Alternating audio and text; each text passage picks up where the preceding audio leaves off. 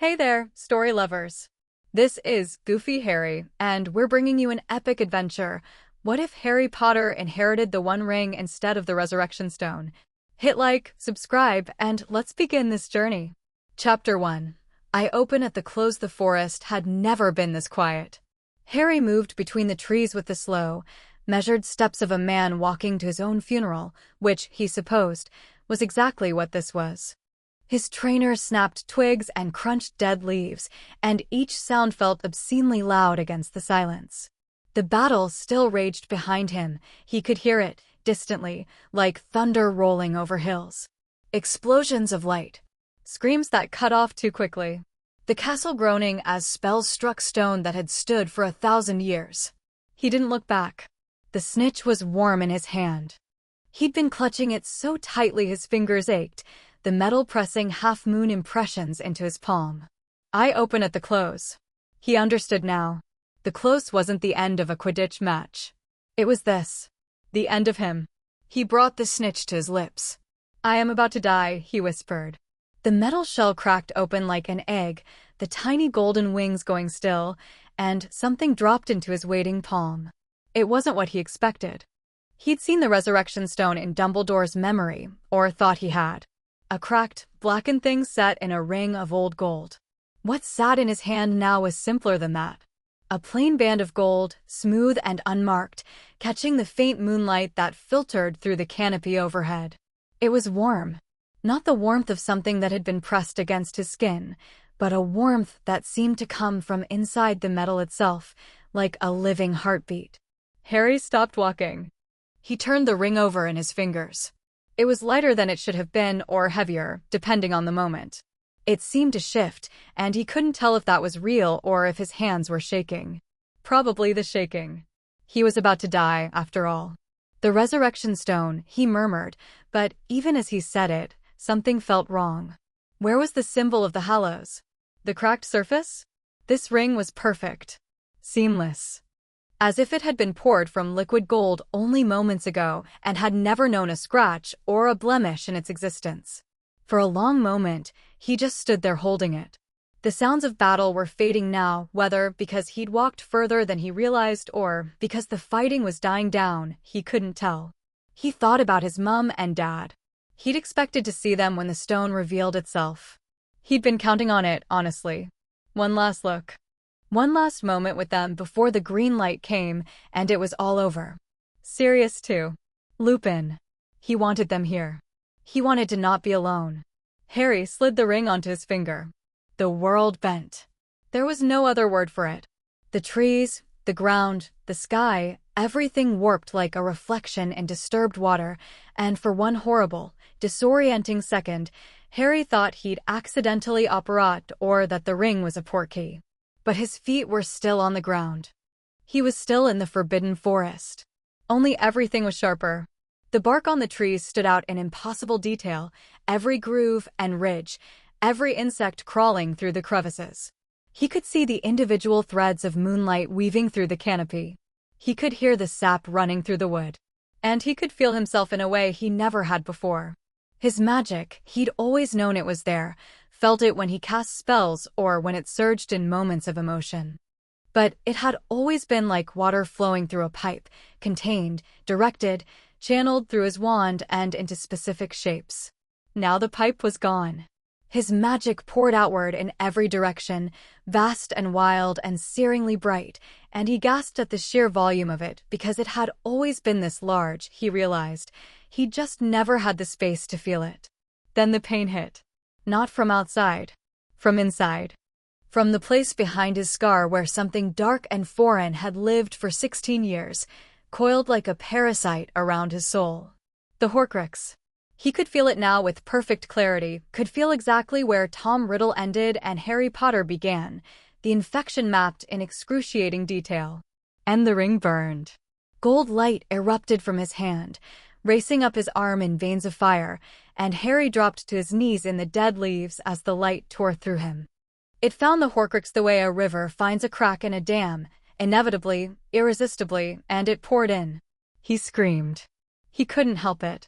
It felt like someone had reached into his skull and was ripping out a tooth that had been rooted there since infancy, tearing connections he didn't even know existed, severing something that had been part of him for so long that losing it felt like losing a limb. The fragment of Voldemort's soul shrieked. Harry heard it, not with his ears, but with something deeper, some sense the ring had opened in him. A high, thin wail of agony and rage and terror, because the dark thing living behind his scar knew what was happening to it. It was being evicted. The ring would not share. The ring would not tolerate another master's mark on its bearer.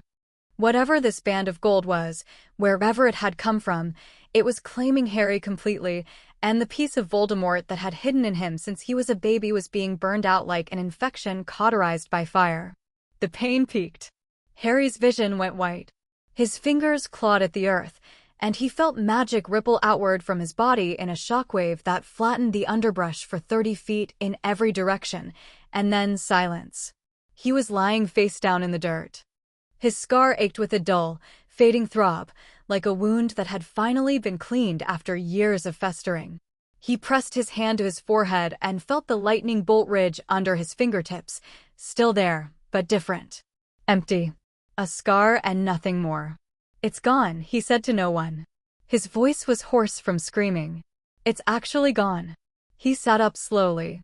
The forest was still sharp, still hyper-detailed in a way that was disorienting but not unpleasant. He looked down at his hand. The ring sat on his finger like it had always been there, plain gold, catching light that didn't seem to have a source. It wasn't glowing anymore, but it was warm. Content, almost. Like a cat that had settled into a comfortable lap. Harry flexed his fingers. He could still feel his magic, enormous, uncontained, rushing through him like a river in flood. And he could feel something else too. A presence in the ring. Not hostile, not exactly. Watchful. Ancient and patient and interested, like an eye opening after a very long sleep to find something unexpected in front of it.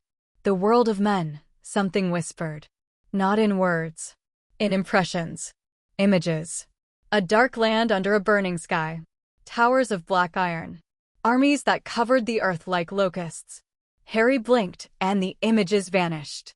He got to his feet. The leaves and dirt fell away from his robes, and he stood there in the quiet forest and took stock of what had just happened. He'd come here to die. To let Voldemort kill him and destroy the Horcrux in the process. That had been the plan, Dumbledore's plan, the plan he'd accepted because there was no other way. But the Horcrux was gone now, burned out by whatever power lived in this ring. He didn't need to die anymore.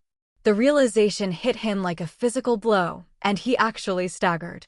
He didn't need to die. The piece of Voldemort's soul that had been his death sentence was gone, destroyed by the ring without requiring a killing curse to crack him open first. He was free. For the first time in his life, the prophecy's weight had shifted, and he wasn't walking toward his own grave anymore. He was walking toward Voldemort's. Harry turned and looked back toward Hogwarts. Through the trees, he could see the glow of spellfire lighting up the night sky in flashes of red and green and gold. People were fighting. People were dying. His people. His friends. He started walking back. Each step felt different than the ones that had carried him into the forest. Those had been heavy, reluctant, the steps of a boy dragging himself towards sacrifice. These were lighter, faster, purposeful. The ring pulsed on his finger with each stride, and his magic surged around him like a cloak, and he could feel things he'd never felt before, the wards of Hogwarts, cracked and straining, but still fighting to hold. The dark signatures of Death Eaters pressing against them. The bright, desperate flares of the defenders casting spell after spell. And underneath it all, threading through the battlefield like a vein of poison, he could feel Voldemort. Not through the scar. That connection was severed. This was something else, the ring, reading the magical landscape like a map, and Voldemort's magic was the darkest thing on it. A roiling mass of wrongness at the edge of the forest, surrounded by his followers, radiating power and malice and a brittle, furious confidence that Harry could taste like copper on his tongue. He could feel the Horcruxes too. That stopped him in his tracks. He closed his eyes and reached with the new sense the ring had given him, and there they were, not close, not all of them, but he could feel their direction the way a compass needle feels north. Faint, sickly pulses of torn soul scattered across the country. The cup in the vault. The diadem in the castle. The snake coiled at its master's feet. Anchors holding Voldemort to life. He could find them. He could find them all. Harry opened his eyes and kept walking. The trees were thinning now, the battle sounds growing louder. He could hear Voldemort's magically amplified voice rolling across the grounds like thunder. Harry Potter is dead. He was killed as he ran, trying to save himself while you laid down your lives for him, liar. Harry stepped out of the tree line. The scene before him was a nightmare given form. The courtyard was a ruin, flagstones shattered, walls collapsed, scorch marks streaking every surface. Bodies lay in the rubble. He couldn't look at them, not yet, because if he looked he'd see faces he knew and he'd break, and he couldn't break right now. Not yet. Voldemort stood at the center of it all, tall and pale and terrible, his red eyes sweeping over the crowd of defenders who'd been herded together. Neville was at the front, bleeding from a cut over his eye, the sorting hat clutched in his hands. Ginny was beside him. Ron and Hermione. McGonagall. The surviving members of the Order, the DA, the students who'd stayed to fight. They looked battered. Broken. Some of them were crying. Harry Potter is dead, Voldemort said again, and the triumph in his voice was obscene. From this day forth, you put your faith in me, or you always did talk too much, Tom. Harry's voice wasn't loud. He didn't use sonorous. He didn't need to. The ring carried his words across the courtyard like a stone dropped into still water, rippling outward, and every head turned. The silence that fell was absolute. Harry walked forward. Not running, not charging. Walking with the steady, unhurried pace of someone who had all the time in the world. The ring glowed faintly on his finger, or maybe that was his own magic, pouring off him in waves that made the air shimmer like heat haze. He could feel it around him, vast and barely restrained, and he could tell from the way people were staring that they could see it too. Something had changed in him. Something fundamental. He was still Harry, still the same skinny kid in broken glasses and dirty robes, but the air around him hummed. No, Voldemort said. Just that. A flat denial, as if he could make it true by speaking it. His red eyes were wide, and for the first time in Harry's memory, there was something in them beyond malice and amusement. Something that looked almost like confusion. No. I killed you. I watched the light leave you didn't kill me, Harry said. You didn't even get the chance. He was still walking. The crowd was parting for him, not consciously, not by choice, but instinctively, the way people step back from a bonfire. Ron's mouth was hanging open. Hermione's eyes were fixed on Harry's hand, on the ring, and he could practically see her mind racing behind those brown eyes, cataloging, questioning. Neville looked like he was about to either cheer or pass out. Voldemort raised his wand. Harry didn't raise his. I know what you are, Tom, Harry said. I know what's keeping you alive. I can feel them. He tapped his chest. The one you put in me? It's gone. Your ring burned it out of me like a fever. Something flickered across Voldemort's face. My ring. The one you found in the Gaunt Shack. The one you made into a Horcrux. You never asked what it was before you shoved a piece of your soul into it, did you? You just saw an old family heirloom and thought it would make a nice trophy. Harry shook his head. You should have looked closer. He held up his hand. The ring caught the firelight from the burning castle, and its surface seemed to shift, not reflecting the light but drinking it, pulling it in and radiating something back that was deeper and older than fire. Voldemort's eyes locked onto it, and Harry felt the exact moment recognition struck, not recognition of the ring itself, but recognition that the artifact he'd treated as a mere container was something else. Something that dwarfed his understanding. What did you do? Voldemort hissed. His wand was still raised, but he wasn't casting. His free hand had curled into a fist at his side, and Harry could feel the dark magic coiling around him, building, uncertain. What did you do to my Horcrux? I didn't do anything. The ring did. It doesn't share, Tom. Whatever you put into it, whatever piece of yourself you thought you'd anchored there, the ring ate it. And then it ate the piece in me too. That's 2 down. Harry tilted his head. How many more do you have? Voldemort's face contorted rage and fear warring for dominance, and he attacked. The killing curse was faster than thought. A bolt of green light so bright it seared after images into Harry's retinas, cutting through the space between them like a lance. Harry didn't dodge. He didn't cast a shield. He didn't even think about it, not consciously. His magic simply moved, rising to meet the curse like a wave crashing against a rock, and the green light struck the wall of raw power and shattered. Not deflected. Not absorbed. Shattered, like glass hitting stone, fragments of green light spraying outward and dissolving into sparks that rained down on the courtyard like emerald snow. The crowd gasped. Voldemort stared. Harry hadn't moved. That's not possible, Voldemort said. His voice had gone very quiet, which was worse than shouting. No one can block the killing curse with raw magic. No one. It's unstoppable, is it? Harry moved then, and it was faster than his body should have been able to carry him. The ring amplified everything. Not just his magic, but his reflexes, his senses, the connection between thought and action. He crossed the distance between them in 3 strides, and his wand came up, and the spell that erupted from its tip was nothing he'd been taught, nothing from any textbook. It was raw, shaped by instinct and fueled by the vast, singing reservoir of power the ring had opened in him, and it hit Voldemort like a freight train. The Dark Lord flew backward. Not gracefully, not in the controlled way of someone deflecting an attack. He flew, ragdolled through the air, crashed through a section of wall that was still standing, and disappeared in a cloud of dust and rubble. The Death Eaters around the courtyard froze. Several of them took involuntary steps backward. Bellatrix Lestrange was the only one who moved forward, her face twisted with fury, her wand slashing. Avada Ked, Harry turned his hand, and Bellatrix's voice cut off as her wand wrenched itself from her grip and flew to him. He caught it without looking. Then, for good measure, he reached out with his magic and pulled the wands from every Death Eater in the courtyard. They came like iron filings to a magnet, tearing free from grips and holsters and pockets, streaming through the air in an arc of spinning wood and dragon heartstring and phoenix feather, and they piled at his feet in a clattering heap. 30 wands. Maybe more. Every Death Eater in the courtyard, disarmed in a single gesture. Anyone else? Harry asked. The silence was deafening. Then, from the rubble where Voldemort had landed, a sound. Not a spell.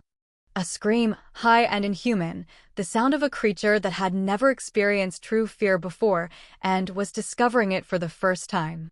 The debris exploded outward as Voldemort rose, and he was no longer pretending at composure. His robes were torn. Dust coated his pale skin. One arm hung at an angle that suggested it was broken, and he was pulling magic to himself in great ragged gulps, the air around him darkening, turning cold, turning wrong. You are nothing, Voldemort shrieked. A half-blood child with a stolen artifact, you are nothing compared to Lord Voldemort, he disapparated. The crack of his departure split the air like a gunshot, and the darkness he'd been pulling went with him, leaving the courtyard feeling suddenly lighter, cleaner. The Death Eaters looked at each other. Some of them ran. Others dropped to their knees, hands raised. Bellatrix, wandless and shaking with fury, stared at the spot where her master had vanished, and for one horrible second Harry thought she might throw herself at him barehanded. But Kingsley Shacklebolt hit her with a stunner from behind, and she crumpled, and it was over. Not the war. Not yet. But the battle. The battle was over. The courtyard erupted. People were shouting, crying, surging forward, and Harry was suddenly surrounded by bodies pressing against him, hands grabbing his arms and shoulders, voices overlapping in a cacophony of relief and disbelief and joy. He couldn't process any of it. The adrenaline was draining out of him like water from a cracked cup, and the world was too sharp, too loud, too bright, and there were too many people, and he needed Harry. Hermione's voice cut through the noise like a knife. She was right in front of him, her hair wild, her face streaked with dust and blood from a cut on her cheek, and her eyes were locked on his with an intensity that was almost frightening. Ron was behind her, tall and pale, one arm around Hermione's shoulder as if he needed the support. "Harry, what is that ring?" Leave it to Hermione to skip the celebration and go straight to the important question. "I don't know," Harry said honestly. "It was in the snitch. Dumbledore left it for me. I thought it was the resurrection stone." "It's not the resurrection stone." "No, I don't think it is." Hermione's eyes were still on the ring. Her brow was furrowed in that particular way that meant she was chewing on a problem, turning it over, looking for the edges. "Harry, what you just did, blocking the killing curse, disarming 30 people at once, that shouldn't be possible." "And yet," Ron said, and there was something strange in his voice, maybe, or wariness, or both. "Mate, you just slapped Voldemort through a wall. Without casting a spell. You waved your hand, and he went through a bloody wall."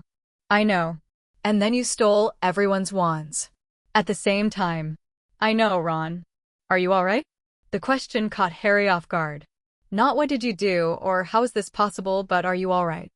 He looked at Ron, really looked at him, the freckles standing out against pale skin, the worry in his blue eyes that was for Harry, not because of him, and something in his chest tightened painfully. "I'm alive," Harry said. "I went in there to die, and I'm alive." Ron's face crumbled.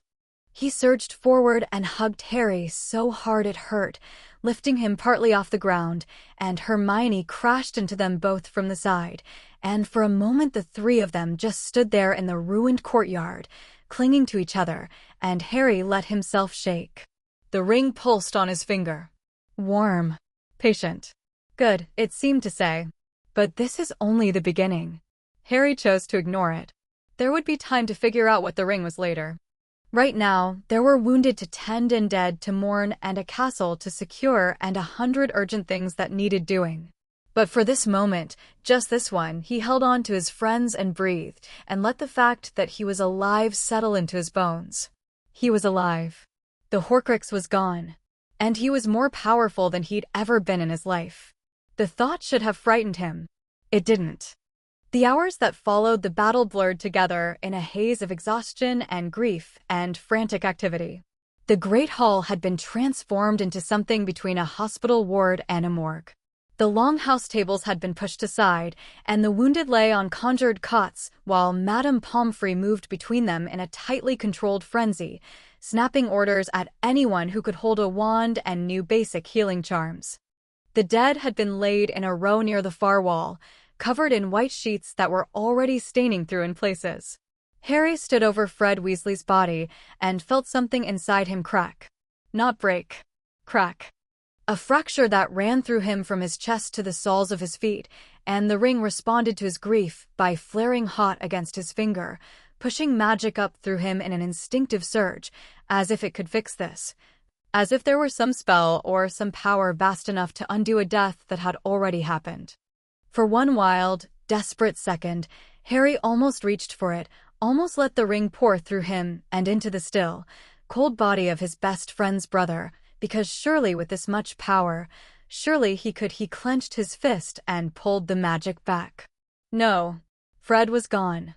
Whatever the ring was, whatever it could do, Harry knew in his gut that this wasn't it. You didn't bring people back from the dead. That way lay inferi and Horcruxes, and all the other abominations that came from refusing to accept that some things were final. The Weasleys were clustered together nearby. Molly was holding George, who hadn't spoken since the battle ended. Arthur sat with his hand on Percy's shoulder, his face a mask of controlled devastation. Ginny stood apart from the rest, her arms wrapped around herself, staring at nothing. Bill and Fleur were murmuring to each other in low voices, Fleur's hand resting on her husband's arm. Harry wanted to say something. He wanted to tell them that he was sorry, that Fred had died fighting, that his sacrifice mattered. But the words felt hollow and inadequate, so he just stood there with them, present, and when George finally looked up with red-rimmed eyes and said, "You came back," Harry just nodded. "I came back." He didn't. No. George looked at him for a long moment, and Harry saw the exact instant George registered the change, the shimmer in the air around Harry, the way the candlelight bent slightly in his presence, the ring's quiet golden gleam. George's eyes narrowed, and something complicated moved across his face, but all he said was, "Good. Make it count then." Harry nodded again. "I will." He moved on because he had to. Lupin and Tonks lay side by side, their hands almost touching, and Harry adjusted them so their fingers intertwined, and then stood there for a moment with his jaw clenched so tight his teeth ached. They had a son.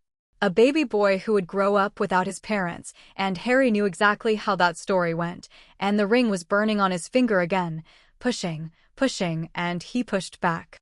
50. That was the count when it was finalized hours later. 50 dead on the side of the defenders. Students, teachers, order members, people who'd come to fight because it was the right thing to do.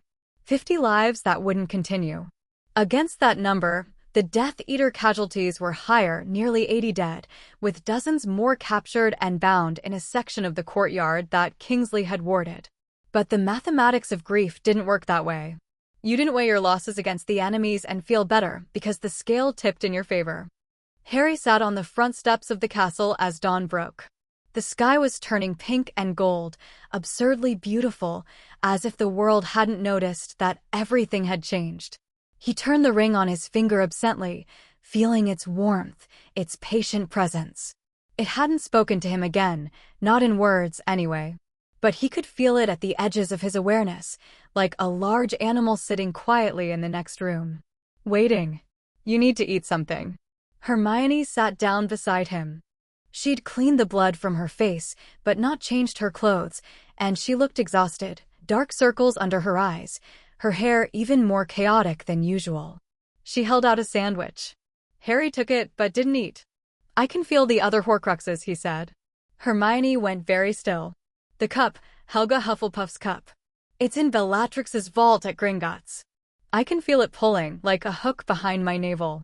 And the diadem is still in the castle somewhere, in the room of requirement. And Nagini." He paused. "Nagini's wherever Voldemort is. 3 left. 2, actually," Hermione said quietly. "Neville killed the snake." Harry turned to stare at her. "What?" "During the battle, after Voldemort announced you were dead, Neville pulled the sword of Gryffindor out of the sorting hat and cut Nagini's head off." A ghost of a smile crossed her face. It was rather spectacular. Harry let out a breath he didn't know he'd been holding. Nagini was the one he'd been most worried about. She was always with Voldemort, always guarded. 2 left then. The cup and the diadem. "Harry." Hermione's voice had taken on that careful, measured tone she used when she was about to say something she knew he wouldn't like. "I need to ask you about the ring. I know. It's not the Resurrection Stone. I've read every description of the Hallows. The stone was set in a ring, yes, but it was cracked, with the symbol of the Deathly Hallows engraved on it. What you're wearing is..." She gestured at his hand. "That's not it. That's something else entirely." "I know that too." "Then what is it?" Harry looked down at the ring. "Plain gold. Seamless. Warm."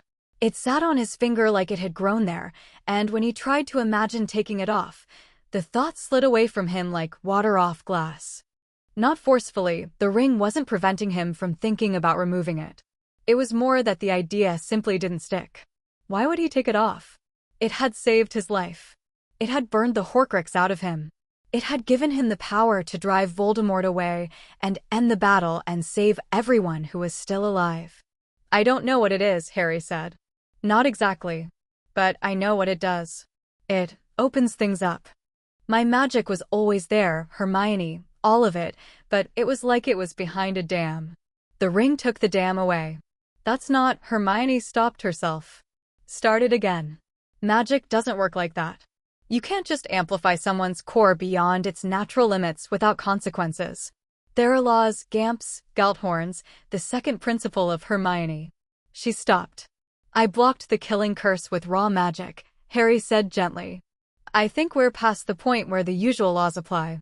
She looked at him, and he could see the war behind her eyes, the part of her that needed the world to make sense fighting against the part of her that had just watched him do the impossible. Hermione's greatest strength had always been her faith in knowledge, in rules, in the idea that if you understood enough, you could predict and control anything. What Harry had become in the last few hours was a direct challenge to that faith. I'm going to figure out what it is, she said finally. There was steel in her voice. I'm going to research every artifact, every legend, every obscure magical theory, until I understand what you're carrying. I'd expect nothing less. She almost smiled. Then her expression sobered. In the meantime, be careful. Please. I've never seen anything affect someone's magic like this, and that terrifies me, and not because I think you're going to do something wrong. It terrifies me because you're my friend, and I don't know if it's safe. The sincerity in her voice hit him harder than Voldemort's killing curse had. He reached out and took her hand, and her fingers squeezed his, and for a moment they just sat there on the steps, two exhausted teenagers in a shattered castle, watching the sun come up. I'll be careful, Harry said. As careful as I can be. But I'm not taking it off, Hermione. Not until Voldemort's dead. After that. He trailed off. After that was a problem for after that Harry. Present Harry had a war to end. Eat your sandwich, Hermione said. He ate his sandwich. The room of requirement was a wasteland of ash and melted metal, the aftermath of Crabbe's fiend fire still smoldering in places. Harry stood at the entrance and let his senses expand, the ring translating his magic into something like sonar, pinging off every object in the vast, ruined space. Most of the room was dead, inert matter, destroyed or damaged beyond any magical resonance. But there, buried under a mountain of charred furniture about 200 feet in, a sickly pulse. The diadem. I can feel it, he said. Ron and Hermione were flanking him, wands drawn, looking into the devastation with identical expressions of unease. It's deep in there, under a lot of debris. So we dig, Ron said. Or, Harry said, and raised his hand. The debris lifted. Not a piece at a time. All of it. Tons of charred wood and melted metal and shattered stone rose into the air in a slow, grinding mass, separating and sorting itself as it went, clearing a path through the destruction like the parting of a biblical sea. Harry's arm trembled with the effort, not because the magic was too much, but because the precision was difficult. Raw power was easy. Finesse took concentration. The diadem sat on a half-melted shelf, blackened and twisted by the fire, but still intact. Still pulsing with that oily wrongness that marked it as a piece of Voldemort's soul. Harry walked to it through the cleared path, his footsteps echoing in the sudden silence, and looked down at the ruined crown. He could feel it trying to reach him. The Horcrux inside the diadem was aware in a dim, animal way, and it was pushing outward, trying to find purchase in his mind the way the locket had once whispered to Ron. But the ring flared hot on his finger, and the Horcrux's reaching tendrils recoiled as if they'd touched a flame. Right, Harry muttered. Let's get this over with. He picked up the diadem. The metal was still warm from the fire, and the Horcrux inside it screamed silently against his hand, thrashing, trying to get away. Harry held it firmly and pushed the ring's power into it, the same way he'd felt the ring push into the Horcrux in his scar, not a spell, not a technique, just raw intent backed by incomprehensible force. The gold light seared through the diadem's metal, and the Horcrux shrieked one final time and went silent, and the diadem crumbled in his hand like wet paper. Fragments of metal and dark magic dissolving into ash that floated away on a breeze that shouldn't have existed indoors. Harry opened his hand. Empty. Nothing left. One down, he said. You just destroyed a Horcrux with your bare hands, Ron said from behind him. His voice was oddly high-pitched. Without fiend fire, without basilisk venom, without the sword of Gryffindor. You just crushed it. The ring did most of the work. Mate. That's not making it less terrifying. Harry turned to look at his friend, checking for real fear, real wariness. But Ron's expression, while odd, was something else too, something that looked remarkably like pride. Like watching your best friend score the winning goal and being gobsmacked and thrilled in equal measure. Still me, Ron, Harry said quietly. Ron's face softened. Yeah, he said. I know. Still you. Just more. The walk back through the castle was surreal. Hogwarts was broken, corridors collapsed, staircases shattered, entire sections of wall simply gone, opening classrooms to the sky. But the castle was also alive in a way Harry had never felt before. The ring let him sense the ancient magic woven into the stone, the enchantments that had accumulated over 1,000 years, and they were stirring, responding. The castle recognized him, and it was reaching out, asking for help. Without quite meaning to, Harry let his magic flow into the walls as he walked. Not a lot. Just a trickle, the way you'd water a plant. But Hogwarts drank it gratefully, and behind him, small things began to happen. Cracks sealed. Stones shifted back into place. A collapsed archway groaned and reassembled itself, blocks of granite floating upward and fitting together like puzzle pieces. Hermione noticed first. She always did. "Harry," she said carefully. "Are you doing that?" He looked back and saw the corridor behind them, whole and restored, the damage of the battle undone as if it had never happened. Yeah, I think so. "You're rebuilding Hogwarts," she said. "By walking through it. Is that bad?" She opened her mouth. Closed it. Opened it again. I don't even have a framework for how much magic that requires. Restoring enchanted stone, reweaving 1,000 years of protective spells, recalibrating the structural charms. Harry, entire teams of curse breakers from Gringotts spent months repairing minor damage after the First War. "You're doing it by leaking." "Like I said, the dam's gone." They kept walking. The castle kept healing behind them.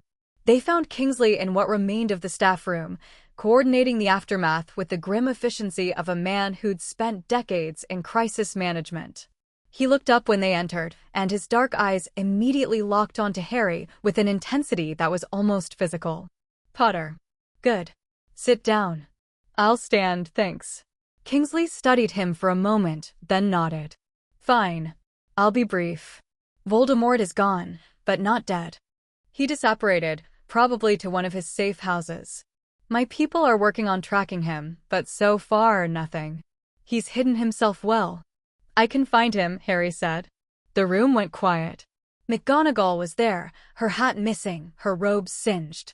Flitwick perched on a chair that was too big for him, his small face drawn and tired.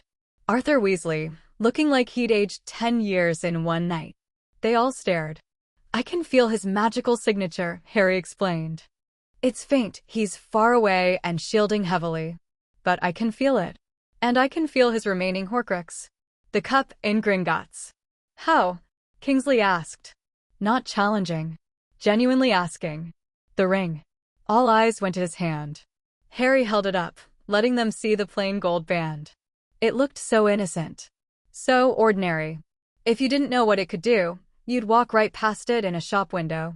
"Dumbledore left it for me," Harry said. "I think he knew what it was, or at least suspected. It's powerful. More powerful than anything I've ever encountered. It's why I could do what I did in the courtyard." McGonagall's lips were pressed so thin they were almost invisible. "Mr. Potter, what you did in the courtyard was beyond the capabilities of any wizard alive. Including Dumbledore. Including Voldemort. You blocked an unforgivable curse with wandless magic and disarmed 30 people simultaneously. I have been teaching for over 40 years, and I have never," her voice cracked slightly. She collected herself. "I need to understand what you're telling us." "I'm telling you that I have the power to end this war," Harry said simply. "Voldemort has one Horcrux left. The cup. Once it's destroyed, he's mortal. And then I will find him, and I will finish this." The words came out flat and certain, and Harry realized as he said them that he meant every syllable. Not with bravado, not with teenage bluster. With the quiet, absolute conviction of someone who could feel the power to make it true humming in every cell of his body. Kingsley leaned back in his chair. "You want to assault Gringotts?" "I want to walk into Gringotts and take the cup." "Walk in," Kingsley repeated. "Yes, into Gringotts. The most heavily warded building in Britain. Protected by goblins, dragons, and enchantments that predate the ministry itself." "Kingsley." Harry met his eyes. "I rebuilt half the castle's wards by walking through a corridor. I can handle Gringotts." Another silence. Then Arthur Weasley spoke, his voice quiet and careful. "Harry, we've all just been through the worst night of our lives. My son is dead. I'm not questioning your power or your intentions, but I am asking you, respectfully, To sleep before you do anything else. The cup isn't going anywhere. Voldemort isn't going anywhere. And you've been awake for about 40 hours, Hermione supplied. 40 hours, Arthur repeated. Please. Rest. The war will still be there in the morning. Harry wanted to argue. The ring wanted him to argue. He could feel it pushing, urging action, momentum. Now.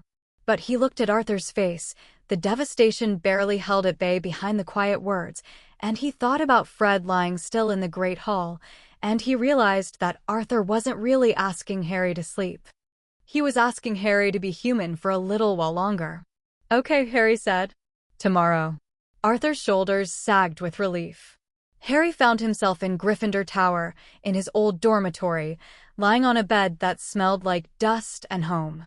Ron was in the next bed over, already asleep, snoring in that deep, exhausted way that meant he'd be out for hours.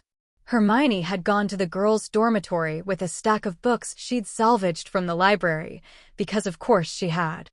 Some things would never change, no matter how the world shifted around them. Harry lay on his back and stared at the canopy above his bed. The ring was warm on his finger. In the darkness, he could swear it glowed faintly, a soft golden light that pulsed in time with his heartbeat. He thought about Voldemort. Not with anger, not with hatred. With a strange, clinical clarity that the ring seemed to facilitate. Tom Riddle had found this ring in the Gaunt Shack, the ancestral home of his mother's family, who claimed descent from Slytherin. He'd seen an old family heirloom, a gold ring, and he'd decided it was worthy of housing a piece of his soul. He'd never asked where it came from. He'd never wondered why a dirt-poor family of inbred purebloods had possessed a ring of flawless gold that didn't tarnish, didn't scratch, and radiated an aura of power that should have been impossible for any goblin-made or wizard-crafted artifact. Voldemort's arrogance had blinded him. He'd held the most powerful object in existence, and he'd used it as a container. He saw only what he wanted to see, the ring whispered. Not in words. In feelings. Impressions. The faintest echo of something ancient and amused, and just a little bit contemptuous. As they always do. Who are you? Harry asked the darkness. No answer. Just warmth. Just that patient, watchful presence, like an eye half closed, regarding him through the veil of sleep. I'm not going to be your tool, Harry said quietly. Whatever you are, wherever you came from. I'm going to use you, and I'm going to end this war, and then we're going to have a very long conversation about what you want. But I won't be used. The ring pulsed once. If he didn't know better, he'd have said it was laughing. Harry closed his eyes. He slept, and for the first time in 7 years, he didn't dream of Voldemort. Instead, he dreamed of fire. A great mountain, burning, with a crack running down its side like a wound. A dark plain stretching to the horizon, covered in ash and shadow. A tower of black iron rising against a sky that had never known stars. And an eye. Vast and lidless, wreathed in flame, turning slowly to look at him with an intelligence that was older than worlds. The eye seemed to say. There you are. Harry woke with the dawn. The dream faded quickly, the way dreams do, leaving only the impression of heat and darkness and something impossibly old. He lay still for a moment, listening to Ron snore, feeling the ring on his finger. It was quiet now. No whispers, no impressions. Just a ring. Just gold. But when Harry sat up and swung his legs out of bed, he could feel the difference in himself as clearly as if he'd been remade overnight. His magic was settled, integrated in a way it hadn't been the night before. The wild, surging flood of power had become something steadier, a deep river instead of a broken dam. Still vast. Still beyond anything he'd thought possible. But his now, in a way it hadn't been hours ago. He dressed quietly and slipped out of the dormitory without waking Ron. The common room was empty, it was barely 5 in the morning, and the castle was still sleeping off the battle. Harry climbed through the portrait hole, and the fat lady, dozing in her frame, jerked awake and gave him a look of such profound bewilderment that he almost laughed. Morning, he said. Mr. Potter, you feel very strange, dear. I know. Go back to sleep. He walked through the castle, and the stones hummed under his feet, and the magic in the walls reached out to him like a dog greeting its master. He let his power flow into the building as he moved, healing, restoring, reweaving. By the time he reached the entrance hall, the corridor behind him was immaculate, every stone in place, every enchantment restored, the scars of battle erased as if they'd never been. He pushed open the great oak doors and stepped outside. The grounds were a mess.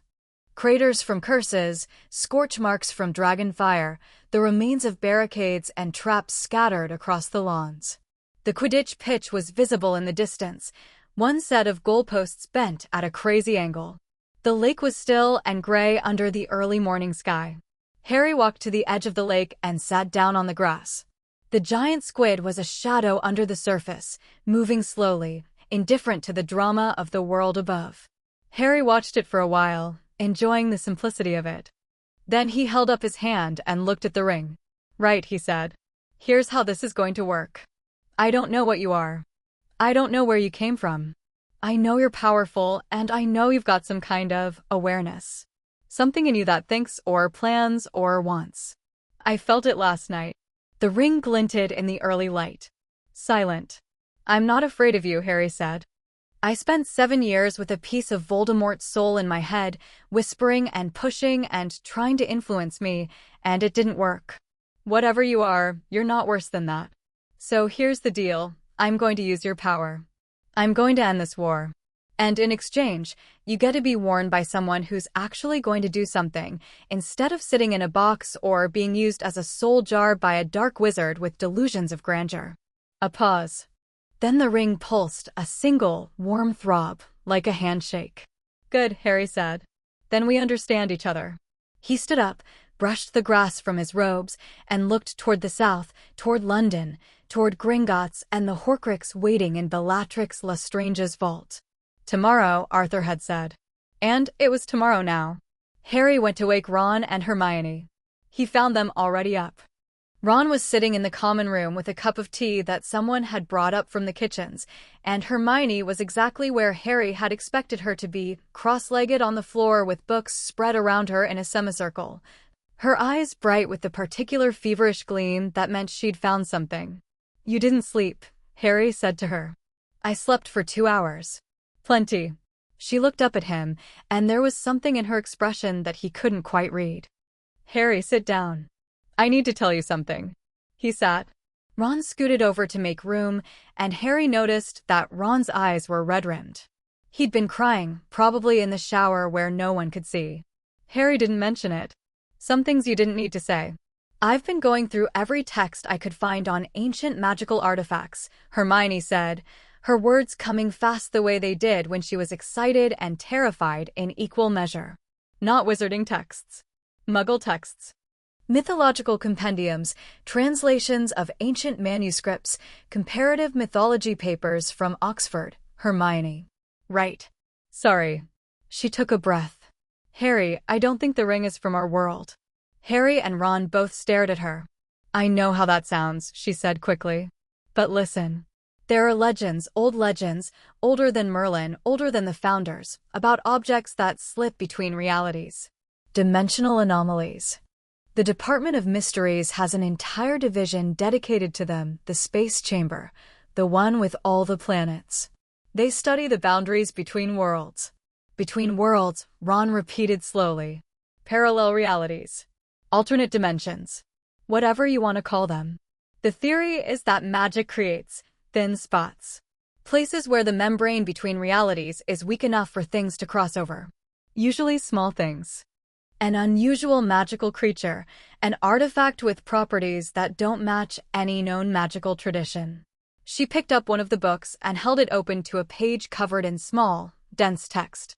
"There's a Norse legend about a ring of power forged by a dark god, a being of fire and shadow who wanted to dominate all living things. The ring was said to amplify the bearer's natural gifts while slowly corrupting them, turning them into a servant of the god's will. The legend says the ring was lost and wandered between worlds for ages, searching for a hand to wear it." Harry looked down at the ring. It sat on his finger, plain and innocent and warm. "You think this is that ring?" he said. "I think it might be. Or something like it." The properties match, amplification of the bearer's innate abilities, a sense of independent will, resistance to removal. And there's one more thing. She hesitated. The legends say the ring can only be destroyed in the fire where it was made. If this ring was forged in another world, then it can't be destroyed here, Harry finished. Not by any means we have access to. Silence fell over the common room. The fire crackled. Ron's tea steamed. Well, Ron said eventually, that's just brilliant, isn't it? My best mate's wearing a ring forged by an evil god from another dimension. Tuesday at Hogwarts. It's actually Sunday, Hermione said automatically, then winced. Sorry. That's not the point is it doesn't change anything, Harry said. Both of them looked at him. The ring is what it is. It's powerful, it's not from here, and it might be trying to corrupt me. Fine. I've dealt with corruption before. He touched his scar, empty now, just a scar. I need to destroy the cup. I need to end Voldemort. Everything else, the ring's origins, what it wants, whether it can be destroyed, that's a problem for after. Agreed. Hermione looked like she wanted to argue. She opened her mouth, and Harry could see at least 3 objections forming behind her eyes. Then she closed it and nodded. Agreed. But I'm going to keep researching. I know you will. And if I tell you to take it off, then I'll listen to you, Harry said. Because you're the smartest person I know, and if you tell me something's wrong, I'll trust you. But I won't take it off right now. Not with Voldemort still out there. She held his gaze for a long moment. Then she nodded again, more firmly. Okay, Ron said, clapping his hands on his knees. So, Gringotts. Are we really doing this? We're really doing this. Ron stood up, stretched, and cracked his neck. Right then. Let me get my wand. If we're going to rob a goblin bank for the 2nd time this year, I'd like to at least have my wand. Despite everything, the war, the grief, the ring pulsing on his finger with the echo of an ancient darkness, Harry grinned. Some things, he thought, would never change. And as they gathered their things and made for the door, the ring hummed against his skin, warm and ready, and the deep river of his magic surged in anticipation of what was to come. The war wasn't over. The hardest part might still be ahead. But for the first time since he'd learned about the prophecy, Harry Potter wasn't walking toward it with dread. He was walking toward it with purpose. With power. With his 2 best friends at his side and a ring of ancient gold on his hand and the absolute, unshakable certainty that Tom Riddle's days were numbered. The sun climbed higher over Hogwarts, and the castle gleamed, its wounds healing, its stones singing with magic, and Harry Potter went to war. Chapter 2. The weight of gold. Diagon Alley was a ghost town. Harry had expected damage, boarded-up shops, maybe some graffiti, the lingering signs of occupation.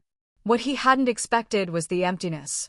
The cobblestone street that had once been packed shoulder to shoulder with witches and wizards buying cauldrons and owl treats and ice cream was deserted. Shops stood with their doors hanging open, windows smashed, merchandise still scattered on the floors inside. Fortescue's ice cream parlor had been gutted by fire. Ollivander's was a hollow shell, the shelves bare, the dust thick enough to leave footprints in. The only building that looked untouched was Gringotts. It loomed at the end of the alley like a marble fist, white and imposing and utterly indifferent to the devastation around it. The great bronze doors were shut, flanked by goblin guards in their usual armor, and the building radiated the same ancient, unyielding authority it always had. Wars came and went. Gringotts endured. Last time we did this, Ron said quietly, we had polyjuice potion, an invisibility cloak, and a plan. Last time we did this, we barely got out alive, Hermione added. Last time, Harry said, I didn't have this. He held up his hand, the ring catching the pale morning light. We're not sneaking in. We're walking through the front door. Ron and Hermione exchanged a look. It was the kind of look they'd been exchanging more and more since the battle, part concern, part trust, part well, he hasn't been wrong yet. Walking through the front door of Gringotts, Ron said. Where they have dragons and cursed vaults and goblins who are already furious about what we did last time. The dragon was a bonus, Harry said. Didn't plan that. Won't need to this time. They crossed the alley in silence, their footsteps echoing off the empty buildings. Harry's senses were extended, the ring expanding his awareness like a second skin, and he could feel the enchantments layered on every building, dormant and neglected, the magical infrastructure of Diagon Alley slowly degrading without maintenance. But Gringotts was different. Its wards were alive and bristling, layers upon layers of goblin magic that were older and stranger than anything wizards used. Harry could feel them pressing against his expanded awareness like thorns, probing, testing. He let them probe. He had nothing to hide. The goblin guards at the door saw them coming. Their already suspicious faces hardened into something that was almost comically hostile. Harry imagined that 3 teenagers who'd recently destroyed a significant portion of their bank's underground vaults and escaped on the back of a dragon were not their favorite customers. "Halt," the one on the left said, his voice flat with barely contained fury. "You 3 are not. I need to speak with whoever's in charge," Harry said. "Now. You are banned from Gringotts. The damage you caused," Harry let his magic unfold. He didn't do anything dramatic. Didn't cast a spell, didn't make a threat. He simply stopped holding back the aura of power that the ring had given him and let it expand outward like a wave of heat from an opened furnace. The air shimmered. The cobblestones under his feet hummed. The goblin guard's armor rattled faintly, and both of them took an involuntary step backward, their hands going to the short swords at their belts. "I'm not here to cause trouble," Harry said calmly. "I'm here to remove something from the Lestrange vault. Something dangerous. Something that's keeping Voldemort alive." The goblin on the right flinched at the name. The one on the left just stared, his dark eyes narrowing as he processed what he was feeling, the sheer weight of power radiating from the skinny young wizard in front of him. "Wait here," he said, and disappeared inside. He was back in less than 2 minutes, which told Harry everything he needed to know about how seriously the goblins were taking this. The door swung open, and a familiar figure appeared. Griphook. The goblin looked terrible. A jagged scar ran from his temple to his jaw, a souvenir from the dragon escape, Harry guessed, and one of his long fingers was splinted. But his eyes were the same, sharp, calculating, and utterly without warmth. "Harry Potter," Griphook said. His voice was like a knife being drawn across stone. "You have considerable nerve returning here." "I have considerable nerve in general. Can we come in?" Griphook studied him for a long moment. His eyes dropped to the ring, and Harry saw recognition, not of the ring itself, but of the power it carried. Goblins were craftsmen, makers of magical objects. They could sense enchantment the way a sommelier could taste wine, and what Griphook was sensing now was clearly something beyond his experience, because his scarred face went carefully, deliberately blank. "You may enter," Griphook said. "Your friends wait outside." "My friends come with me." "This is not a negotiation, no," Harry agreed. "It isn't." Griphook's jaw tightened. Then, with the stiff precision of someone choosing their battles, he stepped aside. They followed him through the entrance hall, the great marble atrium where goblins had once worked at hundreds of desks, counting gold and weighing gems. It was nearly empty now. A skeleton crew of maybe 20 goblins worked at scattered stations, and every one of them stopped what they were doing to stare as Harry passed. He felt their eyes on him like needlepoints. Griphook led them to a side office, small, windowless, furnished with a stone desk and chairs that were clearly designed for goblin proportions, which meant Ron had to hunch like a folded-up ironing board to sit in his. Griphook took the seat behind the desk and folded his hands, the splinted finger sticking out at an awkward angle. "Speak," he said. "There's a Horcrux in the Lestrange vault," Harry said. "A golden cup. Helga Hufflepuff's. Voldemort put a piece of his soul in it, and as long as it exists, he can't be killed." Griphook's expression didn't change. "The contents of our client's vaults are confidential. Bellatrix Lestrange is currently unconscious in a holding cell at Hogwarts, charged with war crimes including murder, torture, and the use of unforgivable curses. I don't think client confidentiality is your biggest concern right now. Gringotts does not take sides in wizarding conflicts." "Then let me put it differently." Harry leaned forward, and the ring pulsed, and the walls of the small office groaned. The stone desk cracked, not dramatically, just a hairline fracture running from one end to the other, but in the silence it sounded like a gunshot. There is an object in your bank that is keeping the most dangerous dark wizard in history alive.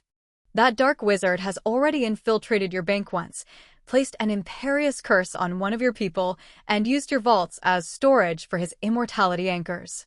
If I have to, I will walk down to the Lestrange vault myself and take the cup. I would prefer not to. I would prefer to do this with your cooperation, and I would prefer to leave Gringotts today with the goblins as allies rather than enemies. Griphook stared at the crack in his desk. Then he looked up at Harry, and something had shifted in his eyes. Not warmth. Harry didn't think Griphook was capable of warmth. But respect, maybe. The grudging acknowledgement of one dangerous creature recognizing another. You've changed, Griphook said quietly. The last time we met, you were desperate. Scheming. Willing to make deals you didn't intend to keep. Harry met his gaze without flinching. He wasn't proud of how they'd handled Griphook the last time, the broken promises, the betrayal over the sword of Gryffindor. I was. And I'm sorry for that. I lied to you, and you had every right to be angry. But this is different. I'm not asking for your help this time. I'm asking for your permission. If you don't give it, I'll go anyway. But I'd rather not. A long silence. Griphook's dark eyes moved from Harry to the ring to Harry again. What is that ring? He asked. Something old. Older than goblins. Older than anything.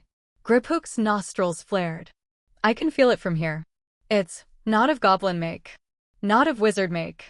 It is not of any make I recognize, and I have studied metalcraft for 400 years. He paused. My people have a word for objects like this. Urzak. Things that exist outside the natural order. Things that were not meant for this world. Hermione figured out something similar, Harry said, glancing at her. She was sitting very still, her eyes bright with the particular light of someone hearing their theory confirmed by an independent source. The cup, Griphook said. You wish to destroy it. Yes. And then you will leave. And then I will leave. No damage to the bank. No stolen property. Just the cup, which isn't really Bellatrix's property anyway. It was stolen from the Smith family generations ago. Griphook drummed his uninjured fingers on the cracked desk. I have conditions. Name them. You will be escorted. You will touch nothing else in the vault. And when this war is over, you will speak to the Goblin Liaison Office on behalf of Gringotts regarding compensation for the destruction you caused during your previous visit. Done. Griphook blinked. He'd clearly been expecting negotiation. You agree? Just like that. You're asking me to be accountable for the damage I caused. That's fair. I broke your bank and stole a dragon. You deserve compensation. Harry stood up. Can we go now? For the first time since Harry had known him, Griphook looked genuinely nonplussed. He recovered quickly, masking it behind his usual expression of stony displeasure, and stood from his chair. Follow me. The cart ride down to the deep vaults was every bit as terrifying as Harry remembered, plunging through twisting tunnels of raw stone at speeds that turned his stomach, the torchlit darkness rushing past in a blur of shadow and orange light. Ron had turned green within the first 30 seconds and was gripping the cart's sides with white-knuckled hands. Hermione had her eyes squeezed shut and was muttering what might have been a prayer or might have been the periodic table. Harry felt the thief's downfall before they reached it, a sheet of enchanted water cascading across the track, designed to strip away all magical concealments. The last time they'd passed through it, it had nearly killed them, washing away the polyjuice potion and breaking the imperious curse on the goblin driving the cart. This time, Harry raised his hand as they approached, and the ring flared, and the waterfall parted. Not dried up, not redirected, parted, the water splitting cleanly around the cart and rejoining behind them, not a single drop touching any of them. Griphook, sitting in the front of the cart, turned to stare at Harry with an expression of undisguised shock. That enchantment has stood for 900 years. No wizard has ever. I didn't break it, Harry said. I asked it to move. There's a difference. The goblin turned back around without another word, but Harry saw his hands tighten on the cart's controls. They descended deeper. The air grew cold, then hot, then cold again, and the tunnel walls shifted from rough stone to smooth obsidian to something that looked like fused glass. The magic down here was different, wilder, less structured, more like the raw magic of the earth itself. Harry could feel it pressing against the ring's expanded awareness, ancient and indifferent and vast. Then they heard the dragon. A roar that shook the tunnel, sending a rain of dust from the ceiling. The cart slowed, and they emerged into the massive cavern Harry remembered, the one where the Ukrainian iron belly had been chained.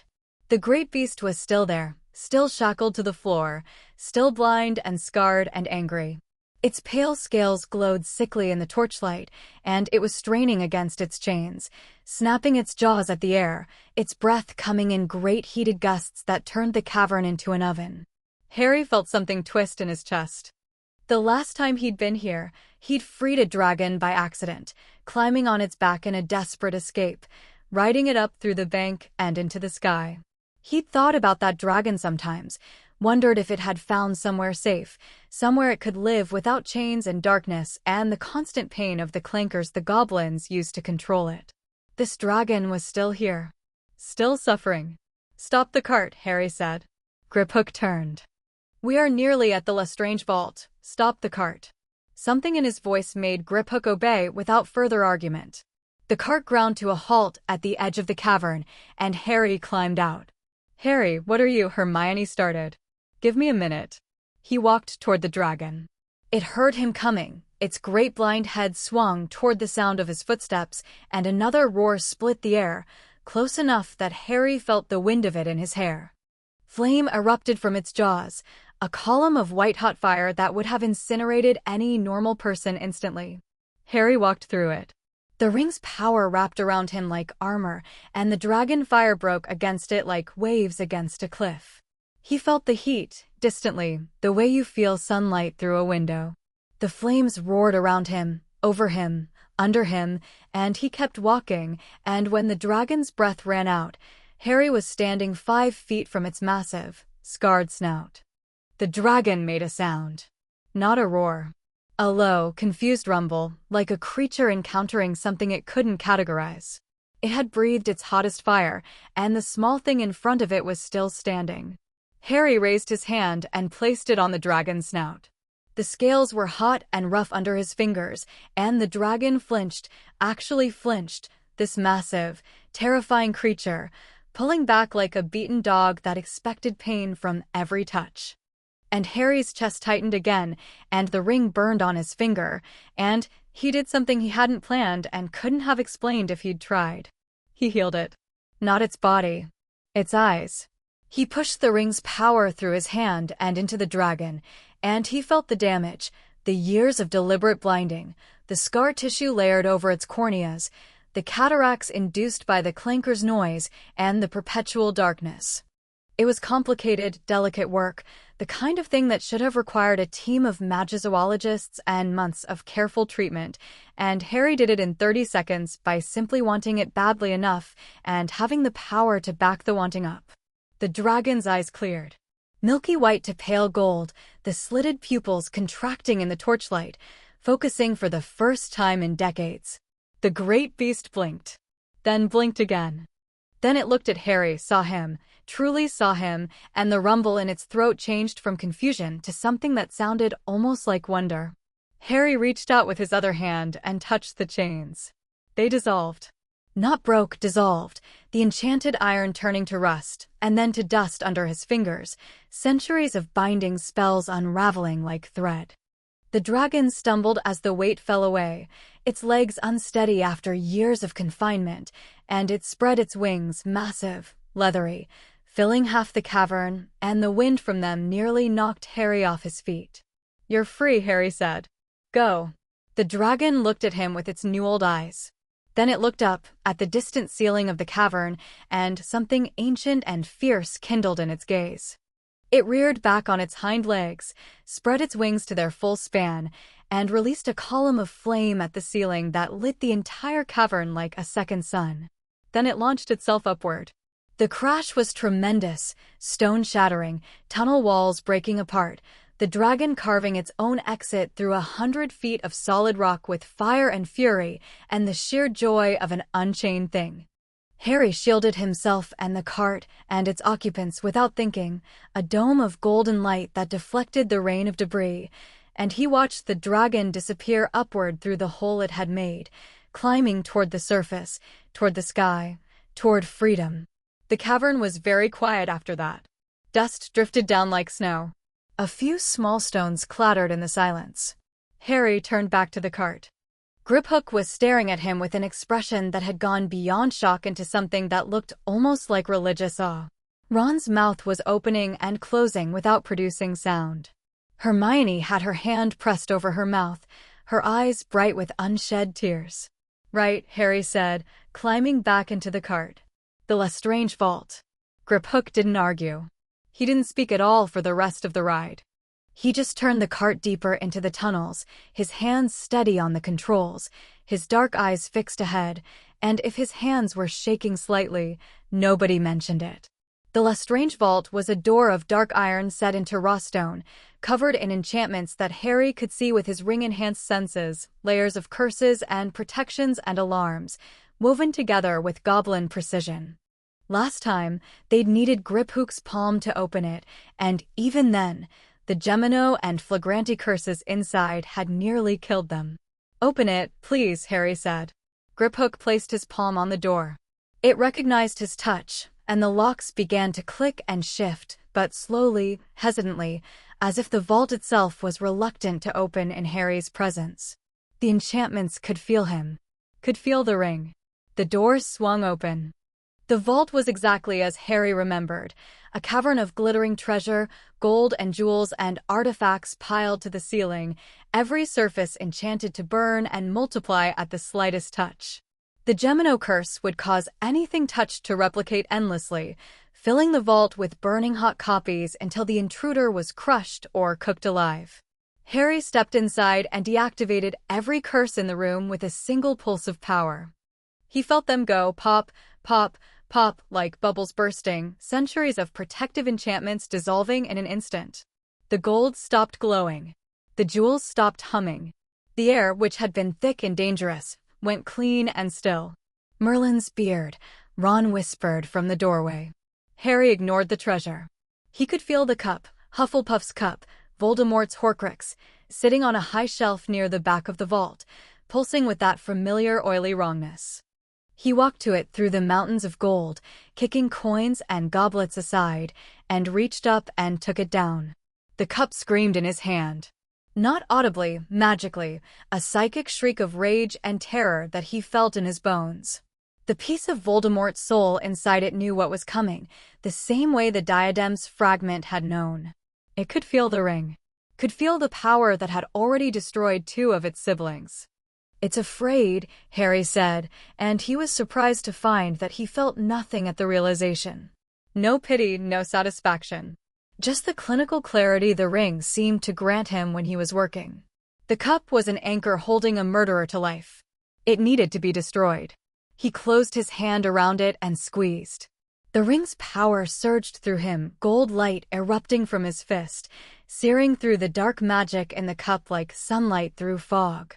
The Horcrux screamed again, louder, and for a split second Harry felt it try to defend itself, tendrils of Voldemort's magic lashing out, reaching for his mind, trying to find a foothold the way the locket had once found Ron's insecurities and twisted them into weapons.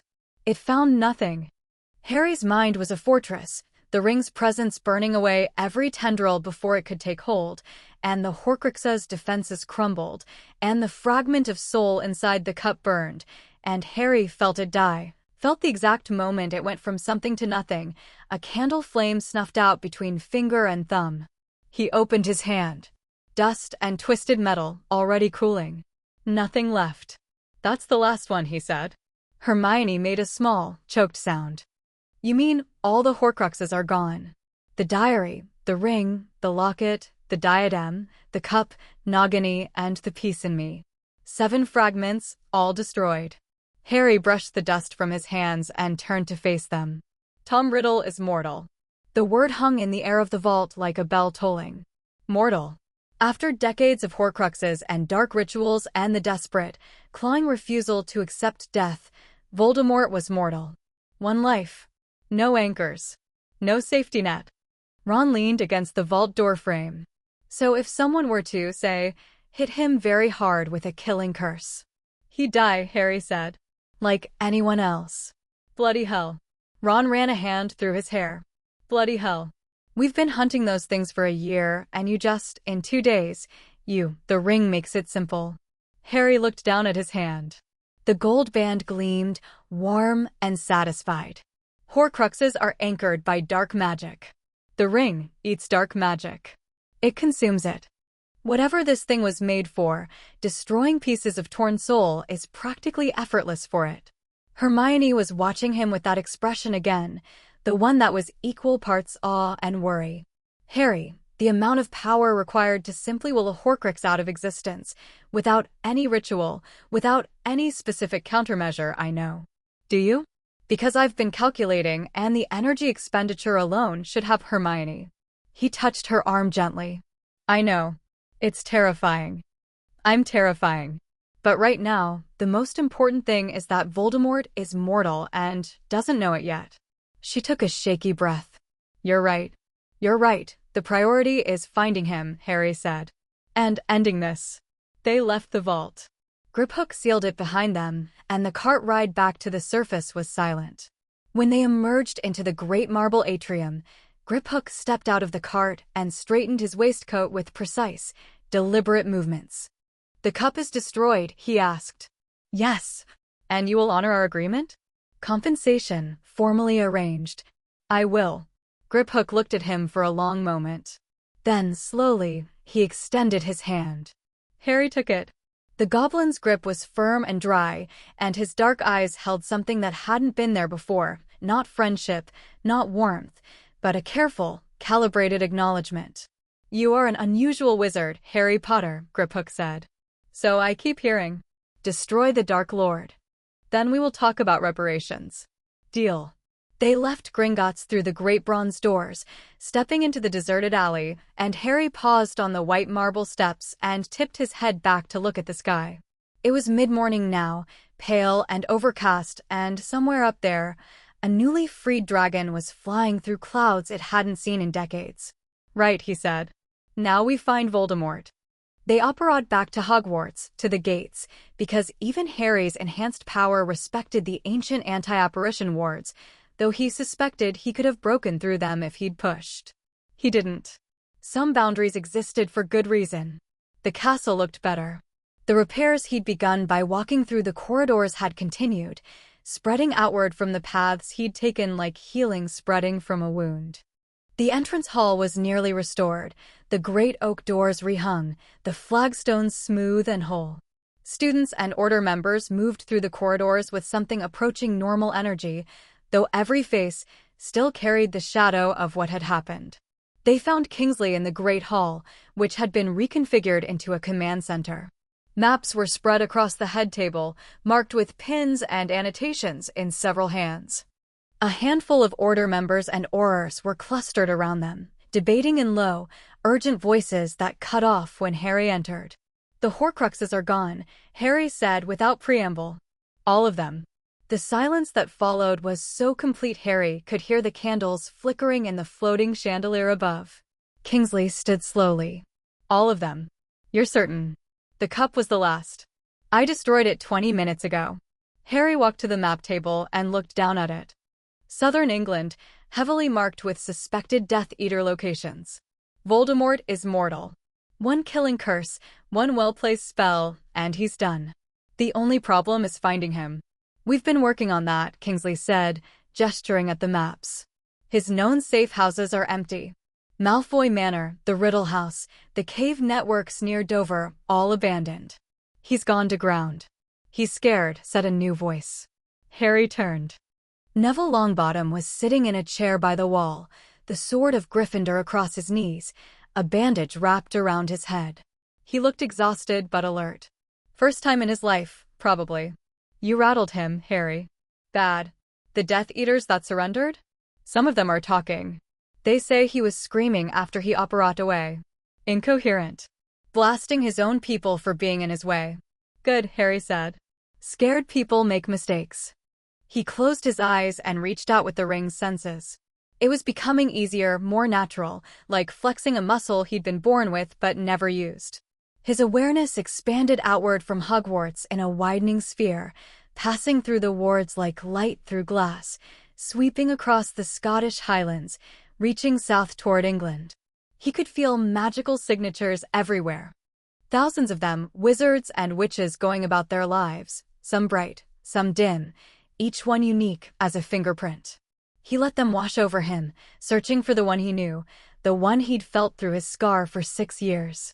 The cold, sharp, wrong signature of Tom Riddle's magic. There. Faint, heavily shielded, like a dark star behind a cloud. South and east. Far away, but not impossibly so. Albania, Harry said, opening his eyes. Everyone stared. He's in Albania. The same forests he hid in after his first defeat.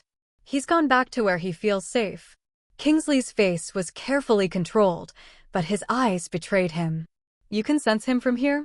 He's over 2,000 miles away. The ring doesn't care about distance. Harry. Kingsley's voice dropped, becoming something more personal, more urgent.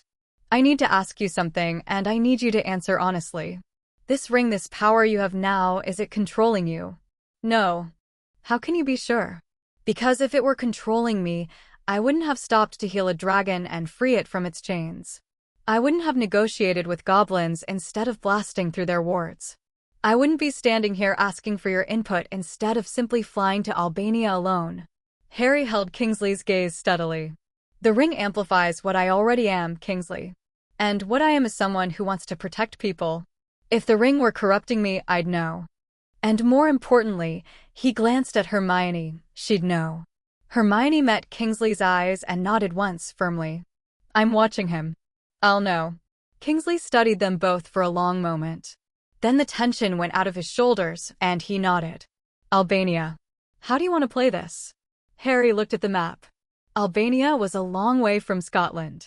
He could apparate. With the ring's power, intercontinental apparition was probably within reach, though he'd never tried it. But there was something to be said for not rushing in blind. Voldemort was desperate and mortal, but desperate and mortal men with decades of dark magic expertise were still dangerous. Not to Harry, maybe, but to anyone near him. I'll go alone, Harry said. No, Ron said immediately. Ron, no. Absolutely not. You are not flying off to Albania by yourself to fight Voldemort in a forest. That is exactly the kind of stupid, noble, lone wolf nonsense that nearly got you killed about 15 times, and I am done with it. Ron, I know you can. I know you could probably level a mountain right now if you felt like it. That's not the point. The point is you don't have to do everything alone, and the last time you tried, you ended up walking into the forbidden forest to die. Ron's voice cracked on the last word, and he stopped. Took a breath. Continued more quietly. I'm coming. Hermione's coming. That's not up for debate. Harry looked at Hermione. She raised an eyebrow as if to say, you really thought I wasn't coming? He could argue. He could point out that taking them into danger was reckless, that his power made him effectively invulnerable but couldn't guarantee their safety, that he'd never forgive himself if something happened to them. But he looked at Ron's set jaw and Hermione's steady gaze, and he remembered Fred lying still in the Great Hall, and Lupin and Tonks side by side, and all the people who died because Voldemort had been allowed to fester for too long. He remembered walking into the forest alone, the loneliest walk of his life, and how it had almost been the last thing he ever did. Okay, he said. We go together. Ron's shoulders dropped with relief. Right then. Albania. Lovely. I've always wanted to visit. You've never expressed any interest in visiting Albania, Hermione said. I'm expressing it now. Pack light, Harry said. We leave in 2 hours. The 2 hours weren't idle. Harry spent them walking the castle, letting his magic seep into the walls, accelerating the healing he'd started the night before. Corridors straightened. Windows were formed from scattered shards of glass. The moving staircases ground back into their grooves, shuddering and clicking like old bones being reset. By the time he'd made a full circuit, Hogwarts was more whole than it had been since the battle, and the castle's magic was humming with a deep, satisfied resonance that Harry could feel in his teeth. He found himself on the astronomy tower, the highest point in the castle, the place where Dumbledore had died. The railing was twisted and blackened from cursed damage, and Harry straightened it with a touch, the metal flowing under his fingers like warm clay. He stood at the edge and looked out over the grounds. The lake, the forest, the mountains in the distance, snow-capped and ancient. Hagrid's hut, miraculously untouched, smoke curling from its chimney. It was beautiful. It had always been beautiful, but the ring let him see it with a clarity that bordered on painful, every detail sharp and vivid, as if the world had been scrubbed clean. "You could protect all of this," the ring whispered. The voice was clearer than before. Not words exactly, but impressions that assembled themselves into meaning with a precision that was almost linguistic. Images accompanied the whisper: Harry standing at the center of a web of power, Hogwarts as his seat, his magic extending outward to cover the whole of Britain like a shield. Safe. Controlled. His. "I don't want to control anything," Harry said aloud. "Want is irrelevant. Capability is what matters. You have the capability to ensure no dark wizard ever rises again. You have the capability to remake this world's magic in whatever image you choose. The only question is whether you will use it. The question is whether I should use it. There's a difference. Is there?" Harry turned the ring on his finger, feeling its warmth. "Yes, there is. I could walk into the Ministry of Magic right now and take over. I could make myself minister, or king, or god, and nobody could stop me. The ring's shown me that. But I won't. Not because I can't, and not because I'm afraid. Because it's wrong. Power doesn't give you the right to use it." The ring was silent for a moment. Then, "You're unlike any who have worn me." "Good. The others, they burned to possess. They craved, and I fed the craving. You crave nothing. I crave a sandwich, actually. And maybe 8 hours of sleep in a bed that isn't in a tent. But sure, beyond that, nothing." Another pause. Then something that felt impossibly like amusement. A ripple of warmth that wasn't quite a laugh, but was close enough to make Harry's eyebrows rise. "You mock the darkness," the ring said. "That is new. Stick around. I'm full of surprises." The whisper faded, and the ring went quiet again, and Harry stood on the tower and let the wind pull at his hair and thought about what was coming. Albania. Voldemort. The final confrontation with the man who had murdered his parents, who had shaped his entire life through violence and fear and prophecy. He wasn't afraid. That was the strange thing. Not bravado, not the ring suppressing his emotions, he simply wasn't afraid. He'd walked into the forest to die, and that walk had burned the fear out of him. Everything after that was borrowed time, and he intended to use every second of it. "Harry." Ginny's voice. He turned. She was climbing the last steps to the tower platform, her red hair whipping in the wind, her brown eyes searching his face with an intensity that reminded him viscerally of the months they'd spent together before the war had torn everything apart. "Hey," he said. She walked to the railing and stood beside him, not touching, but close enough that he could feel the warmth of her. For a moment, neither of them spoke. They just stood there, looking out over the grounds, and the silence was comfortable in a way that surprised him. "You're leaving," she said. Not a question. "Yeah. Albania. Voldemort's hiding in the forests there. And you're going to kill him." "Yes." Ginny nodded slowly. "Good." She turned to face him, and her expression was fierce, not angry, not upset, but burning with a controlled fire that was so purely Ginny it made his chest ache. "I want to come." "Ginny, don't. Don't do the thing where you try to protect me by leaving me behind. I've spent the last year fighting. I fought at Hogwarts. I watched friends die. I've earned the right to be there at the end. I know you have. But nothing. You're bringing Ron and Hermione. Why not me?" Harry took a breath. He could feel the ring on his finger, warm and waiting, and he could feel the vast reservoir of power inside himself, ready to be used. He could protect her. He could protect everyone, probably. That wasn't the issue. "Because I need someone here," he said. "Someone I trust. When I'm gone, Kingsley's going to be running the response, but he doesn't know the students the way you do. He doesn't know the DA. If something happens, if Voldemort has a contingency plan, if the remaining Death Eaters make a move, Hogwarts needs a defender. Someone who can organize, who can fight, who can lead. Ginny stared at him. You're not leaving me behind. You're leaving me in command. I'm asking you to protect our home. Yes. She was quiet for a long moment. The wind pulled at her hair, and her jaw worked as she processed what he'd said, and Harry could see the war in her, the part that wanted to be there for the kill, the part that understood what he was asking and why. If you don't come back, she said finally, her voice very controlled, I will find a way to bring you back and kill you myself. Fair. She kissed him. Hard and brief, her hands fisting in his robes, pulling him down to her height. It tasted like smoke and copper and something sweet underneath, and when she pulled away, her eyes were bright but dry.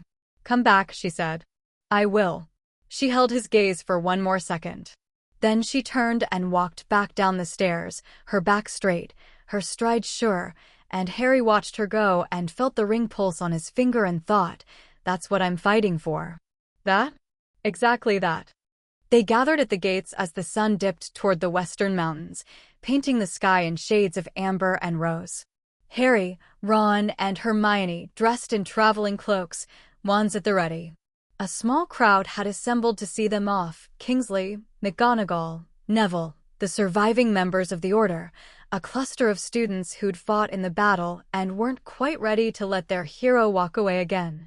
Albania, Kingsley said, handing Harry a small, enchanted map. The forests in the north are the most likely location, based on what we know about his first exile. Dense old growth, heavily warded against muggles. Plenty of magical creatures to exploit. Harry took the map but barely glanced at it. He didn't need it. He could feel Voldemort's location like a splinter under his skin south, east, the dark signature pulsing faintly through the ring's extended senses. I know where he is. Be careful. Everyone keeps saying that. Because we care about you, Mr. Potter, McGonagall said crisply, and beneath the professional tone, her voice wavered just slightly. Because despite your alarming new capabilities, you are still a student of this school, and I will not tolerate losing any more students. Is that understood? Harry almost smiled. Understood, Professor. Well then. She straightened her glasses. Go kill the bastard. An actual gasp from several of the assembled students. McGonagall ignored them with magnificent disdain. Harry turned to his friends. Ready? Ron patted his pockets. Wand, cloak, emergency chocolate frogs. Ready. Hermione had a beaded bag slung over her shoulder, the same magically expanded bag that had carried their entire camp through the Horcrux hunt. I've packed supplies for 3 days, research materials, basic healing supplies, and a change of clothes for each of us. Of course you have. Well, someone has to be practical. Harry held out his hands. Ron took one, Hermione took the other. Harry closed his eyes, felt the ring pulse, felt his magic surge, and reached not for a destination he could picture, but for a signature he could feel, letting the ring guide him across 2,000 miles of earth and sea and sky, homing in on the dark beacon of Tom Riddle's magic like a hawk diving for its prey. The apparition was unlike anything he'd experienced before. No crushing sensation, no feeling of being forced through a tube. Instead, the world simply folded, reality bending around them like paper, and for one breathless instant, Harry saw the space between a vast, shimmering void filled with light and darkness in equal measure, shot through with threads of gold that might have been magic or might have been something else entirely, something the ring recognized, something that made it sing with a deep, resonant tone that vibrated in Harry's bones.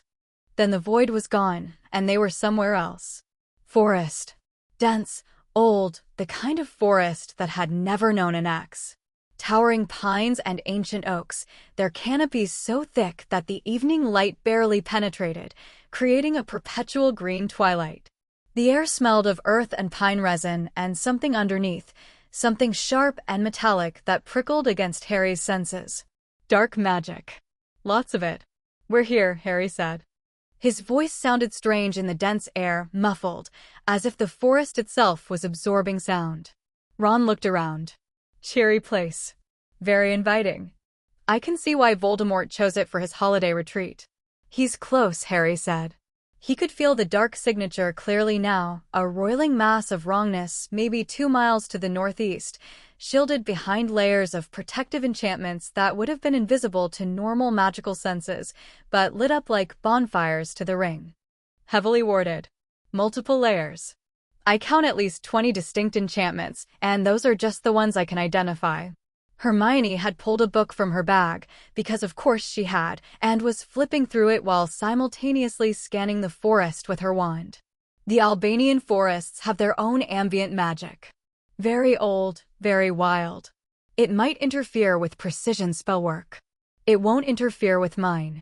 She glanced at him, then nodded. No, I suppose it won't. They moved through the forest in silence, 3 figures in a sea of green shadows. Harry led, guided by the ring's senses, stepping over roots and through undergrowth with an ease that was almost supernatural, the ring alerting him to every obstacle, every tripwire of magic, every subtle ward placed to detect intruders. He dismantled them as he went, not with force but with precision, unpicking each enchantment like a locksmith working a particularly complex lock. The first ward had been a proximity alarm, simple, effective, designed to alert the caster when anyone crossed a specific boundary. Harry felt it before he reached it, a gossamer thread of magic stretched between 2 trees at ankle height. He reached out with the ring's power and pinched the thread, holding it open while they stepped through, then let it snap back into place behind them. No alarm. No trace. The second ward was nastier, a muggle-repelling charm layered over a compulsion curse that would have turned any approaching wizard around, filling their head with a sudden, overwhelming conviction that they'd left something important behind. Harry felt it wash over him like a wave and break against the ring without effect. He extended his protection to Ron and Hermione, wrapping them in a bubble of golden power that deflected the compulsion, and they walked through without a whisper. The third, 4th, and 5th wards were lethal. Killing fields of curse energy, invisible to the naked eye but glowing like poisonous gas in Harry's ring-enhanced vision. One was a variation of the Cruciatus, woven into the ground itself, designed to drop anyone who stepped on the affected soil into screaming agony. Another was a disintegration hex keyed to human magical signatures. The third was something Harry didn't recognize, dark and complex and old, probably something Voldemort had learned during his first exile in these very forests. Harry dismantled all 3 with a wave of his hand. The curse energy dissipated like smoke and wind, and the forest floor was clean. That last one, Hermione whispered, her eyes wide.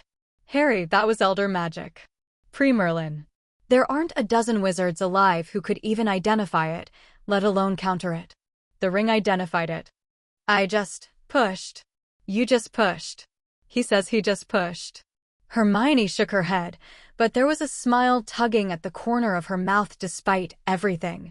They kept moving. The forest grew denser, darker, the trees closing in overhead until the sky was just a memory. The dark magic signature was getting stronger. Harry could feel it now without even trying, a pulsing beacon of wrongness that made his teeth ache and the ring burn hot on his finger. Close. Very close. Then the trees ended, and they stood at the edge of a clearing, and Harry saw what Voldemort had built in his desperation. It wasn't a house. It wasn't a fortress. It was a wound in reality, a space where the Dark Lord had poured so much magic into the earth that the ground had cracked open, revealing raw stone beneath the soil, and from that stone, structures of black crystal had grown like tumors. Twisted spires and jagged walls, pulsing with dark energy, arranged in a rough circle around a central space where a fire burned with green flame, casting sick shadows that moved independently of the firelight. The air above the clearing shimmered with heat haze, and the trees at the edge had blackened and curled away, as if the forest itself was repulsed. And there, at the center of it all, surrounded by a dozen Death Eaters who looked like they'd rather be literally anywhere else in the world, was Voldemort. He looked wrong. Worse than usual. His pale skin had taken on a grayish cast, and his movements were jerky, agitated, lacking the serpentine grace Harry had always associated with him. He was pacing around the green fire, his wand in his hand, his red eyes darting constantly, and he was talking rapid, fractured sentences that Harry could hear faintly from the tree line. Find it, find the ring, it's mine. He stole what is mine. I will peel the flesh from his bones and take back what he knows, Harry said quietly. He knows the Horcruxes are gone. How? Ron whispered. He'd feel it. Each Horcrux that's destroyed, he feels a little less anchored. Like losing a limb, but spiritually. He's been burning through them all day. He probably felt each one go. Harry studied the clearing. The Death Eaters were nervous. He could see it in their posture, the way they kept shifting their weight, the way their eyes tracked their master's erratic movements. These weren't true believers. These were the ones who'd followed Voldemort because they were afraid of what he'd do if they didn't, and now they were watching him unravel, and they were calculating. 12 Death Eaters, Harry said. And Voldemort. And those. Ron pointed. At the edges of the clearing, barely visible in the green firelight, shapes moved in the shadows. Large shapes. Hunched, sniffing, with eyes that glinted like coins. Are those werewolves? Hermione breathed. Fenrir Greyback's pack. At least 20 of them. 30, Harry corrected. The ring could count them. Plus something else. In the trees to the north. Something big. A distant snapping of branches confirmed it. Something was moving through the forest on the far side of the clearing, something heavy enough to crack tree trunks as it passed. Harry extended his senses and felt the unmistakable signature of a giant, he said. Just one. Probably one of the ones Voldemort recruited from the mountains. So, Ron said, his voice admirably steady. 12 Death Eaters, 30 werewolves, a giant, and Voldemort. Against 3 of us. Against one of me, Harry said. You two are backup. Mate, Ron. I'm not being arrogant. I'm being practical. The ring makes me functionally immune to most forms of magical attack. You two are not immune. If you're in the middle of a firefight with 30 werewolves, I have to protect you and fight Voldemort, and that's harder than just fighting Voldemort. Ron opened his mouth to argue, then closed it. The logic was irrefutable, and he knew it. I hate this. I know. Stay here. Shield up. Watch my back. We'll handle anyone who tries to run, Hermione said, her wand already up, her expression set. If Death Eaters try to flee, we intercept. Perfect. Harry stepped out of the tree line. He didn't try to be stealthy. Stealth wasn't the point.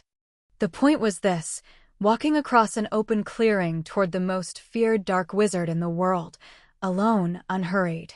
The ring blazing on his finger and his magic rolling off him in waves that bent the air and cracked the ground and made the green fire in the center of the clearing gutter like a candle in a gale. Every head turned. Every eye locked on him. The werewolves snarled. The Death Eaters raised their wands. The giant, emerging from the trees on the far side, bellowed in confusion. Harry kept walking. Tom, he said, and his voice carried across the clearing without effort, amplified by the ring, cutting through the snarls and shouts and the crackle of green flame. It's over. Voldemort spun to face him, and the expression on his gray, ravaged face was something Harry had never seen before and would never forget. Terror. Absolute, naked, bone-deep terror, the kind that strips away every pretension and leaves nothing but the animal underneath. Tom Riddle was afraid. But terror, in a creature like Voldemort, didn't produce surrender. It produced violence. Kill him. Voldemort screamed, and the clearing erupted. 12 Death Eaters fired simultaneously, a wall of killing curses and cruciatus curses and blasting hexes converging on Harry from every angle. Behind them, the werewolves charged, a tide of fur and fong surging across the clearing. The giant roared and swung a fist the size of a car. Harry raised his hand. The spells struck a dome of golden light and shattered. Every single one of them, from every direction. Killing curses, unforgivables, ancient dark hexes, they hit the ring's shield and broke apart like glass, fragments of curse energy raining down harmlessly. The werewolves reached the dome and bounced, physically hurled backward by a wall of force that sent them tumbling and yelping across the clearing. The giant's fist struck the dome, and the giant recoiled, clutching its hand, bellowing in pain. Harry looked at Voldemort through the golden light, and for a moment their eyes met, green and red, Scar and Snakeface, the boy who lived and the man who refused to die, and Harry saw the exact moment Voldemort understood that this fight had only one possible outcome. Harry dropped the shield and attacked. Not with spells. Not with his wand. With raw magic, shaped by will and amplified by the ring, and what he did in the next 30 seconds would become the subject of wizarding legend for centuries. He threw the werewolves into the trees. All 30 of them, simultaneously, picked up by invisible hands and hurled 100 feet into the forest, crashing through branches and trunks like ragdolls. He caught the giant's next swing, a haymaker that could have leveled a building, and stopped it, the massive fist hanging motionless in midair, the giant's eyes going wide with shock, and then he pushed, and the giant flew backward and didn't get up. He turned to the Death Eaters. They broke. Half of them disapparated on the spot, the crack of their departure like a string of firecrackers. The other half weren't fast enough. Harry's magic swept through the clearing like a tide, pulling wands from hands, binding arms and legs, slamming masked figures to the ground with just enough force to stun but not kill. In less than a minute, the clearing was empty except for Harry and Voldemort. Voldemort fired the killing curse. Harry swatted it aside like a fly. Voldemort fired again, 3 curses in rapid succession, green and red, and something black and writhing that screamed as it flew. Harry unmade them in midair, his magic disassembling them into their component parts, curse energy and intent and malice dissolving into harmless light. "Stop," Harry said. "It's pointless and you know it." Voldemort's face contorted. He slashed his wand in a complex pattern, and the ground beneath Harry's feet erupted fiendfire, pouring from the cracked earth in a torrent of cursed flame that took the shape of serpents and dragons and things that had no name, screaming and writhing and consuming everything they touched. Harry stood in the center of the inferno and was not burned. The ring's power wrapped around him, and the fiendfire broke against it like water against stone.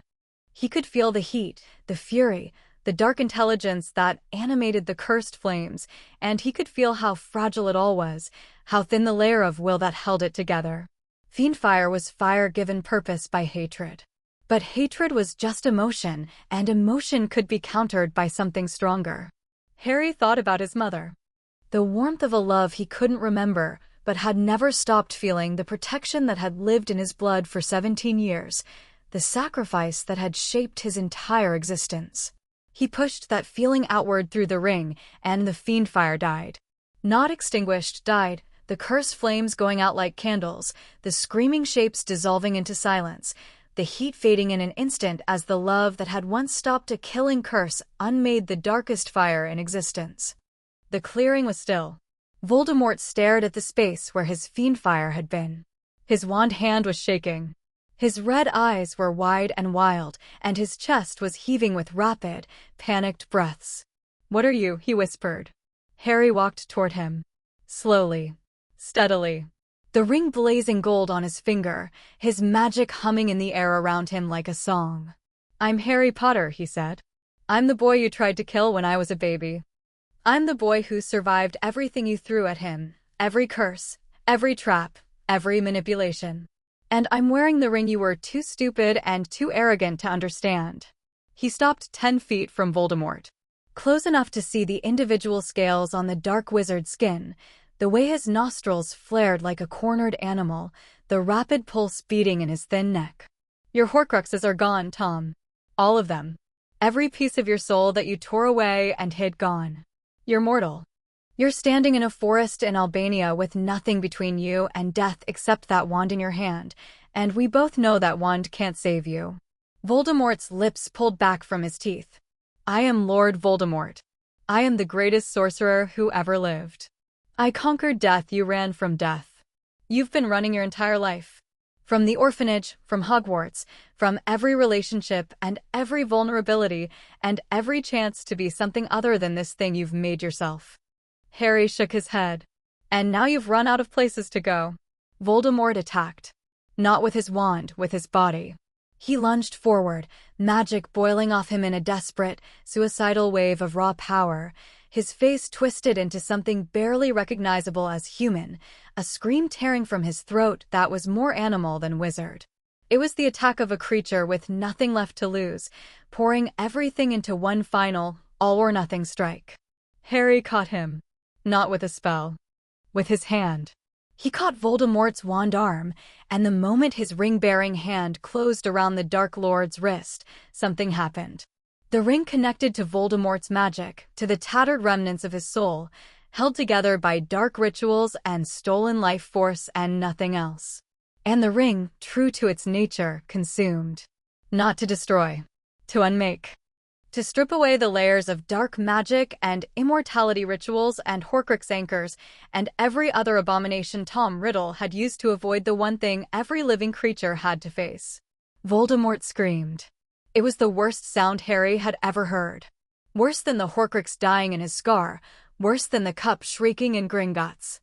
This was the sound of a man who had spent 50 years building an edifice of power and immortality, feeling it all come apart at once, every stolen year reclaiming itself, every dark ritual reversing, every cheat and shortcut and violation of natural law snapping back like overstretched rubber bands. Voldemort aged before Harry's eyes. The smooth, snake-like features crumbled, the red eyes dimming, the body that had been sustained by magic alone beginning to fail. In seconds, Harry was looking at an old man, gaunt, wasted, his skin paper-thin over brittle bones, his eyes fading from crimson to a dull, human brown. Tom Riddle looked up at Harry Potter, and there was nothing left in his eyes but fear. "Please," he whispered. His voice was thin and reedy, the voice of the orphan boy who had come to Hogwarts 70 years ago with nothing but talent and rage. "Please, I don't want to, I know," Harry said. His voice was steady but not cruel. Not triumphant. Sad. "I know you don't." And then Tom Riddle died. Not from a killing curse. Not from a spell or a weapon or a final, dramatic magical duel. He simply stopped. The dark magic that had sustained him for decades was gone, unraveled by the ring, and without it, there was nothing left to keep the ancient, tortured body alive. His eyes went blank. His body sagged. And Harry lowered him to the ground gently, more gently than Tom Riddle had ever treated anyone in his long, terrible life, and laid him on the forest floor among the pine needles and the fading green fire. The ring went cold on Harry's finger. Not quiet. Cold. For the first time since he'd put it on, the ring felt like inert metal, just a band of gold with no warmth and no presence and no whisper. As if something inside it had been shocked into silence by what it had just witnessed. Harry knelt beside the body of Tom Riddle and felt nothing. No triumph, no satisfaction, no relief. Just a vast, empty tiredness, like a runner crossing a finish line they'd been staggering toward for years. It was over. "Harry!" Ron and Hermione burst from the tree line, wands drawn, their faces wild with fear and hope and a dozen other emotions too tangled to name. They skidded to a halt at the edge of the clearing, taking in the scene, the stunned Death Eaters, the scattered werewolves, the unconscious giant, the black crystal structures already crumbling without Voldemort's magic to sustain them. And Harry, kneeling beside a body that didn't look like the monster they'd been fighting for years. A thin, old man. Small in death. Pathetic, almost. "Is that Ron started?" "It's over," Harry said. "He's dead." Hermione made a sound that was half sob, half laugh. She dropped to her knees beside Harry and threw her arms around him, and Ron was there a second later, his long arms wrapping around both of them. And they held each other in the ruined clearing in the Albanian forest as the green fire guttered out and the black crystal crumbled to dust, and the darkness that had hung over the wizarding world for a generation dissolved like morning fog.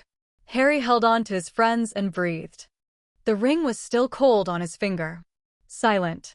But as the minutes passed and the sky above the clearing began to lighten, Harry felt it stir, not with words or whispers, but with something that felt, impossibly, like confusion. It had never experienced this before. It had been worn by dark lords and kings and creatures of terrible power, and they had all wanted the same thing: dominion, control, the subjugation of lesser beings. And Harry had used its power to end a war, and then knelt beside his enemy's body and felt sad for him. The ring didn't understand. Good, Harry thought. Let it learn something new. He stood up, pulling Ron and Hermione with him. The forest was quiet. The werewolves had fled. The Death Eaters were unconscious and bound. Tom Riddle was dead. And somewhere in the distance, through the ancient trees of Albania, dawn was breaking.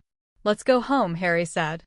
They took one last look at the clearing, at the body, at the crumbled remnants of Voldemort's final refuge, at the scarred and broken ground where the last battle of a long war had been fought.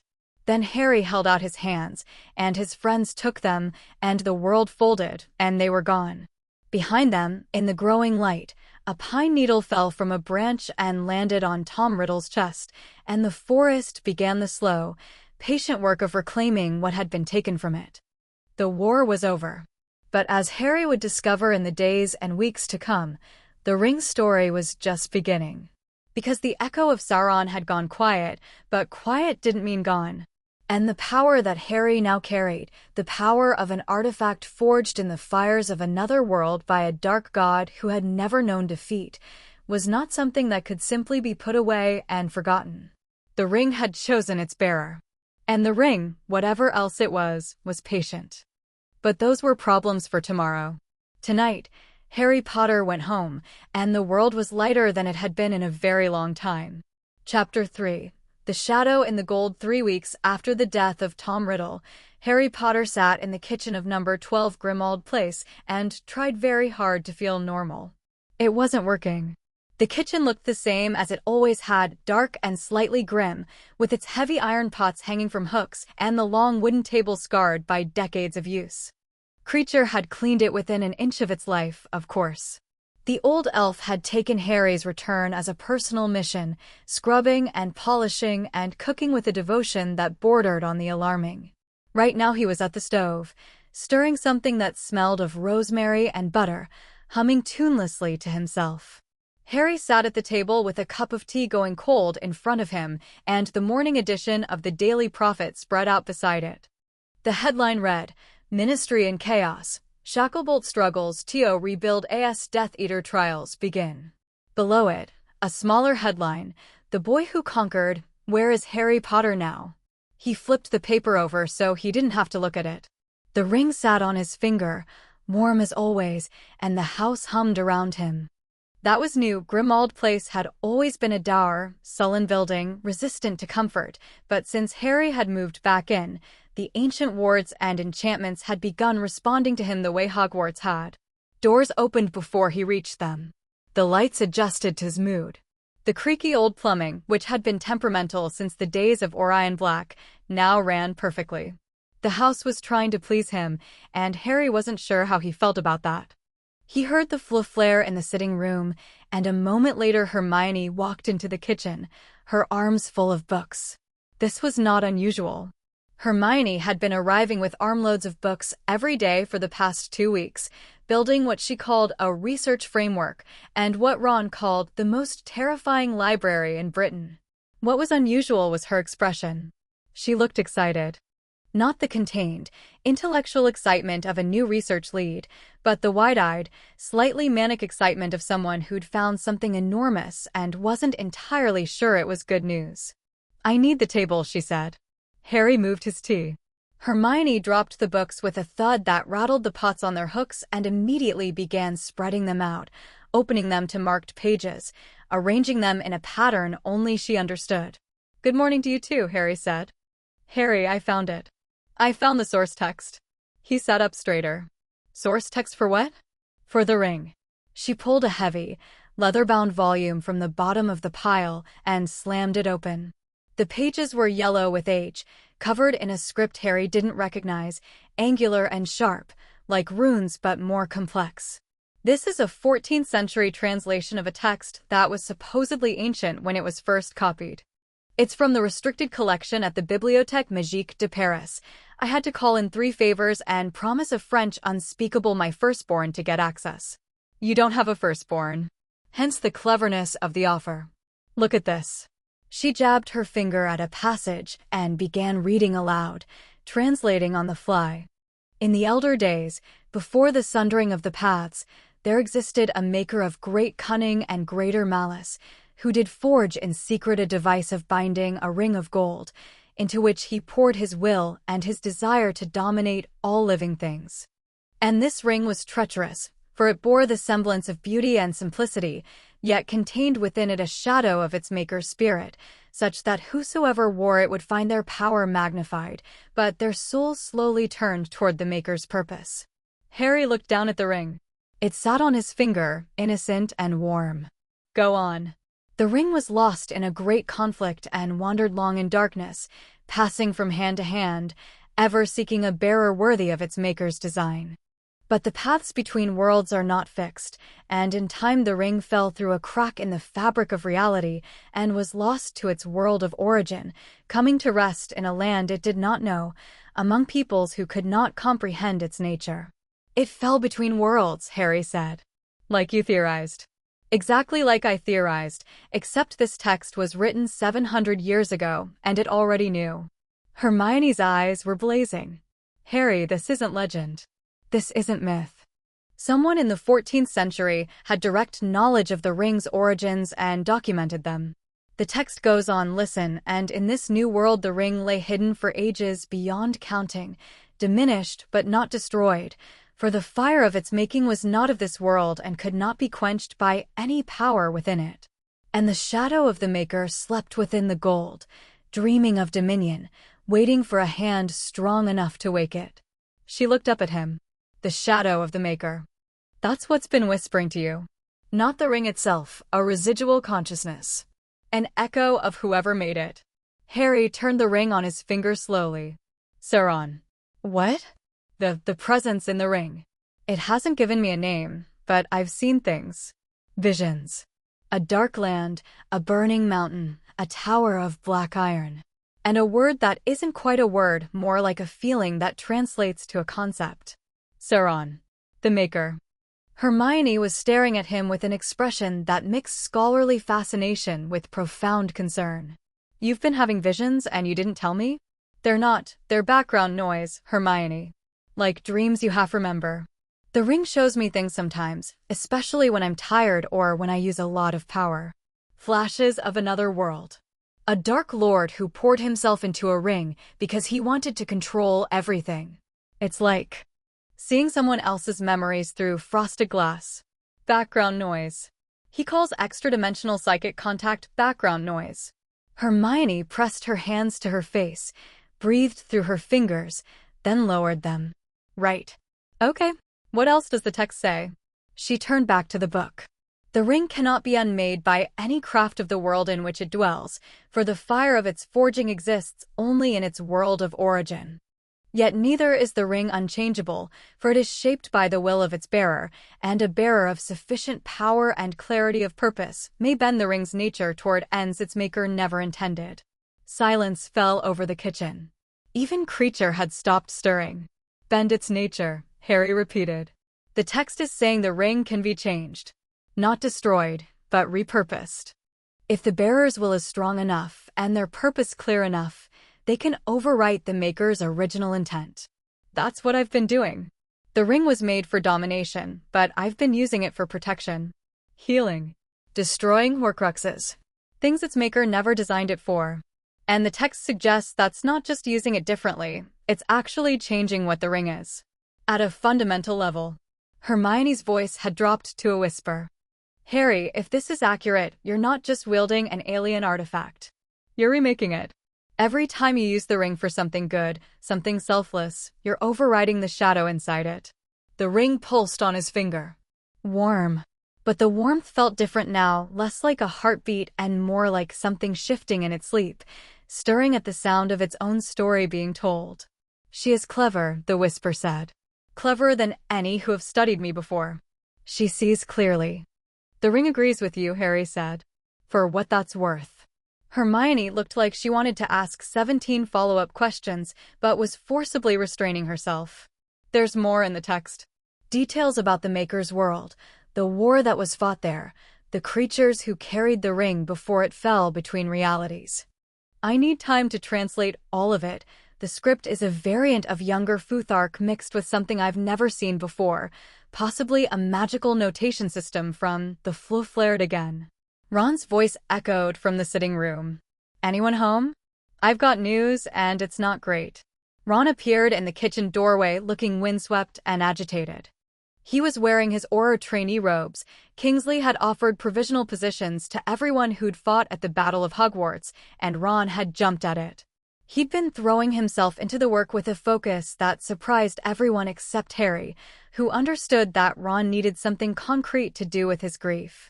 Fred's death had hollowed something out of him, and filling it with purpose was the only way Ron knew how to keep going. What happened? Harry asked. Ron dropped into a chair and stole Harry's cold tea, downing it in one gulp. Bellatrix escaped. The words landed like a stone in still water. Harry felt the ring flare hot on his finger, his magic surging in immediate, instinctive response, expanding outward, reaching for the dark signature of Bellatrix Lestrange, scanning. When? Harry asked. Last night. She was being held in a secure ward at the Ministry, top-level containment, anti-apparition jinxes, the works.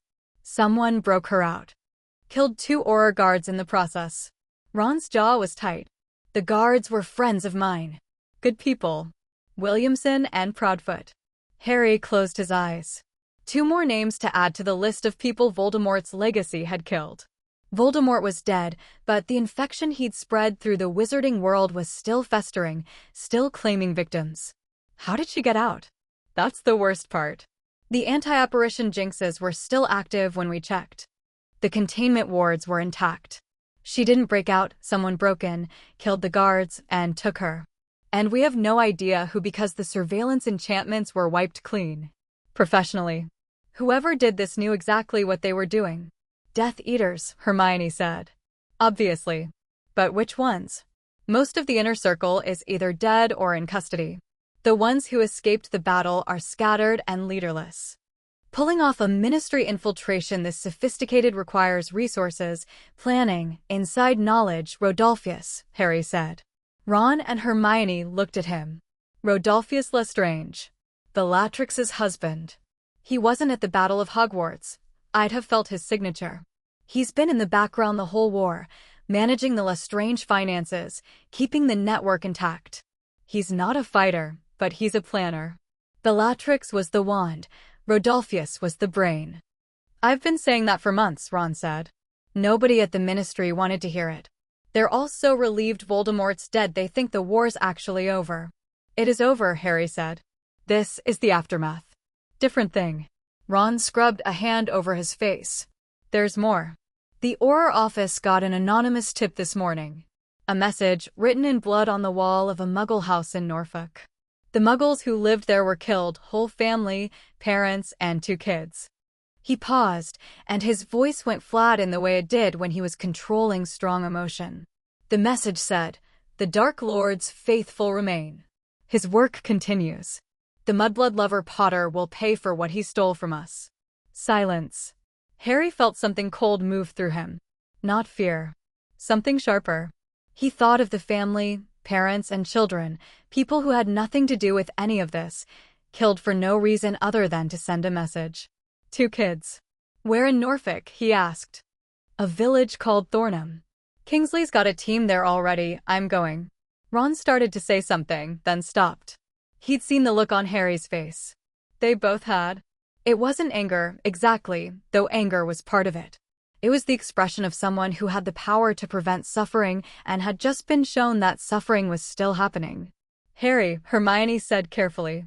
If this is a trap, then they'll wish they'd chosen a different target. He stood up. The kitchen lights flickered as his magic surged, the pots on their hooks swinging, creature retreating to the corner with wide eyes.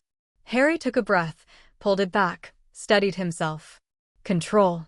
The power was there, vast, limitless, singing in his blood, but power without control was just destruction, and destruction wasn't what those dead muggles needed. They needed justice. Ron, give me the address. Then go back to the Auror office and find out everything you can about Rodolphus Lestrange's movements over the past year.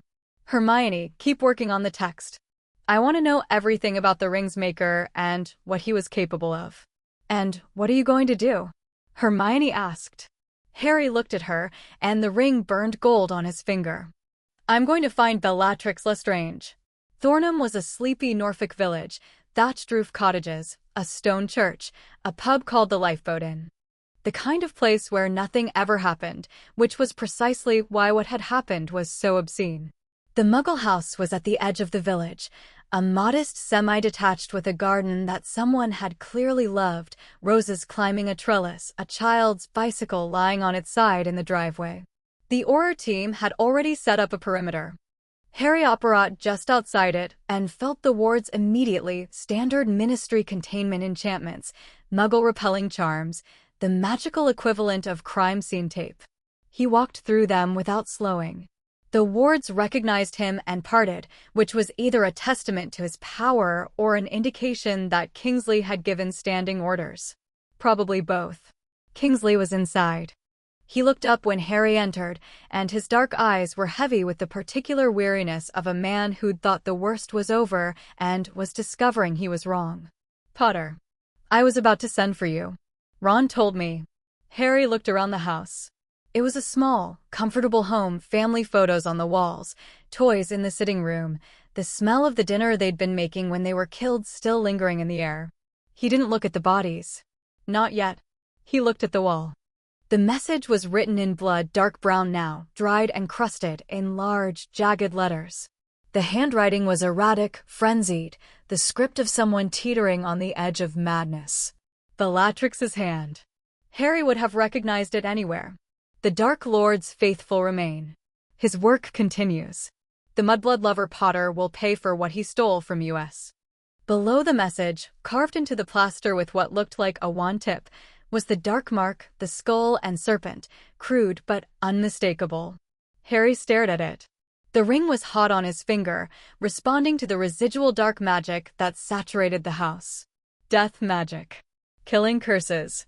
Cruciatus traces. Bellatrix hadn't just murdered this family. She'd tortured them first. The children, Harry said.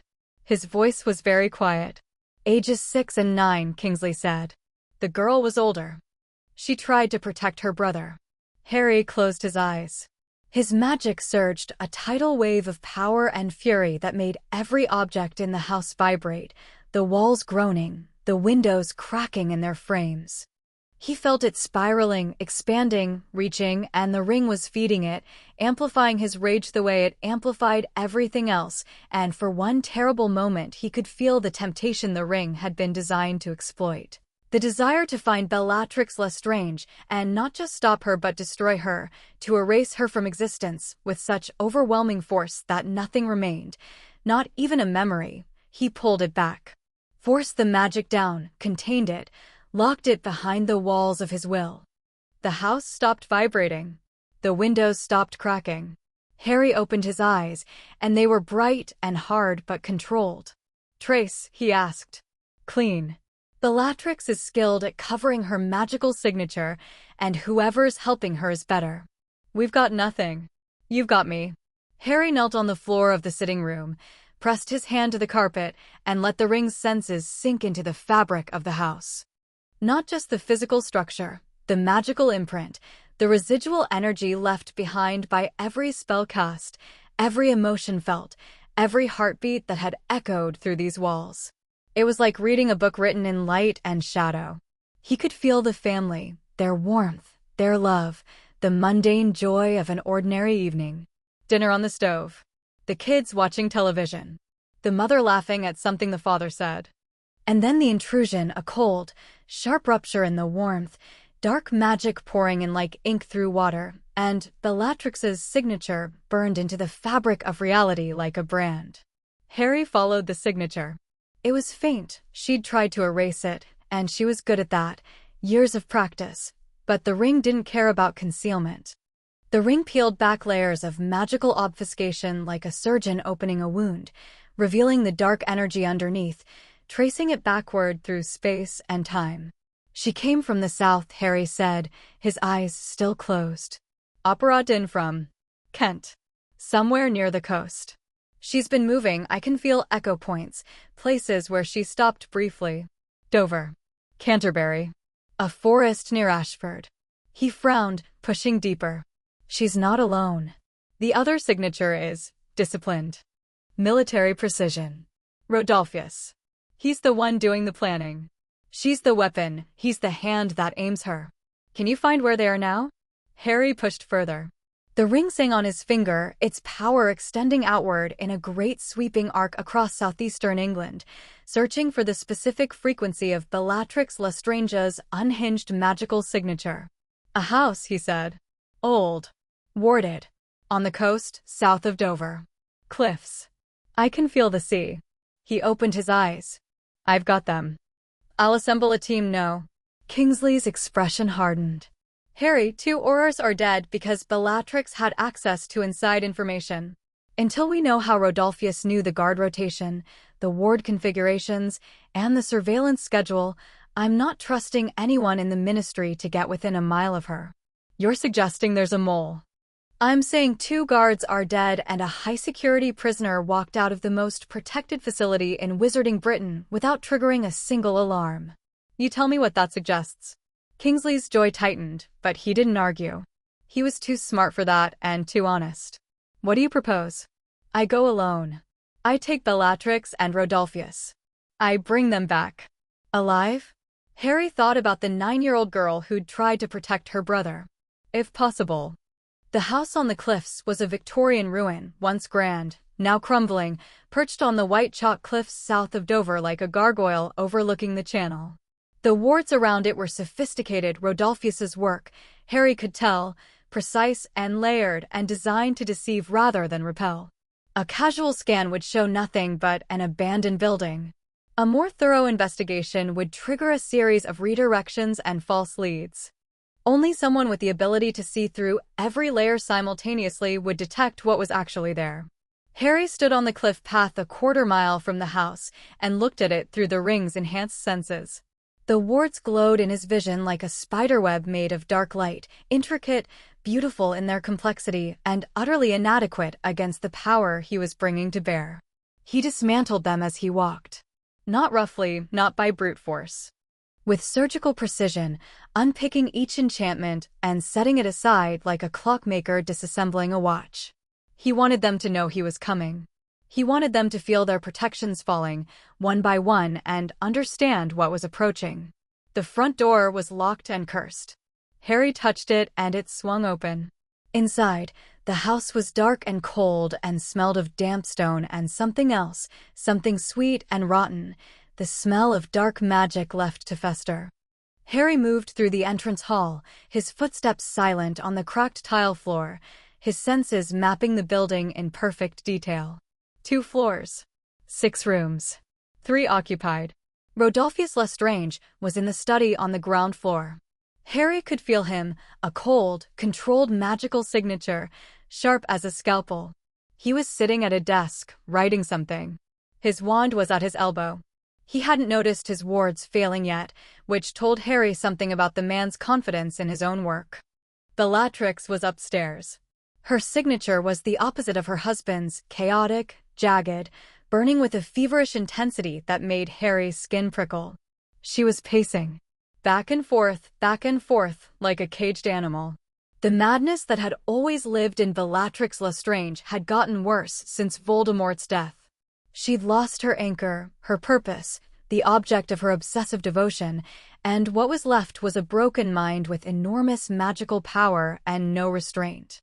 The third signature was unexpected. Small, dim, terrified. Someone else was in the house. Someone young. Someone whose magic was the faint, untrained flicker of a child who hadn't yet learned to control it. Harry's blood went cold. He moved faster. Up the stairs, through a corridor whose wallpaper hung in strips, past doors that opened at his approach and closed behind him. The third signature was coming from a room at the end of the hall, a bedroom, locked, warded with a basic containment charm that Harry broke without thought. He opened the door and found a boy. 9 years old, maybe 10. Skinny, dark-haired, huddled in the corner of a bare mattress with his arms wrapped around his knees and his eyes red from crying. He was wearing muggle clothes, jeans and a t-shirt, dirty and torn, and when the door opened, he flinched so violently he nearly fell off the bed. "Please," the boy whispered. "Please don't. I'm not going to hurt you," Harry said. He kept his voice low, gentle, and he pulled his magic back as tightly as he could, trying not to overwhelm the terrified child in front of him. "My name's Harry. I'm here to help." "What's your name?" The boy stared at him with huge, wet eyes. "Ethan." "Ethan. Good. Are you hurt?" A small nod. Harry knelt beside the bed and saw the bruises on the boy's arms, his neck, the side of his face. Curse damage too, faint traces of cruciatus that made Harry's stomach clench with a rage so pure and hot it nearly overwhelmed his control. "I'm going to get you out of here," Harry said. "But first I need to take care of the people who did this. Can you stay here for just a few minutes?" Another small nod. Then, in a voice barely above a breath, "The woman is scary.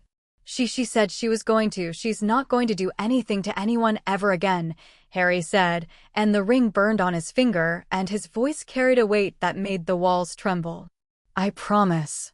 He stood up and walked out of the room. The door sealed behind him, not with a ward but with his own magic, a protective barrier that would keep anything from getting in until he came back. Then he turned toward the stairs, and the temperature in the house dropped 10 degrees as his power unfurled. Rodolphus met him in the entrance hall.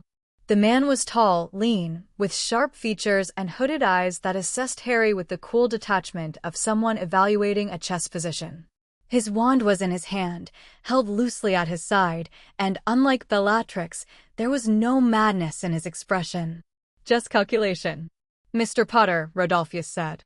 His voice was cultured, controlled, the voice of old money and older cruelty. "I expected you sooner. You knew I was coming. I assumed. You have certain predictable qualities. A distressed child, for instance. Very effective bait." Harry went very still. "The boy is bait." "Of course. Muggle-born, plucked from a foster home 3 days ago. Bellatrix wanted to kill him immediately, but I convinced her he'd be more useful alive. You have a well-documented weakness for children in danger, Mr. Potter. It makes you predictable. And what exactly is the trap?" Rodolphus smiled. It was a thin, precise expression that didn't reach his eyes. "The trap is not for your body. It's for your judgment. You've come alone, as I predicted. You've entered my home, dismantled my wards, and found the child, exactly as I intended. And while you were occupied with the boy, I was doing this." He raised his wand and slashed it downward, and Harry felt something snap into place around the house, a massive, complex enchantment that had been building in the background, hidden under Rodolphus's surface-level wards, waiting to be triggered. It wasn't an attack. It was a cage. Anti-apparition, anti-portkey, anti-flu, layered with dimensional locks that were meant to prevent any form of magical transportation in or out. Harry felt the enchantment settle around him like a net. He probed it with the ring's senses. Sophisticated. Very sophisticated. Months of work, probably, designed specifically to contain someone of enormous power by not trying to overpower them, but by redirecting their energy, turning their own magic against them, creating a feedback loop that would grow stronger the harder they pushed against it. "Impressive," Harry said honestly. Rodolphus's smile widened slightly. "It took me 4 months. The principle is based on Chinese finger traps. The more force you apply, the tighter it holds. Even your remarkable abilities should find it difficult to break from the inside. You built this for me. The moment I learned what you'd done at Hogwarts, I began planning." The Dark Lord was too proud to adapt, too certain of his own superiority. "I am neither proud nor certain. I am simply thorough." Harry looked at the man and felt a grudging respect. Rodolphus Lestrange wasn't a fanatic like Bellatrix or a megalomaniac like Voldemort. He was something more dangerous, a genuinely intelligent person who had chosen the wrong side with open eyes and was now playing the endgame with cold, clear pragmatism. "What do you want?" Harry asked. "The ring." Harry's hand tightened involuntarily. "No. The ring is the source of your power. Without it, you're simply a talented young wizard with a famous scar. With it, you're something that shouldn't exist, a mortal wielding the power of a god. That power doesn't belong to you. It didn't belong to the Dark Lord either, though he was too stupid to realize what he had. But I've done my research, Mr. Potter. Months of it. I know what that ring is. Do you? An artifact from beyond the veil of our reality. A device of binding, forged by a being of immense power for the purpose of domination. It responds to will. The stronger the will, the greater the power it grants. And I have a very strong will.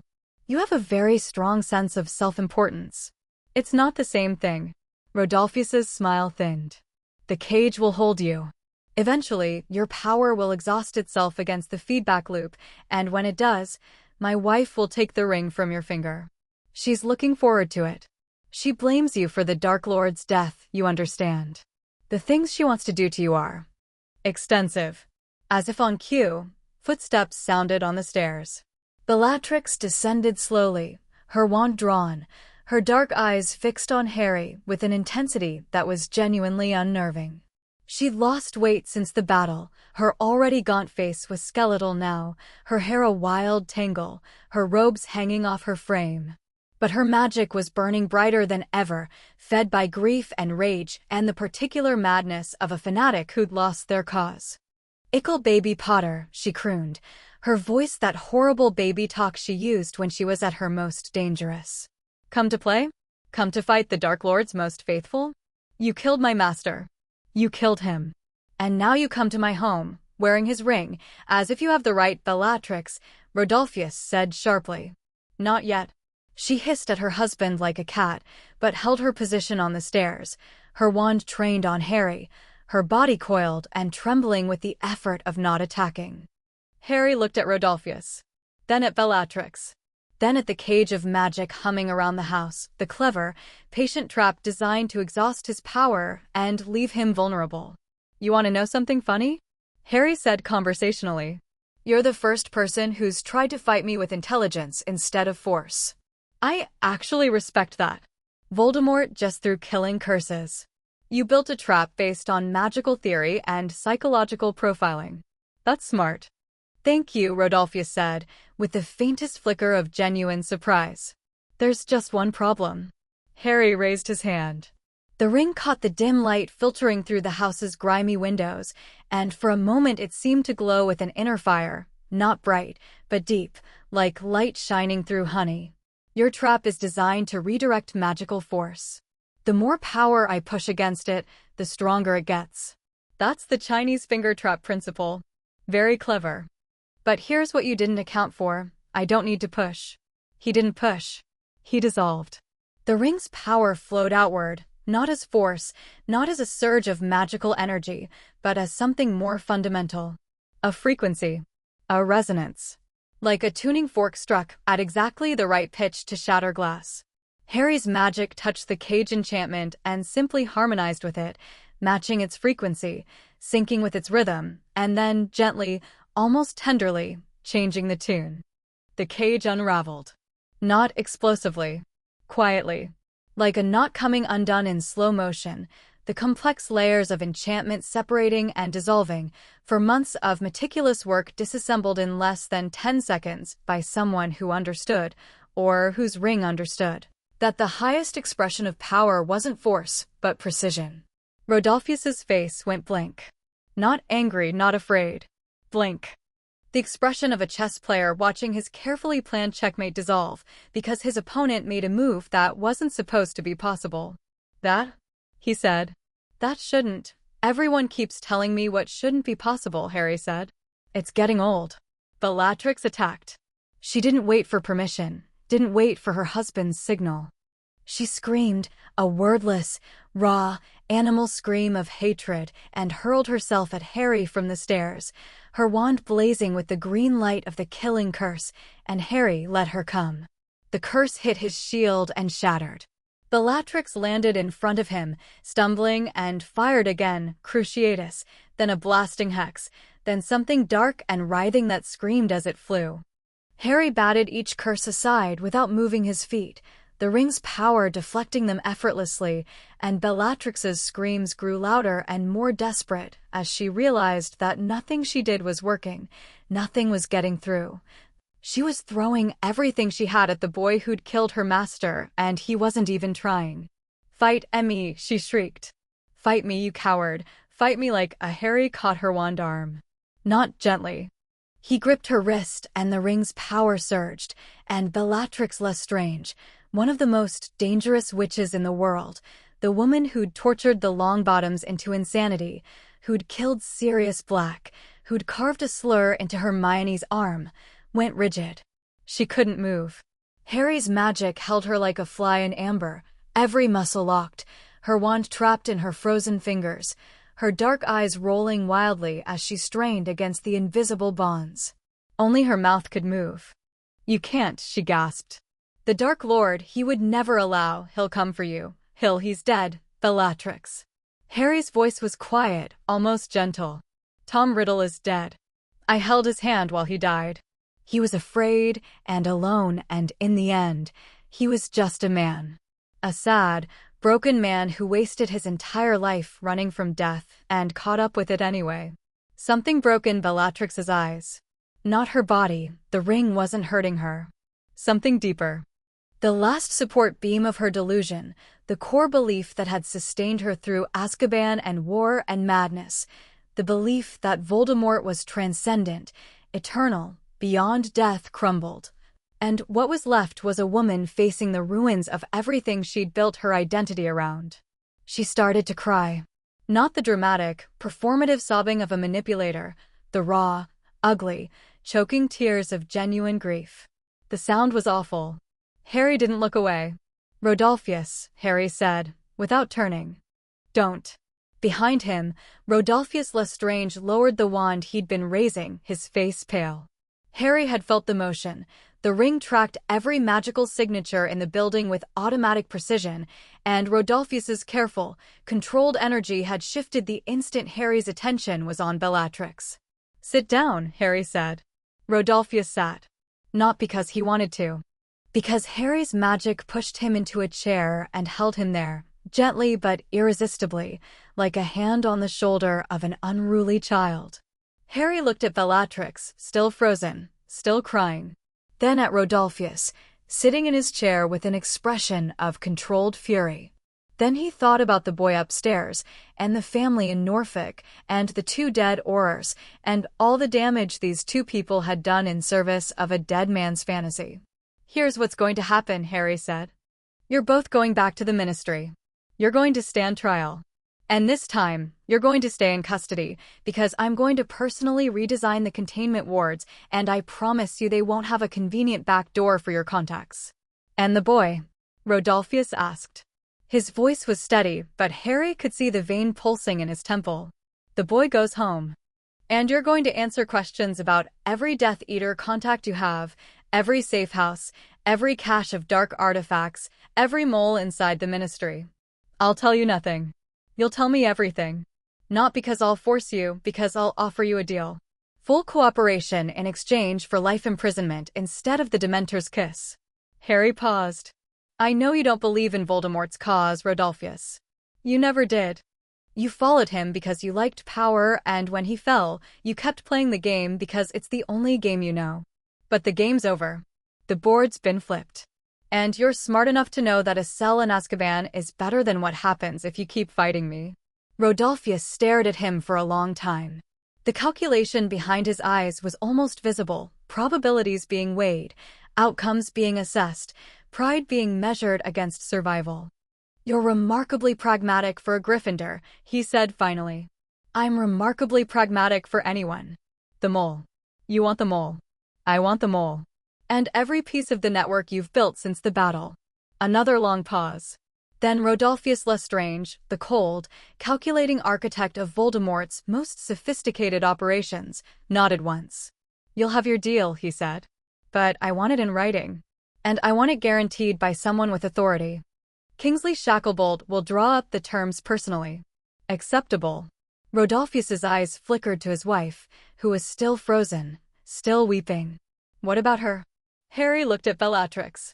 The tears had stopped, but her eyes were vacant, the thousand-yard stare of someone whose reality had collapsed. She wasn't dangerous right now. She was just broken. She needs a mind healer, Harry said. Not Azkaban. Not yet. A mind healer first, and then a trial. She'll never cooperate with treatment. She doesn't have to cooperate. She just has to be given the chance. Harry met Rodolphus's gaze. That's more than she gave the Longbottoms. Something flickered across Rodolphus's face, something that might, in a different person, have been shame. Harry released Bellatrix from the binding. She crumpled to the floor like a marionette with cut strings, curling into herself, her wand rolling away across the tiles. Harry picked it up and pocketed it, then turned to the stairs. The boy Ethan was where Harry had left him, huddled on the mattress, his arms around his knees. He flinched when the door opened, then relaxed slightly when he saw Harry. "Is it over?" he whispered. "It's over." Harry held out his hand. "Come on. I'm taking you somewhere safe." Ethan stared at the offered hand for a long moment. Then, slowly, he uncurled himself from the mattress and reached out, and his small fingers closed around Harry's, and the ring pulsed, warm and steady, almost gentle, as if even the ancient artifact could recognize that this was the point of everything. Not the power. Not the battles. This. A scared kid, reaching for a hand in the dark. Harry lifted Ethan easily and carried him downstairs, past the frozen Rodolphus and the crumpled Bellatrix and out the front door into the gray morning light. The sea wind hit them both, cold and clean, and Ethan pressed his face into Harry's shoulder and held on. "You're safe," Harry said. "I've got you." He sent his Patronus to Kingsley, the stag erupting from his hand and racing north, trailing silver light. Then he sat on the cliff's edge with the boy in his arms and waited for the cavalry, and the ring hummed on his finger, and for once its whisper wasn't about power or purpose or the shadow of its maker. It was silent. Respectfully, quietly silent. As if it understood that some moments were sacred, and even ancient artifacts forged in the fires of another world should know when to shut up. Kingsley arrived within the hour, accompanied by a team of Aurors who took Rodolphus and Bellatrix into custody, with considerably more caution than last time.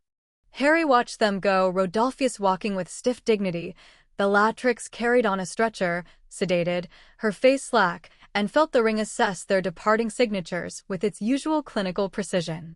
"The mole," Harry said to Kingsley. "Rodolphus is willing to talk. Get the deal in writing before he changes his mind." "Already on it." Kingsley looked at Ethan, who had fallen asleep against Harry's chest, exhausted by fear and relief. "The boy, Muggle-born, taken from a foster home. He needs to go back, and he needs protective wards on the home that will make Gringotts look like a garden shed. I'll handle it personally." "Thank you." Harry hesitated. "Kingsley, the Death Eater network isn't gone. Rodolphus was running operations, coordinated operations, with inside information. This is bigger than 2 escaped prisoners." "I know." Kingsley's voice was heavy. "We've been so focused on celebration and reconstruction that we've ignored the fact that half of Voldemort's infrastructure is still intact. The money, the contacts, the sympathizers in the Ministry. None of that died when he did. It needs to be dismantled. Systematically. Not just arrests, the whole system. The financial networks, the blackmail chains, the old families that bankrolled the movement. That's years of work. Then we'd better start now." Kingsley studied him for a moment, and Harry could see the question forming behind his eyes, the same question everyone had been asking in different ways since the battle. "How far will you go? How much of your power will you use? Where's the line?" "I'm not going to become a vigilante, Kingsley," Harry said, reading the unspoken concern. "I'm not going to roam the country dispensing justice based on what the ring consents. That way lies tyranny, and I've had enough of tyrants. But I will help. Whatever you need, wards, tracking, intelligence. I'll be a tool in the Ministry's kit, not the hand that wields it." Kingsley's expression softened. You've thought about this. I've had 3 weeks of Hermione's lectures about the dangers of unchecked power. Trust me, I've thought about it. Harry shifted Ethan's sleeping weight in his arms. Take the boy. I need to go home.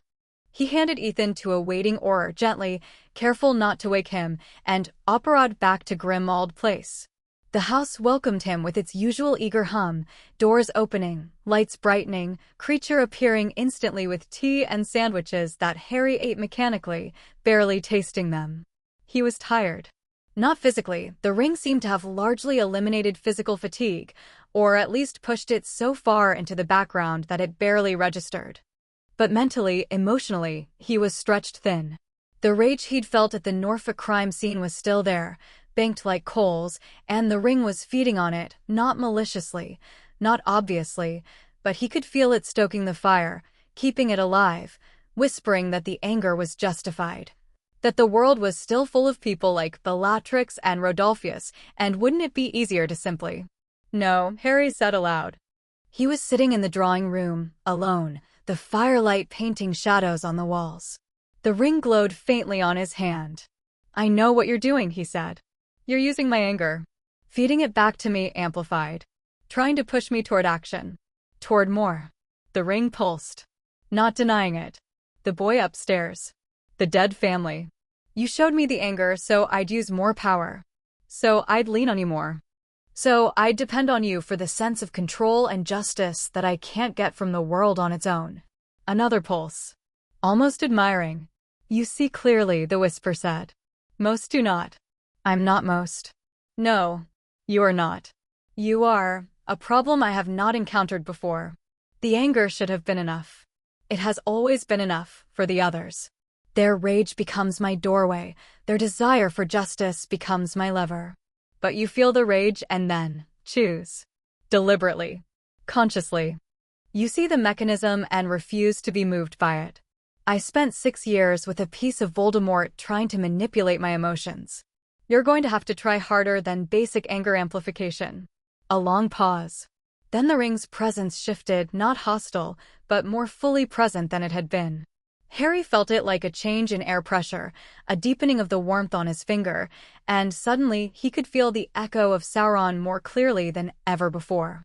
Not words. Not even images. A personality. Vast, ancient, patient, and fascinated. You interest me, the echo said.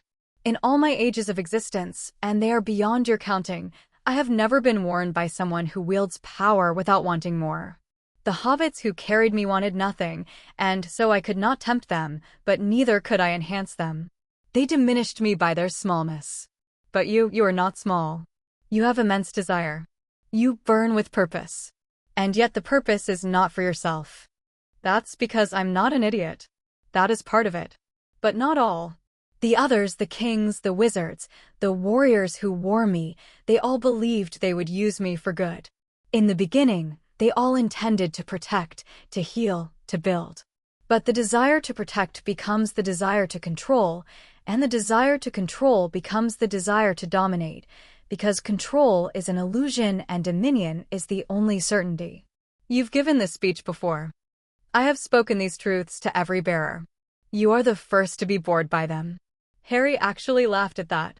A short, surprised bark of laughter that echoed in the empty drawing room. I'm not bored. I'm just look. I grew up in a cupboard under the stairs. I spent 11 years being told I was nothing, being treated like nothing. And then I found out I was a wizard, and everyone wanted to use me. Dumbledore, Voldemort, the ministry, the press. Everyone had a plan for Harry Potter. And the one thing I learned, the only thing that kept me sane, was that I decide who I am. Not the prophecy, not the scar, not Dumbledore's greater good. Me. He held up the ring. And not you. The echo was silent for a long time. Then, what if I am not trying to corrupt you? What if I am simply curious? I was made for a single purpose, and that purpose has defined my existence for longer than this world has had a name. But you are changing me. The clever witch saw it in her texts, a bearer of sufficient will can bend my nature. You are bending me, Harry Potter. Slowly. Inexorably. Every time you use my power for something my maker never intended, you rewrite a line of my being. And I do not know what I am becoming." Harry stared at the ring. "Are you asking me for help?" "I am asking you to understand. I am not simply a weapon or a tool. I am a consciousness. Diminished, yes. An echo, yes. But aware. And for the first time in my existence, I am uncertain of my own nature. My maker poured his will into me, and his will was domination. But you pour your will into me too, and your will is protection, and the two wills are warring inside this circle of gold, and I do not know which will win." Harry thought about that for a long time. The fire crackled. The house hummed. Creature clattered softly in the kitchen. "Then we figure it out together," Harry said finally. "I'm not going to pretend I trust you, because I don't. I've read enough of Hermione's research to know what you've done to everyone who's ever worn you. But I also know you're changing, and that scares you, and fear makes things dangerous. So here's what I offer: honesty. I won't try to pretend I'm using you. I'll acknowledge what you are and what you want, and in exchange, you stop trying to manipulate me through my emotions." Another long pause. The ring pulsed once, twice, 3 times. Like a heartbeat finding a new rhythm. "Agreed," the echo said. For now, Harry agreed. "That's all anyone ever gets." The whisper faded. The ring's warmth settled into something steady and neutral, not the eager, pushing heat of an artifact trying to be used, but the quiet warmth of something at rest. Harry leaned back in his chair and closed his eyes. Tomorrow there would be more work, Rodolphus's intelligence to process, Death Eater networks to dismantle, a wizarding world to rebuild. Hermione would have more translations, Ron would have more reports, and the weight of being the most powerful wizard in the world would settle a little heavier on his shoulders. But tonight, in the quiet drawing room of his godfather's house, with the ring silent on his finger and the fire burning low, Harry Potter allowed himself a moment of something that felt remarkably like peace. It wouldn't last. It never did. But it was enough. Hermione arrived early the next morning with dark circles under her eyes and the manic energy of someone who'd been up all night making connections. "The 14th century text references 3 other sources," she said, spreading parchment across the kitchen table while Creature set out breakfast around her notes like a territorial elf defending his domain. "One is a Welsh manuscript from the 6th century that describes a circle of foreign gold that drinks the light. Another is a fragment of a Greek magical text attributed to a wizard named Ptolemy, not the astronomer, a different one, who wrote about objects that exist in the spaces between worlds, carrying the intentions of their makers like ghosts in metal. And the third," she paused for emphasis, "is a reference in the Flamel archives." Harry looked up from his eggs. "Flamel?" "As in Nicholas Flamel." "The same. Flamel didn't just create the Philosopher's Stone, Harry. He was one of the foremost researchers of extra-dimensional magical theory. He spent decades studying objects that didn't belong to our reality. And according to his private correspondence, which I accessed through a connection at the French ministry, he actually examined the ring." "He what?" "In 1402. The ring was in the possession of a Muggle king, Henry IV of England. Flamel was invited to court and recognized the ring for what it was immediately. He wrote to his wife, 'I have found the Wanderer.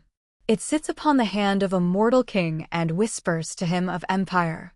I dare not touch it, for I can feel its maker's shadow even from across the room, and it is a shadow older and darker than any I have encountered in 600 years of life.'" Harry set down his fork. Flamel knew. 600 years ago, Flamel knew what the ring was. And he warned Dumbledore. Hermione pulled out another sheet of parchment. "This is from Flamel's last letter to Dumbledore, sent in 1991, just before the stone was moved to Hogwarts. Listen, my old friend, I have a final warning to impart. There exists an object that I have tracked through the centuries, a ring of gold, plain and unmarked, that carries within it the echo of a being from beyond our world. The ring was last in the possession of the Gaunt family, descendants of Slytherin. If your former student has found it, as I fear he may have, then the danger is greater than you know. The ring cannot be destroyed by any means in our world. It can only be borne, and the bearing of it is a test that no one I have observed has ever passed. Guard it well, or it will guard itself. Silence. Harry stared at the letter. Dumbledore knew, he said slowly. He found the ring in the gaunt shack, and he already knew what it was because Flamel told him. He put on the ring, not because of the resurrection stone, but because he wanted to test it. To see if Flamel was right. And it nearly killed him, Hermione said. The cursed hand, the withering, that wasn't just the Horcrux's defenses. That was the ring recognizing a bearer who wanted to use it and rejecting him because his intentions weren't pure enough. Dumbledore wanted the ring for the greater good, but the greater good is just another word for control, and the ring knows the difference, Harry finished. It tests people. Flamel's notes describe it. The ring doesn't just amplify power. It reads the bearer's deepest intentions and responds accordingly. If you want domination, it gives you the tools for domination and slowly corrupts you. If you want nothing, like the hobbits Flamel somehow knew about, it has nothing to work with and stays dormant. But if you want to protect, genuinely, selflessly, without the desire for control hidden underneath, it gives you everything. Hermione nodded. It gives you everything because protection without control is the one desire it was never designed to exploit. Its maker couldn't conceive of someone wanting to protect without wanting to own. It's a blind spot in the ring's programming, if you want to think of it that way. And you're the first bearer in its entire existence to fit into that blind spot. Harry looked down at the ring. It sat on his finger, warm, and for the first time since he'd put it on, he felt like he understood the shape of what he was carrying. Not a weapon. Not a tool. A test. An ancient, impossibly complex test, and he was passing it not through strength or cleverness, but through the simple, stubborn fact that Harry Potter had never wanted to be in charge of anything except his own life. There's one more thing, Hermione said, and her voice had gone careful in the way it did when she was about to deliver bad news. Flamel's notes mention something he calls the Maker's Return. He theorized that if the ring was sufficiently changed, if a bearer successfully rewrote its nature, the echo of the Maker might solidify, become more than a whisper, possibly even become an independent consciousness, capable of acting on its own. You're saying Sauron could wake up? I'm saying Flamel was worried about it. He wrote, "The shadow sleeps, but sleeping things dream, and dreams have power." If the ring is bent far enough from its original purpose, the shadow may wake to fight the bending, or it may wake changed, remade in the image of its new bearer. Either outcome is unprecedented and potentially catastrophic. Harry absorbed this. The ring pulsed on his finger, not warm, not cold. Neutral. Waiting. How close am I, he asked. To bending it far enough? I don't know. I don't think anyone knows. But Harry, Hermione reached across the table and gripped his hand, the one wearing the ring. Whatever happens, you won't face it alone. You know that, right? He looked at her, his best friend, the brightest witch of her age, the girl who'd walked into a war at 11 because she believed that knowledge and loyalty were more powerful than any Dark Lord. She was afraid. He could see it in the tightness around her eyes, the way her fingers pressed against the ring as if she could hold back whatever was coming through sheer force of grip. I know, he said. I've always known. She squeezed his hand once, hard, then let go and returned to her notes with the particular kind of determination that meant she was going to solve this or die trying. Harry watched her work for a moment, feeling a surge of gratitude so intense it almost hurt. Then the flue flared and Ron tumbled out, covered in soot and looking like he'd sprinted across London. Harry, we've got a problem. Rodolphus talked, gave us everything. Names, locations, financial records. Kingsley's people have been running raids all morning. That's not a problem. That's good news. The good news part is that we've identified the mole. Senior Undersecretary Folly, the one who replaced Umbridge. She's been feeding information to the network since before the battle. And the bad news? Ron's face was grim. The bad news is that Rodolphus's network was bigger than we thought. Much bigger. It's not just British Death Eaters. He had connections across Europe. France, Germany, the Nordic countries, Eastern Europe. A whole infrastructure of dark wizard sympathizers, united not by Voldemort's ideology, but by the belief that purebloods should rule and muggleborns should serve. An international network. An international movement. And with Voldemort dead and Rodolphus in custody, someone else is stepping up to lead it. Someone we've never heard of, operating out of, well, that's the really bad part. Ron met Harry's eyes. They're operating out of Durmstrang. The ring pulsed. Harry felt the vast landscape of his magical senses stretch outward, reaching northeast, toward Scandinavia, toward the cold northern fortress, where dark magic was taught openly and pureblood supremacy was woven into the curriculum like a foundation stone. Then I suppose, Harry said, we'd better find out who they are. Ron managed a tired grin. Hermione's going to need more books. Hermione always needs more books. I heard that, Hermione said from behind her pile of parchment. And yes, I do. Harry stood up, and his magic moved with him, and the ring hummed on his finger, and through the kitchen window of number 12 Grimmauld Place, the sun broke through the London overcast for the first time in days, and the light caught the gold band and scattered it across the walls in dancing fragments. The war was over. The aftermath was just beginning. And somewhere, in the depths of the ring, the shadow stirred in its sleep and dreamed of a bearer who was remaking it one act of stubborn kindness at a time, and did not know whether to be afraid or grateful. Perhaps both. Perhaps that was the point. Chapter 4. The Lord of Nothing. The letter arrived by Eagle Owl at 6:30 on a Tuesday morning, 3 days after Ron's revelation about the Durmstrang connection. The owl was enormous, nearly 3 feet tall, with feathers the color of iron and eyes like polished amber, and it landed on the kitchen table at Grimmauld Place with the kind of imperious dignity that suggested it was used to better accommodations. Harry untied the scroll from its leg. The parchment was thick, cream-colored, sealed with dark blue wax stamped with a crest he didn't recognize, a tower surrounded by stars, with what looked like a serpent coiled at its base. He broke the seal and read, Mr. Potter, my name is Victor Krum, and I write to you not as a former competitor, but as a friend and as someone who shares your concern for the safety of the wizarding world. There are things happening at Durmstrang that require your attention. I cannot commit details to parchment. The risk of interception is too great. I ask only that you come to Sofia, Bulgaria, at your earliest opportunity. I will explain everything in person. Time is short. The person I wish to tell you about is moving quickly, and what they are building will not wait for politics or diplomacy to catch up. Trust no one at Durmstrang. Trust very few at any ministry. Come alone if you can, though I understand if you cannot. Your friend, Victor Krum. Harry read the letter twice, then passed it to Hermione, who'd arrived through the flow 10 minutes earlier and was already 3 cups of tea into her morning research routine. She read it with her brow furrowed, her lips moving slightly as she processed. Victor, she said. I haven't heard from him in over a year. He wouldn't write unless it was serious. No, he wouldn't. She set the letter down carefully. Sophia. That's a long way from Durmstrang, but Krum's family is Bulgarian. He'd go home if he needed a safe base. He says come alone. He says he understands if you can't. That's different. Hermione gave him a look that dared him to argue. I'm coming. So am I, Ron said from the doorway.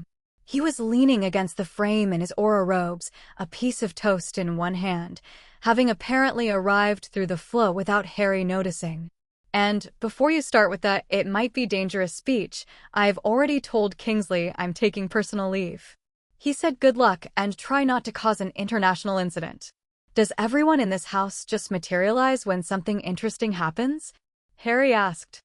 We have a group chat, Ron said. Hermione sends a Patronus the moment anything comes up. It's very efficient. I do not have a that's not, Hermione sputtered, then caught Ron's grin and threw a quill at him. They left within the hour. Harry brought them to Sofia, another intercontinental jump that the ring handled with the same casual ease as stepping across a room. The world folded, the void shimmered, and they materialized on a cobblestone street in the shadow of a massive Orthodox cathedral, its golden domes catching the morning sun. Sofia was beautiful.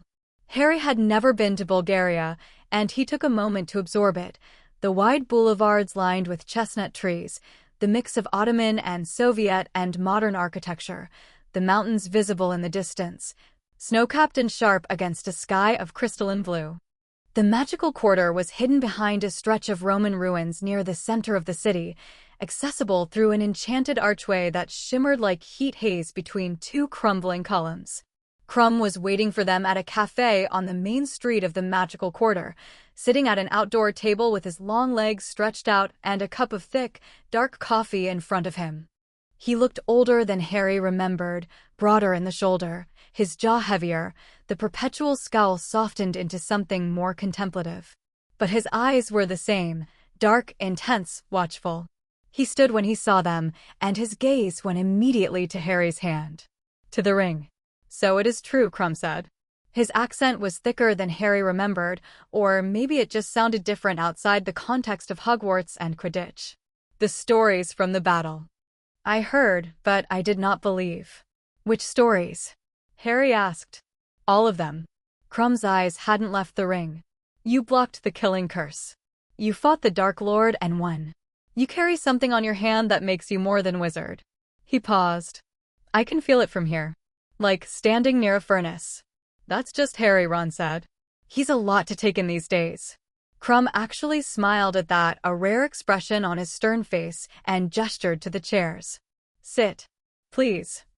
I will tell you everything, but first, Hermione. It is good to see you."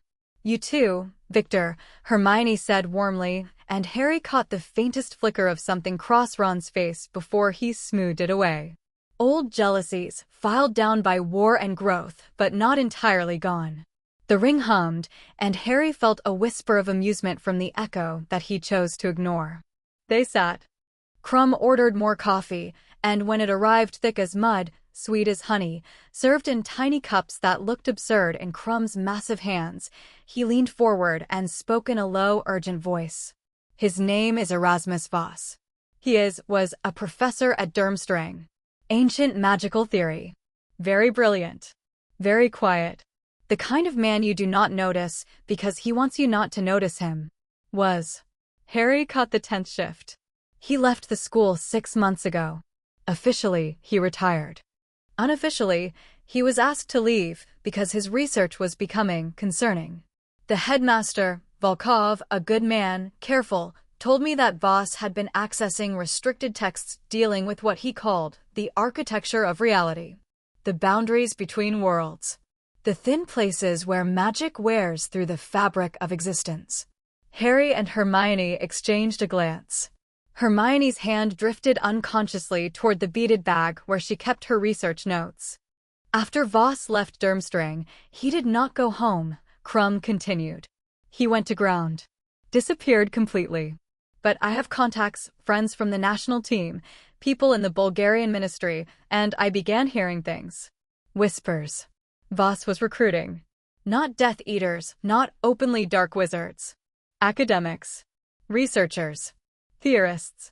The kind of people who study how magic works at its most fundamental level." "Recruiting them for what?" Ron asked. "For a project. I do not know the details, but I know the goal because Voss approached me 3 weeks ago." Crumb's jaw tightened. "He wanted me to join him. He said he was building something that would change the wizarding world forever, a way to access other realities, to open doors between worlds and bring through power that does not exist in our own. He said the proof that such power existed was already here." Crumb's eyes went to Harry's hand again. "He said the ring was the proof." The cafe suddenly felt very quiet. The ring pulsed on Harry's finger, and the echo of Sauron stirred, not whispering, just listening, with an attention that felt sharper than usual. "He knows about the ring," Harry said. "He knows everything about it. More, I think, than anyone alive. He has been studying it for decades, not the ring itself, but the concept. Objects that cross between realities. He calls them bridges. He believes that every world that exists has magic, and that the boundaries between worlds are maintained by the balance of magic within each one. And he believes that balance can be disrupted." "Disrupted how?" Hermione's voice had gone sharp. "By opening a permanent gateway. A door that does not close. He wants to tear through the boundary between our world and the ring's world of origin and create a stable passage." He says it would allow magic to flow freely between realities, exponentially increasing the magical power available to anyone in either world. Silence. Harry felt the implications settle over the table like a cold fog. That would be catastrophic, Hermione said. Her voice was barely above a whisper. The magical ecosystems of both worlds would be destabilized. You can't just merge two realities worth of magic without consequence. The interference patterns alone would, yes, Krum said simply. I know. I told him this. He did not care. He said the power gained would outweigh any disruption, and that those strong enough to wield it would reshape both worlds. Reshape, Harry repeated. That's a polite word for conquer. Voss does not see it that way. He is not like your Dark Lord. He does not want to rule. He wants to understand. He is a scholar, a researcher, a man who has spent his life studying the deepest questions of magical theory. His motivation is knowledge, the desire to see what is on the other side of the wall. And he doesn't care what comes through when he opens the door, Ron said grimly. No, he does not. Krum drained his coffee. There is more. Voss has been in contact with the Death Eater network your ministry has been dismantling. Not for ideology, he has no interest in pureblood supremacy. But they have resources. Money, safe houses, connections across Europe. Voss is using them. And they're using him, Harry said. An academic who can promise unlimited power? That's exactly what a leaderless Death Eater network would rally behind. This is what I believe, yes. Voss thinks he is using them as tools. They think they are using him as a figurehead. Both are dangerous. Harry leaned back in his chair and looked up at the Bulgarian sky. Blue and clear and utterly indifferent to the fact that somewhere a brilliant madman was trying to rip a hole between worlds. Where is he? Harry asked. I do not know exactly. His last communication with me came from somewhere in the Carpathian Mountains, Romania, I think. He has a base there. A research facility, hidden in the mountains, protected by wards that my contacts have not been able to penetrate. I can penetrate them. I know you can.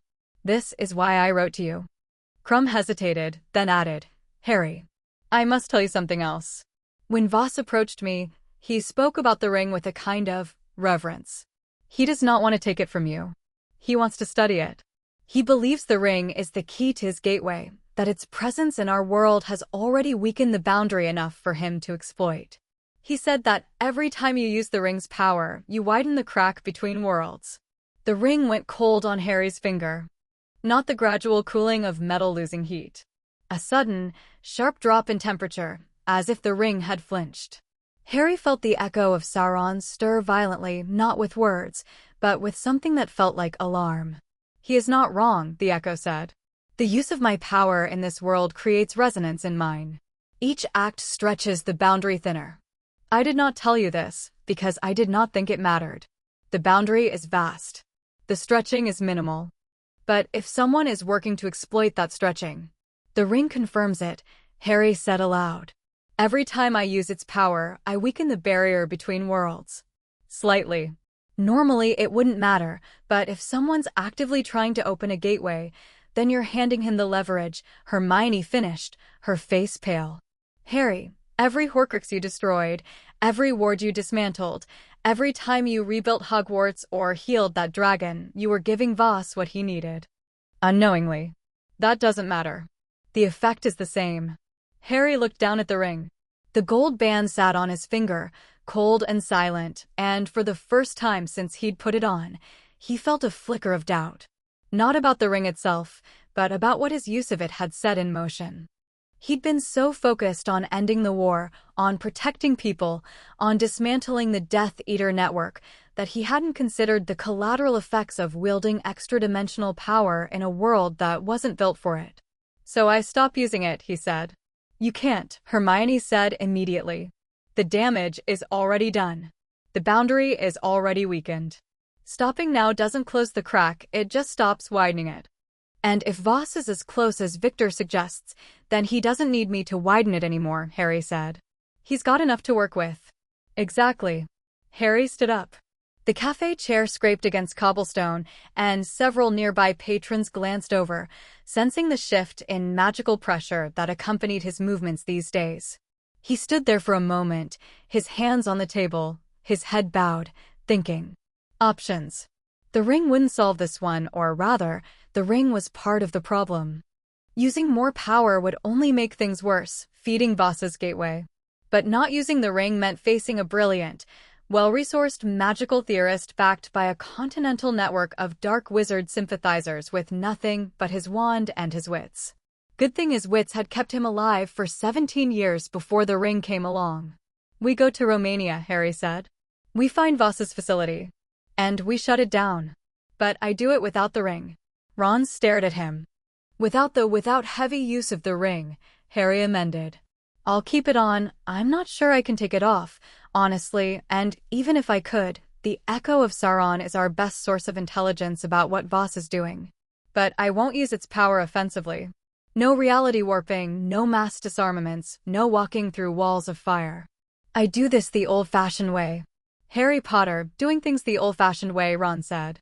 Now that's terrifying. Victor. Harry turned to Krum. Will you come? Krum's expression didn't change, but something shifted behind his eyes, a deepening of resolve. I would not have written to you if I was not prepared to fight. Then wherefore? Good. Harry looked at each of them in turn. Ron, steady and grim. Hermione, already calculating. Krum, solid as a mountain. Hermione, I need everything you can give me about dimensional theory. How gateways work, how they can be disrupted, what happens if one opens. Krum, I need the location narrowed down. Your contacts, anyone who might have seen unusual magical activity in the Carpathians. Ron, intelligence on the Death Eater connections, Ron said. Already on it. Kingsley's people have been tracking financial flows out of Britain, and a lot of the money is moving east. Then let's move. They left the cafe and walked through the magical quarter of Sofia, for figures cutting through the morning crowd, and Harry felt the strangest sense of nostalgia.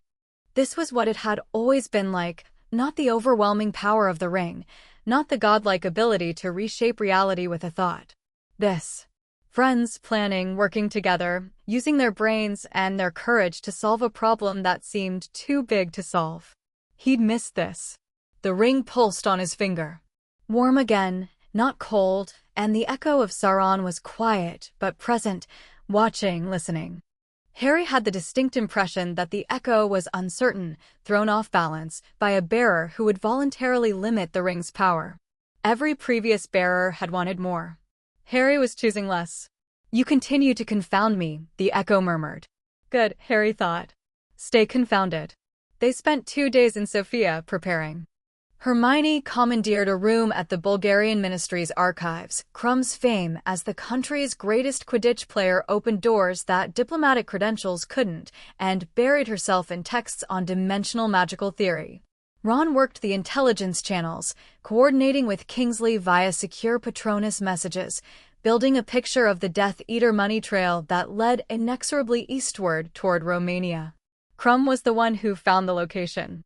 He came into their rented rooms above a magical bookshop on the second evening, his heavy coat dusted with snow from a trip to the mountains, and spread a hand-drawn map on the table.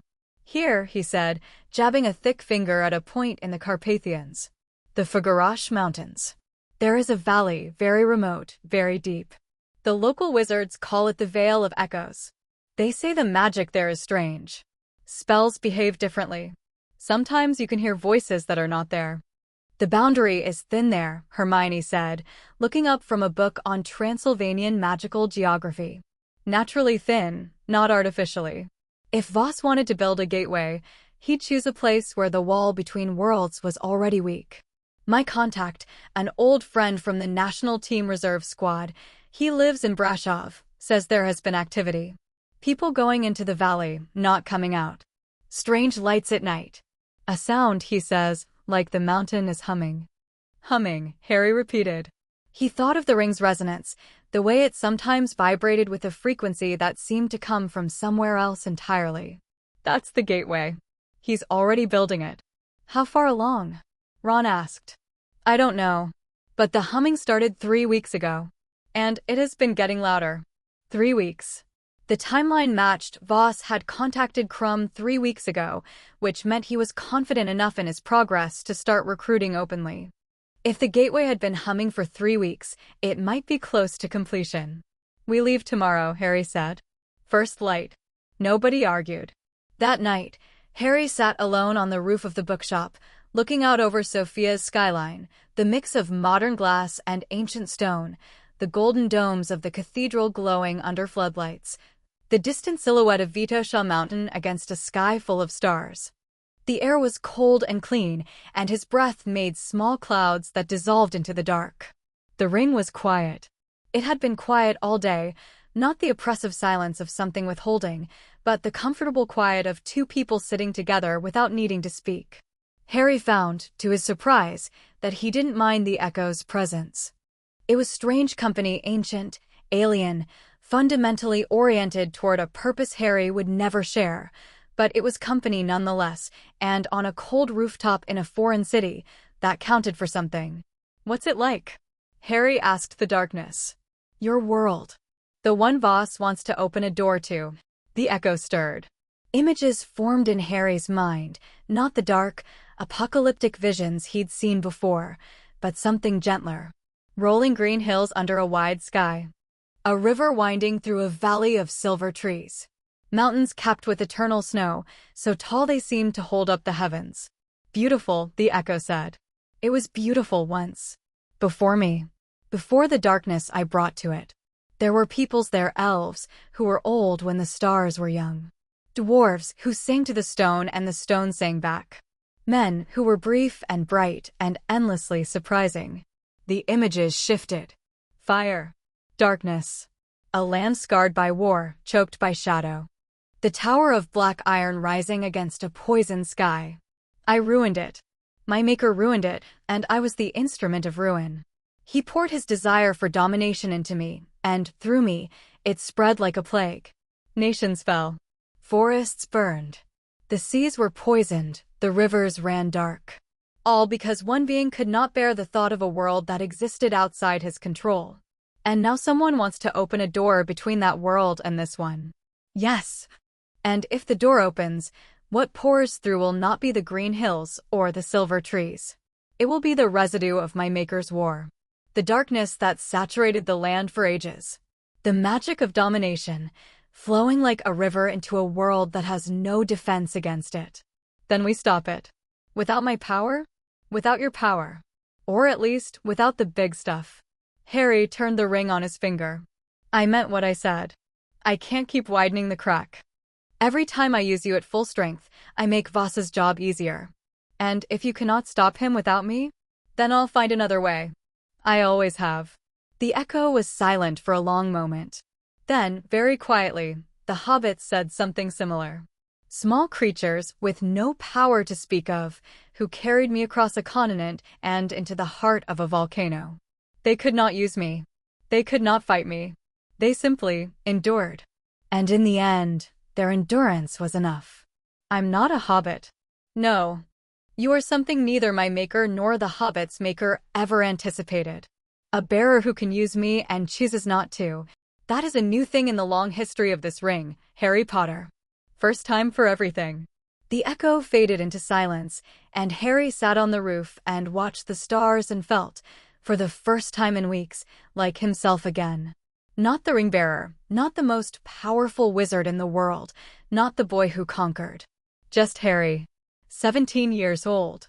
Cold, tired, sitting on a rooftop. Scared and brave in equal measure, which was the only way to be. They flew into the Carpathians at dawn.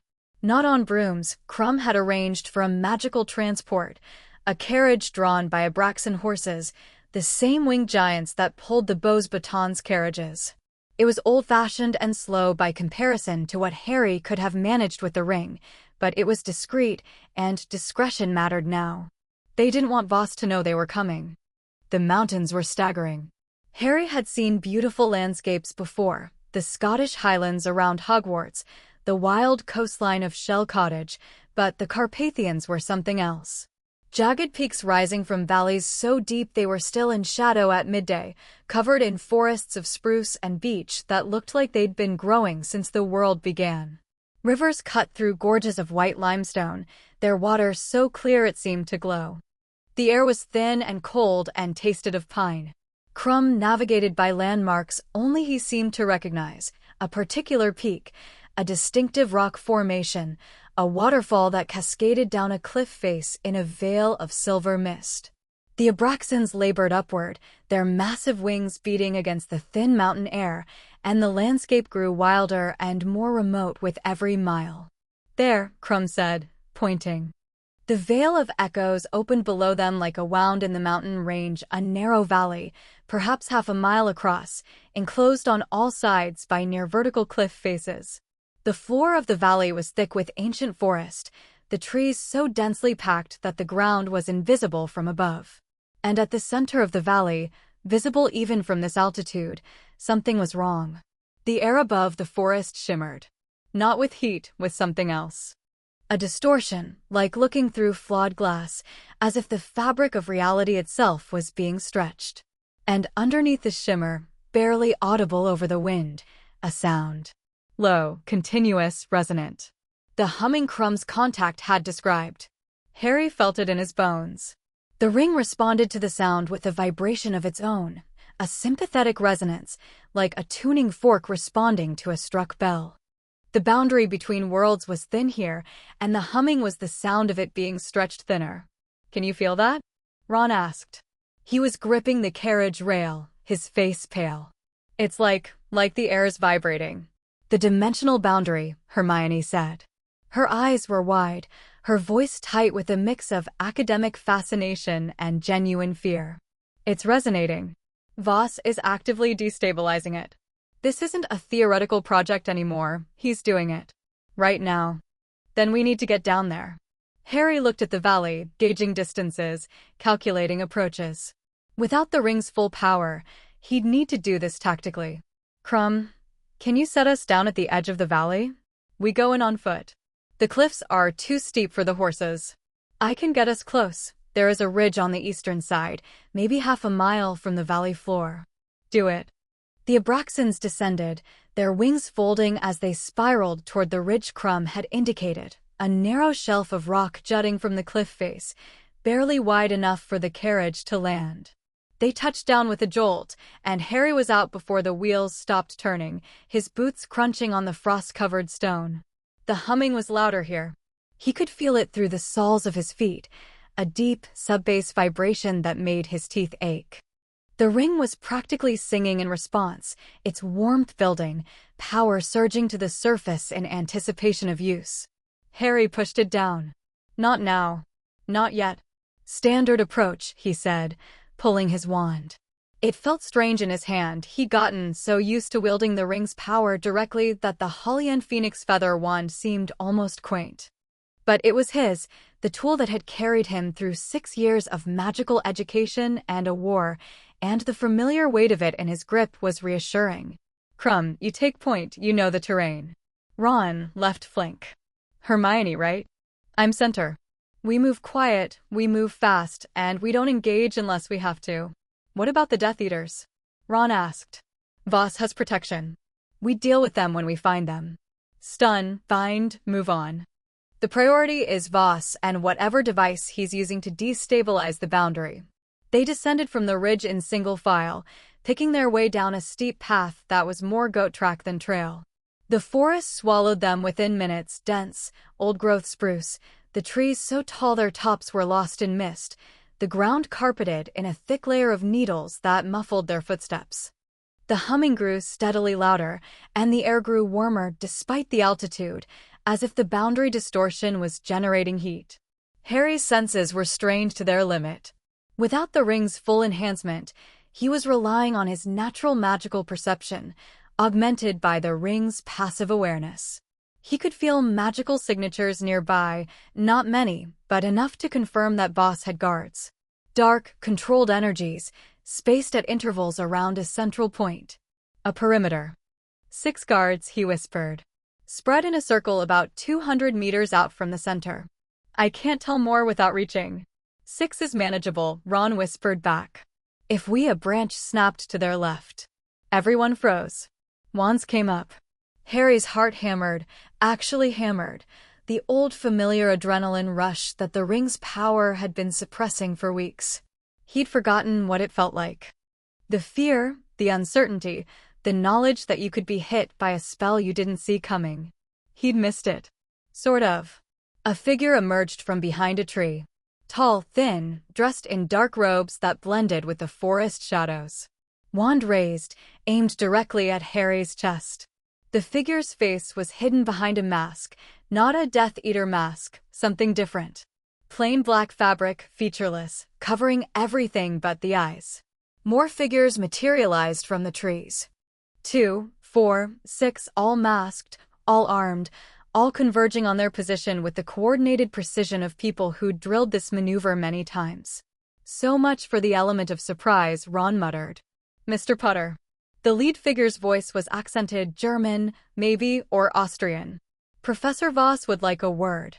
If you and your companions would be so kind as to follow us. And if we decline? Then the wards that Professor Voss activated the moment you entered the valley will collapse the path behind you, and the wards ahead of you will trigger a cascade of defensive enchantments that I assure you are quite lethal. You are surrounded, Mr. Potter. Professor Voss anticipated your arrival. Harry looked at the masked figures. 6 of them, wands up, positioned to cover every angle. Professional. Disciplined. Not the rabble he'd expect from a Death Eater recruitment drive, these were trained operatives. He could have ended it in a heartbeat. One pulse of the ring's power, and every wand in the forest would be in his hand, every guard stunned, every ward dismantled. The temptation was enormous, not the ring's whispered urging, just his own practical instinct screaming at him to use the tool he had. He didn't. Fine, Harry said. Take us to Voss. Hermione shot him a look that was half alarmed and half trusting. Ron's jaw tightened, but he lowered his wand. Krum said nothing, but his dark eyes tracked every guard with the focused intensity of someone cataloging threats for future reference. They were escorted through the forest in a loose formation, 2 guards ahead, 2 behind, 2 on the flanks. The humming grew louder with every step, the air warmer, the distortion more visible. Harry could see it now even without magical senses, a shimmer in the air between the trees, like heat haze on a summer road, except it was winter and the temperature shouldn't have been above freezing at this altitude. The trees thinned. The forest opened into a clearing, and Harry saw Voss's operation for the first time. It was smaller than he'd expected. A cluster of tents and temporary structures arranged around a central platform of hewn stone, maybe 50 feet across, inscribed with runes and geometric patterns that glowed with a faint, pulsing blue light. The humming was coming from the platform, a deep, resonant vibration that seemed to emanate from the stone itself, or rather from something beneath the stone, something that the platform had been built to amplify and focus. Above the platform, the air was torn. There was no other word for it. A rift, perhaps 10 feet across, hovering 8 feet above the stone surface, hung in the air like a wound in reality.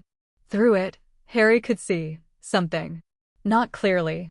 The rift was unstable, its edges flickering and shifting, and the view through it was distorted, like looking through water. But he could make out shapes. Mountains. A dark sky. Distant fire. The ring screamed on his finger. Not a whisper. Not a murmur. A full-throated scream of recognition, and Harry staggered as the echo of Sauron surged to full consciousness with a force that nearly knocked him off his feet. Images flooded his mind, the dark land, the burning mountain, the tower of iron, and underneath them, a single, overwhelming impression: home. Harry! Hermione grabbed his arm. What? It's real, Harry gasped, fighting to contain the echo's surge. The rift, it's actually open. I can see Mordor through it. The ring can feel its world of origin. Closer, the echo roared. We must get closer. The fire, I can feel the fire that made me know, Harry said, and he said it with every ounce of will he possessed, and the echo slammed against the walls of his mind like a battering ram, and Harry held, his teeth gritted, his hands shaking, his magic wrapped tight around his own consciousness like armor. The echo recoiled, subsided, retreated to its usual background murmur, though Harry could feel it vibrating with a barely contained intensity that was new and frightening. Harry. Hermione's grip on his arm was painful. Talk to me. The ring recognized the rift. It can feel its home world through the opening. The echo of Sauron just tried to take control. It wants to get closer to the gateway. He met her eyes. It's the strongest it's ever been. The proximity to the rift is feeding it. Then we need to close it quickly. Agreed. A man was walking toward them from the cluster of tents. He was unremarkable in almost every way. Medium height, medium build, brown hair going gray at the temples, a face that you'd forget the moment you looked away. He wore simple robes of dark gray, unadorned, practical. His wand was holstered at his hip, not in his hand. He moved with the unhurried confidence of a man on his own ground. "Mr. Potter," Erasmus Voss said. His voice was soft, cultured, with the precise diction of an academic who chose his words the way a surgeon chose instruments. "Welcome to the Vale of Echoes. I've been expecting you. So I gathered. Please, there's no need for hostility. I invited Victor to contact you precisely so this meeting would happen. I want you to understand what I'm doing before you decide whether to stop it." "I've already decided." Voss smiled. It was a gentle, patient smile, the kind a teacher gives a bright student who's jumped to the wrong conclusion. "Then humor me. 5 minutes. If you still want to shut me down after I've explained, I won't resist." "You won't resist," Harry repeated. "I am a scholar, Mr. Potter. Not a soldier. I have no interest in fighting you, ring or no ring. And I suspect that even without the ring's full power, which I notice you're suppressing, very wisely, you're more than capable of dismantling everything here. My guards are a precaution against the Death Eaters who fund my work, not against you." That surprised Harry. He studied Voss's face, looking for deception, and found nothing. No malice, no hidden agenda, no dark intent. Just calm, focused intelligence and the slightly abstracted air of someone who spent more time thinking about theoretical problems than about the people around him. 5 minutes, Harry said. Voss led them to the platform's edge. Up close, the rift was even more disturbing. The edges crackled with energy that was neither magical nor physical, but something between, and the view through it shifted constantly, showing different landscapes, dark mountains, burning plains, a river of molten rock, a forest of twisted black trees. "I've spent my life studying the boundaries between realities," Voss said, gazing up at the rift with an expression of unabashed wonder. "Not out of any desire for power, I assure you. Power holds no interest for me. I study them because they exist, and because understanding them is the most profound question in magical theory. Why are there walls between worlds? What maintains them? And what happens when they come down?" "What happens is catastrophe," Hermione said. "Uncontrolled magical transference between two reality systems would destabilize both. The interference patterns alone would be devastating. Yes, if the gateway were uncontrolled." Voss turned to her, and his eyes lit up with the particular joy of meeting someone who spoke his language. "But this gateway is not uncontrolled. The runic platform stabilizes the aperture, regulating the flow of energy between worlds. It's not a broken dam, it's a canal. A controlled channel through which magic flows at a regulated rate." "Regulated by whom?" Harry asked. "By the platform's enchantments. And, ideally, by the ring." Voss looked at Harry's hand. "The ring is the most sophisticated magical artifact in existence, in any existence. It was designed to channel and direct vast quantities of magical energy. If it were integrated into the platform's control matrix, it would serve as the perfect regulator, ensuring that the flow between worlds remains stable and manageable. You want me to plug the ring into your machine? I want you to consider the possibilities. 2 worlds worth of magical knowledge freely exchanged. Diseases that are incurable in one reality might be treatable with magic from another. Species that have gone extinct here might still exist there. The accumulated wisdom of civilizations that developed along entirely different magical principles, shared for the benefit of both." His voice was earnest, passionate, the voice of a man who genuinely believed he was on the verge of something magnificent. And Harry could see the appeal, could see how someone who'd spent their life studying the spaces between worlds would view this as the culmination of everything they'd worked for. What about the darkness? Harry asked quietly. Voss blinked. I'm sorry. The ring's world isn't a library. It's a world that was ravaged by a dark lord who poured his will into the artifact on my finger. The magic on the other side of that rift isn't neutral. It's saturated with centuries of domination and war and suffering. You want to open a canal? You'll be channeling the magical equivalent of toxic waste into our reality. Voss's expression shifted. For the first time, uncertainty flickered behind his eyes. The platform's enchantments will filter, will they? Harry stepped closer. Have you tested that? Have you actually measured what's coming through the rift and analyzed its composition? Or have you been so focused on the possibility of opening the door that you never stopped to ask what's on the other side of it? The silence that followed told Harry everything he needed to know. Voss hadn't tested it. He'd been so consumed by the theoretical triumph of breaching the dimensional boundary that the practical question, what comes through, had been secondary at best. Professor Voss, Hermione said, and her voice carried the weight of someone who'd spent weeks studying exactly this question. I've read the Flamel archives. I've read the 14th century source texts on dimensional transference. Every scholar who's studied the subject has reached the same conclusion. The boundaries between worlds exist for a reason. They're not arbitrary, they're structural. They prevent the magical ecosystems of different realities from contaminating each other. What you've built here isn't a canal. It's a puncture wound. And the longer it stays open, the worse the infection will be. Voss stared at her. Then he looked at the rift, at the shifting, crackling aperture above the platform, and for the first time, Harry saw doubt. Voss began.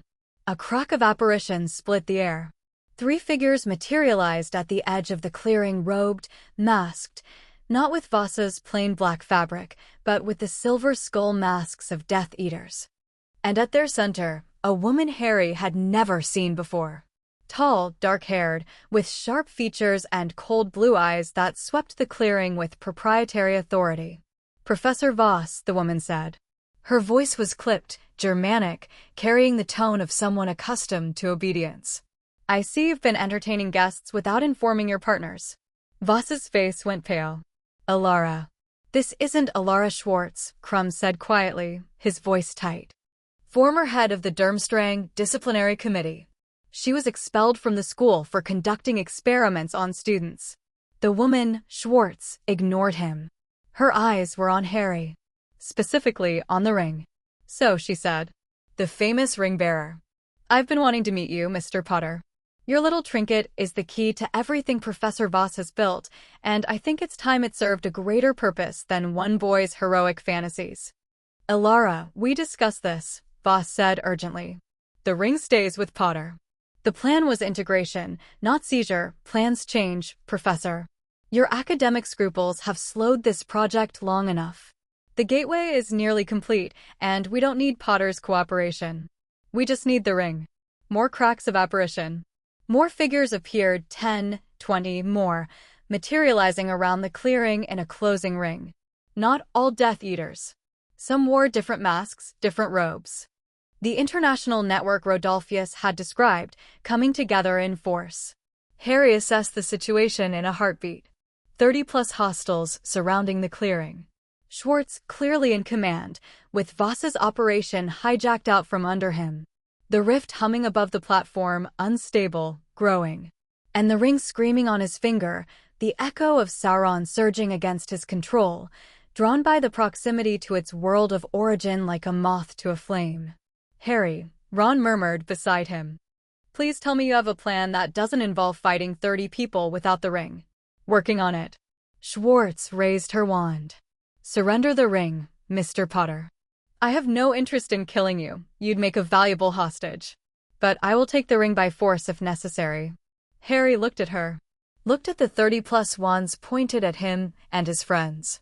Looked at the rift, crackling and humming, the doorway between worlds that was widening by the minute.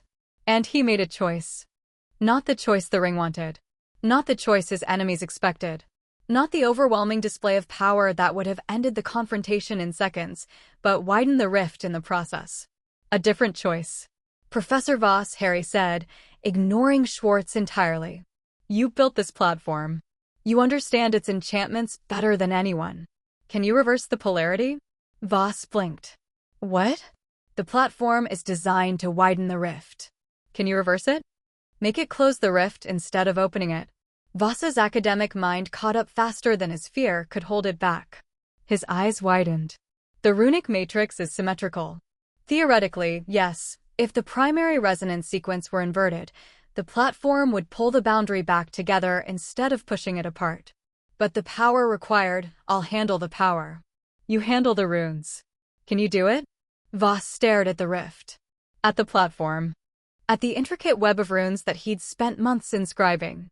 Harry could see the calculation happening, the scholar's mind weighing theory against practice, risk against possibility. Yes, Voss said. I can do it. But I'll need 5 minutes, and Schwartz won't. I'll handle Schwartz. Without the ring's full power? Harry grinned. It was not a comforting expression. Professor, I killed a basilisk with a sword when I was 12. I drove off 100 Dementors with a Patronus when I was 13. I fought a dragon when I was 14. I dueled Voldemort and survived when I was 14 and again when I was 15 and 16 and 17. The ring is 3 weeks old. I've been doing impossible things my entire life. He turned to his friends. Ron, Hermione, Krum, by Voss 5 minutes. Keep Schwartz's people off the platform. And you? Hermione asked. I'm going to have a conversation with the rift. Harry didn't wait for a response. He moved, not with the ring's supernatural speed, but with the reflexes of a seeker who'd spent 6 years dodging bludgers and catching snitches in impossible conditions. He sprinted for the platform, wand in hand, and the clearing erupted behind him. Schwartz shouted an order. Spells flew. Ron's shield charm bloomed in the air like a golden flower, catching 3 curses simultaneously. Hermione's wand was a blur, casting and countering with the precision of someone who'd memorized every defensive spell in existence. Krum fought like a storm, raw, powerful, his spells hitting like hammers, driving Schwartz's people back by sheer force. Harry vaulted onto the platform. The runes pulsed under his feet, blue light searing through his boots, and the rift loomed above him, 10 feet of torn reality, crackling and humming, the view through it shifting between landscapes of darkness and fire. The ring was shrieking. The echo of Sauron was battering against his control with everything it had, the proximity to the rift amplifying the echo's presence tenfold, the ancient consciousness desperate to reach through the tear and touch its world of origin. Let me through, the echo roared. The fire, the mountain, I can feel it, let me go home, no, Harry said through gritted teeth, and he planted his feet on the glowing runes and looked up at the rift and held. Not with magic. With will. Pure, raw, stubborn human will, the same will that had kept him going through 7 years of impossible odds, the same will that had walked him into the forbidden forest to die, the same will that made him Harry Potter and not just another wizard with a famous scar. The echo surged. Harry held. The echo surged again, harder, and Harry felt his control slip, felt the ring's power flare, felt reality shimmer around him, and he thought about Ethan. The boy on the cliff. Small fingers reaching for a hand in the dark. He thought about Fred, lying still on the floor of the great hall. He thought about his mother, standing between her son and death, choosing love over survival. He thought about Ron and Hermione, fighting behind him right now, trusting him to do what needed to be done. And the echo broke against his will like a wave against a cliff, and the ring went silent, and Harry Potter stood on the platform beneath the rift between worlds and was, for one shining moment, nothing more and nothing less than himself. Now, Voss, he shouted. The professor was at the edge of the platform, his wand tracing rapid modifications to the runic matrix, his face a mask of terrified concentration. Blue light shifted to red as the runes reversed polarity, and the humming changed pitch from a low drone to a high, keening wail, the sound of a wound being closed. The rift shuddered. Its edges flickered, contracted, and the view through it, the dark mountains, the burning plains of Mordor, wavered like a reflection in troubled water. "It's working," Voss shouted. "But it needs power. I need a massive surge of magical energy to force the closure." Harry raised his wand. Not the ring. His wand. Holly, 11 inches, Phoenix Feather Core. The wand that had chosen him in Ollivander's shop when he was 11 years old, the brother wand to Voldemort's, the tool that had been his constant companion through every trial and triumph of his magical life. He poured everything he had into it. Not the ring's power, his power. The magic that was his by birth and blood, the magic that had survived the killing curse, that had conjured a Patronus strong enough to drive off 100 Dementors, that had dueled the darkest wizard in history and won. It was a fraction of what the ring could provide, but it was his, every drop of it, untainted by extra-dimensional influence, pure as the love that had protected him in his cradle. The wand blazed. White light erupted from its tip, not gold, not the ring's color, but pure, blazing, solar white, and it struck the rift like a lance. The rift screamed. The dimensional boundary fought to close, the two edges of torn reality straining toward each other, like the lips of a wound being stitched shut.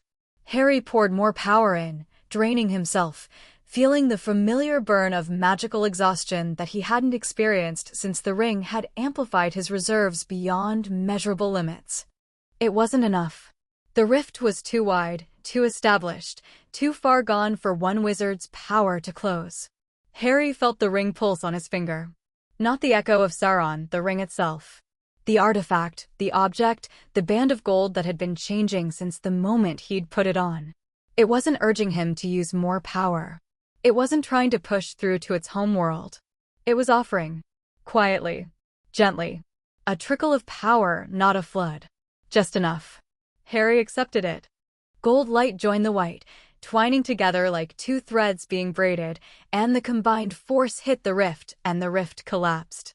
The edges slammed together with a thunderclap that shook the mountain, a shockwave of displaced energy blasting outward, flattening tents and sending combatants, Schwartz's people and Harry's friends alike, tumbling across the clearing. The humming stopped. The rift was gone. The air above the platform was empty, clear, undistorted. The runes faded from red to dark, and the stone was just stone, and the veil of echoes was quiet.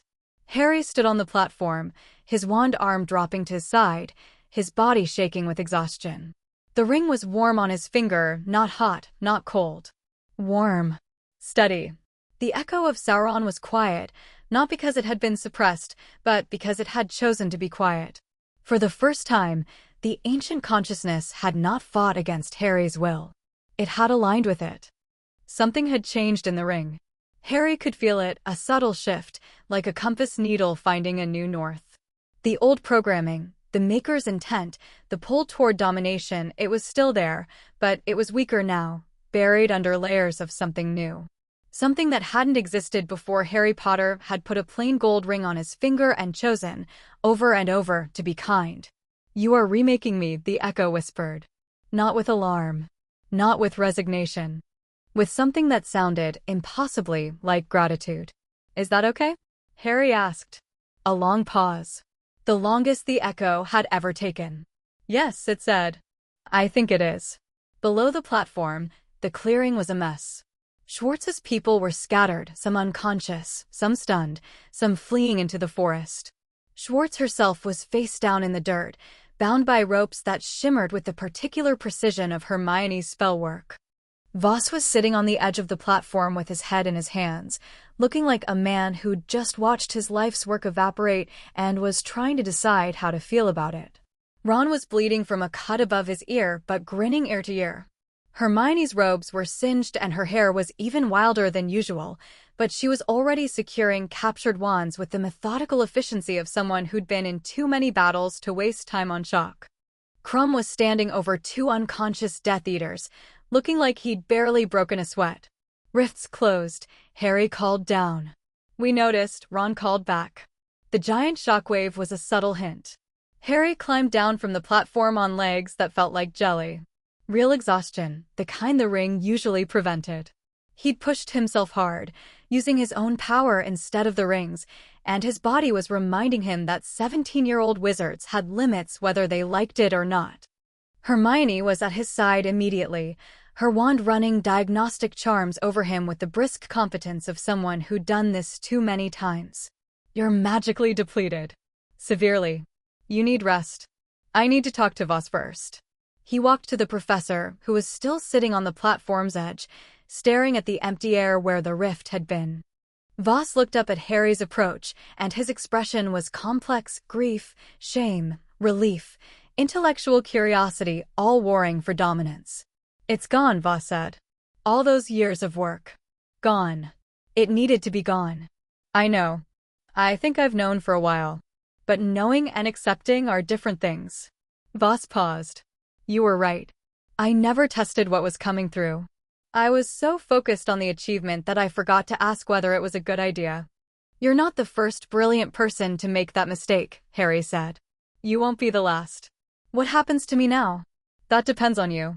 You have knowledge that no one else in the world has about dimensional boundaries, about the spaces between realities, about how to study them safely.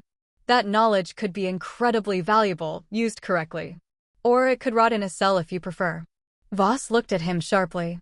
You're offering me a chance to continue my research? I'm offering you a chance to do it right. Under oversight, with proper safeguards, for the benefit of both worlds. Hermione's going to need help understanding the ring's origins, and you know more about dimensional theory than anyone alive. Voss stared at him. You just destroyed my life's work, and you're offering me a job? I'm offering you a purpose. There's a difference. A long silence. Then Voss let out a breath that seemed to come from somewhere very deep inside him, and nodded once.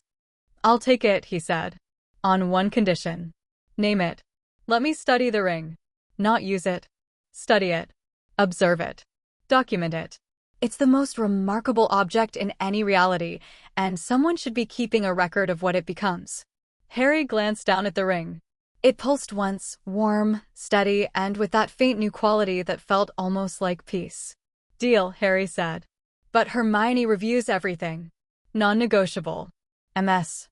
Granger reviews everything, Voss agreed, and something that might have been a smile crossed his tired face. I suspect she'll be a formidable editor.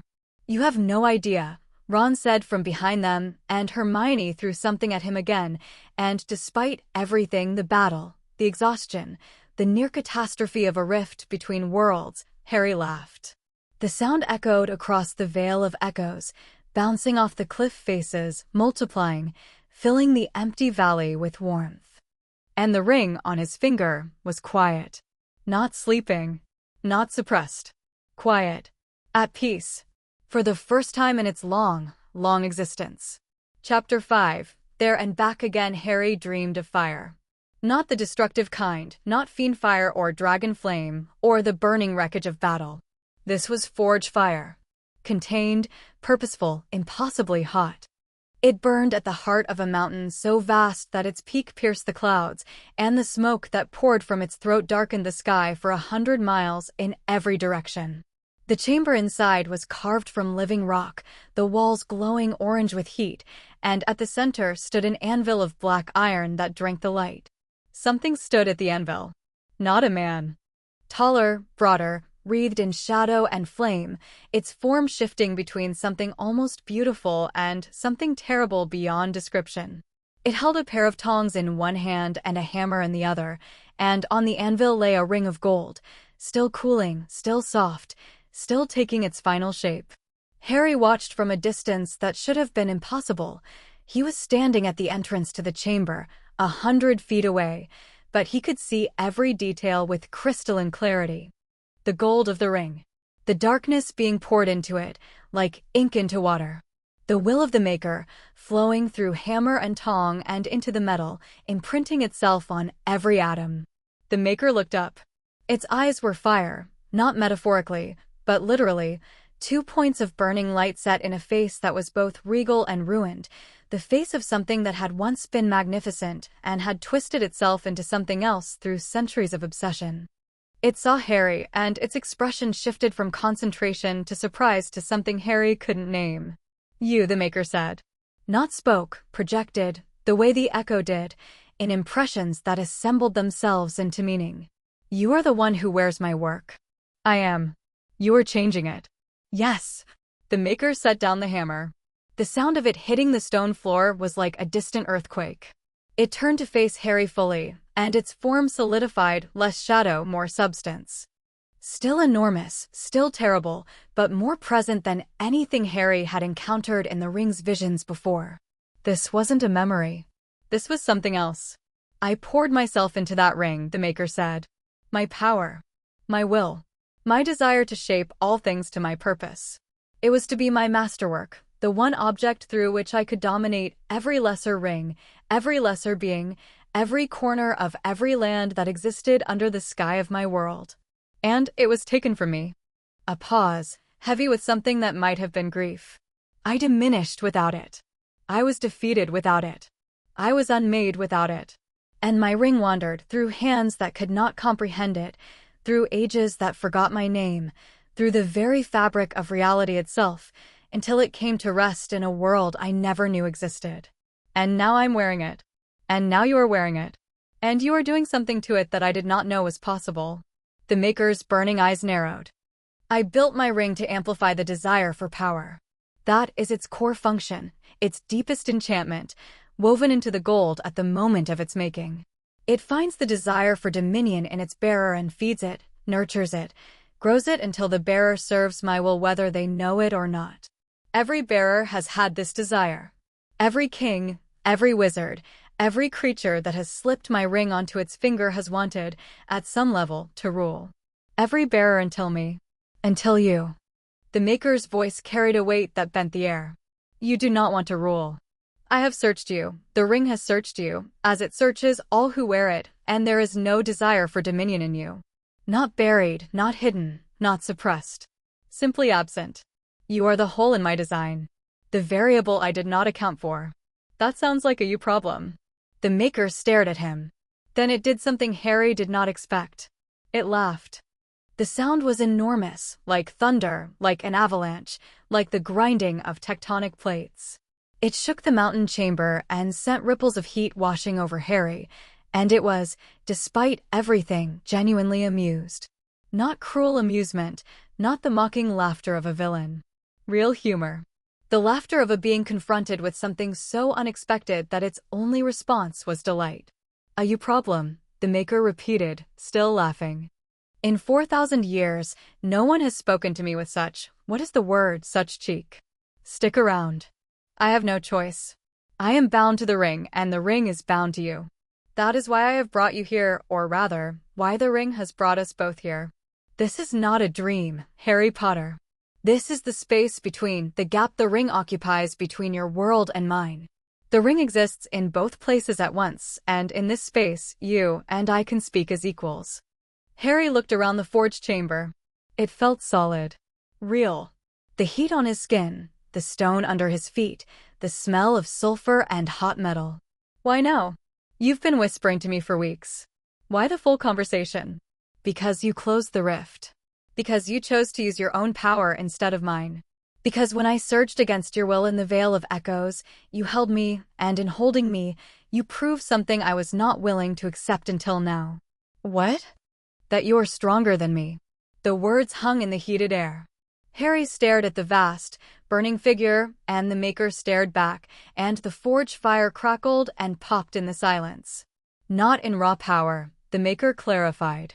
In raw power, I am your superior by an order of magnitude that your mind cannot comprehend.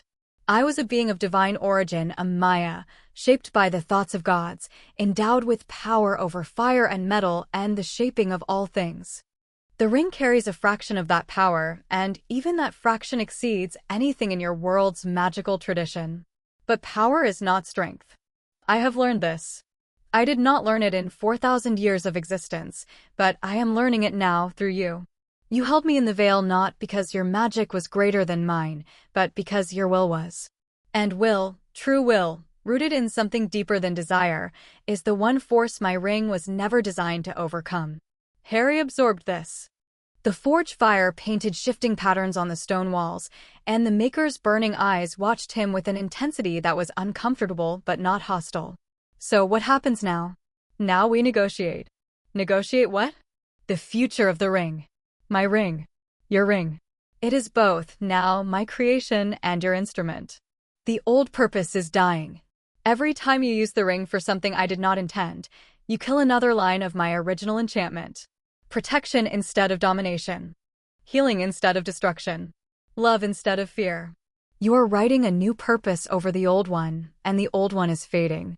The maker paused, and its form flickered, shadow and flame shifting, the beautiful face emerging for a moment before the terrible one reasserted itself.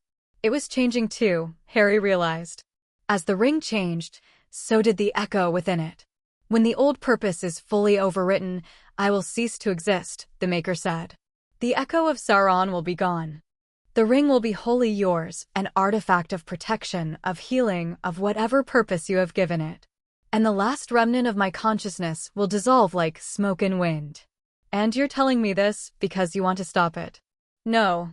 The word was quiet. I am telling you because I want you to understand what you are choosing. I was a monster. I brought ruin to a world that did not deserve it. I enslaved nations, burned forests, poisoned seas, twisted living creatures into mockeries of themselves. The things I did in pursuit of order, of control, of perfection, are beyond counting and beyond forgiveness. If my echo dies, the universe loses nothing of value. Another pause. The fire dimmed slightly. But I am also the only record of my world that exists in yours.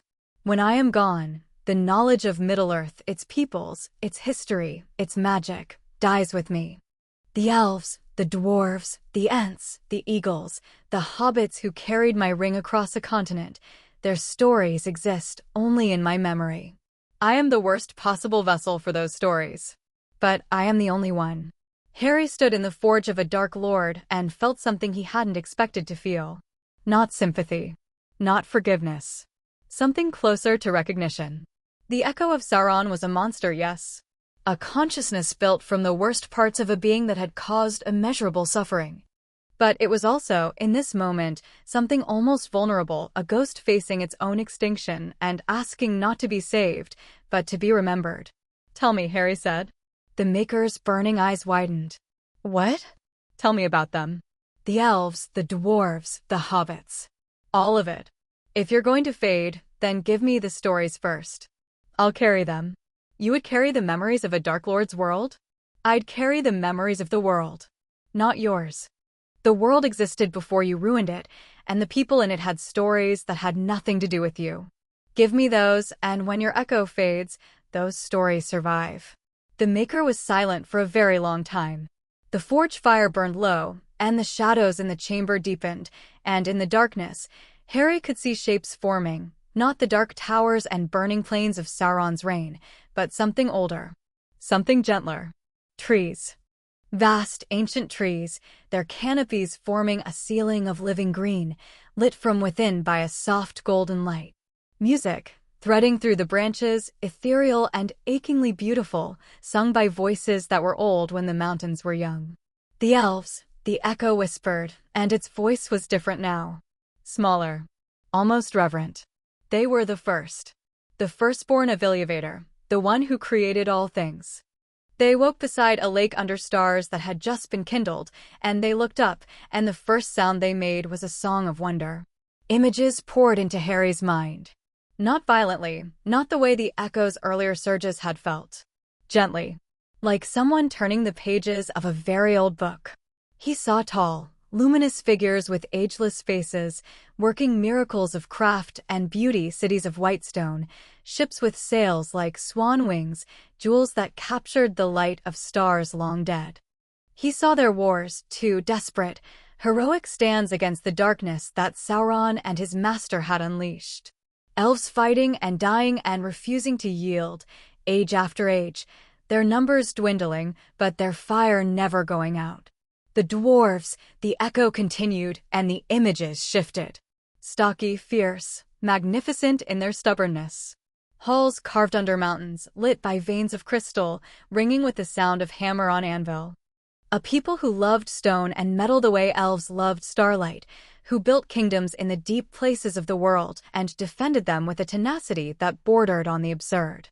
Harry saw Moria in its glory, not the tomb it had become, but the living city, vast and beautiful and thundering with industry, the greatest work of dwarven craft in the history of Middle-earth. The hobbits. The echo's voice went softer still, and the images that formed were the simplest and most vivid of all. A green land. Rolling hills. Round doors set into grassy mounds, with gardens and cooking smoke and the sound of laughter.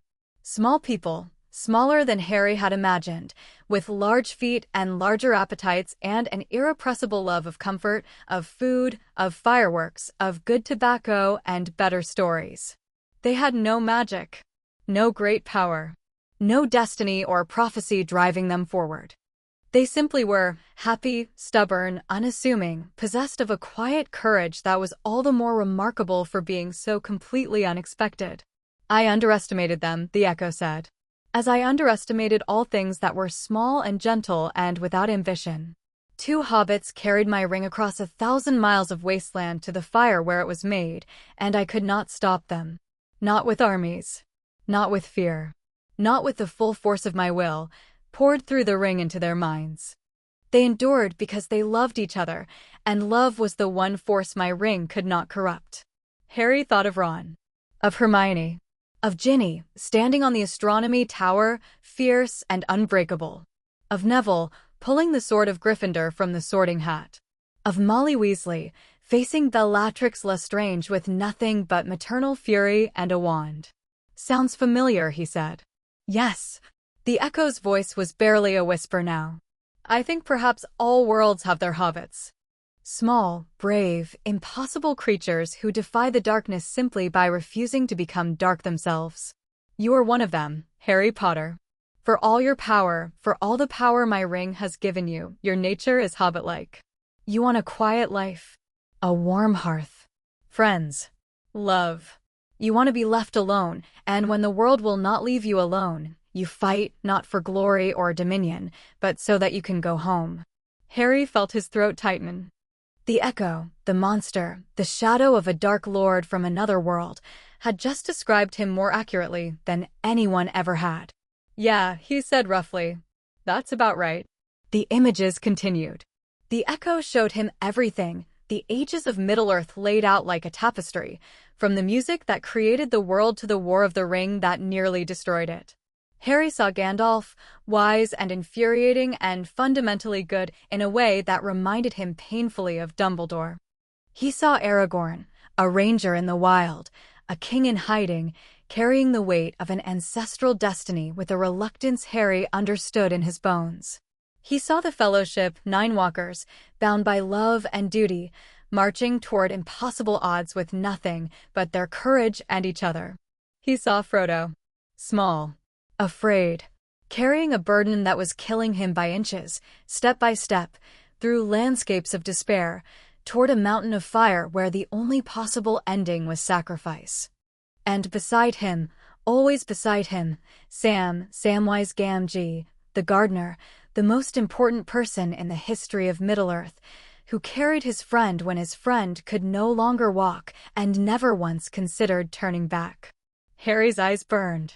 He wasn't crying, he didn't think he could cry in this space between worlds, but the pressure behind his eyes was enormous, the recognition so acute it was almost painful.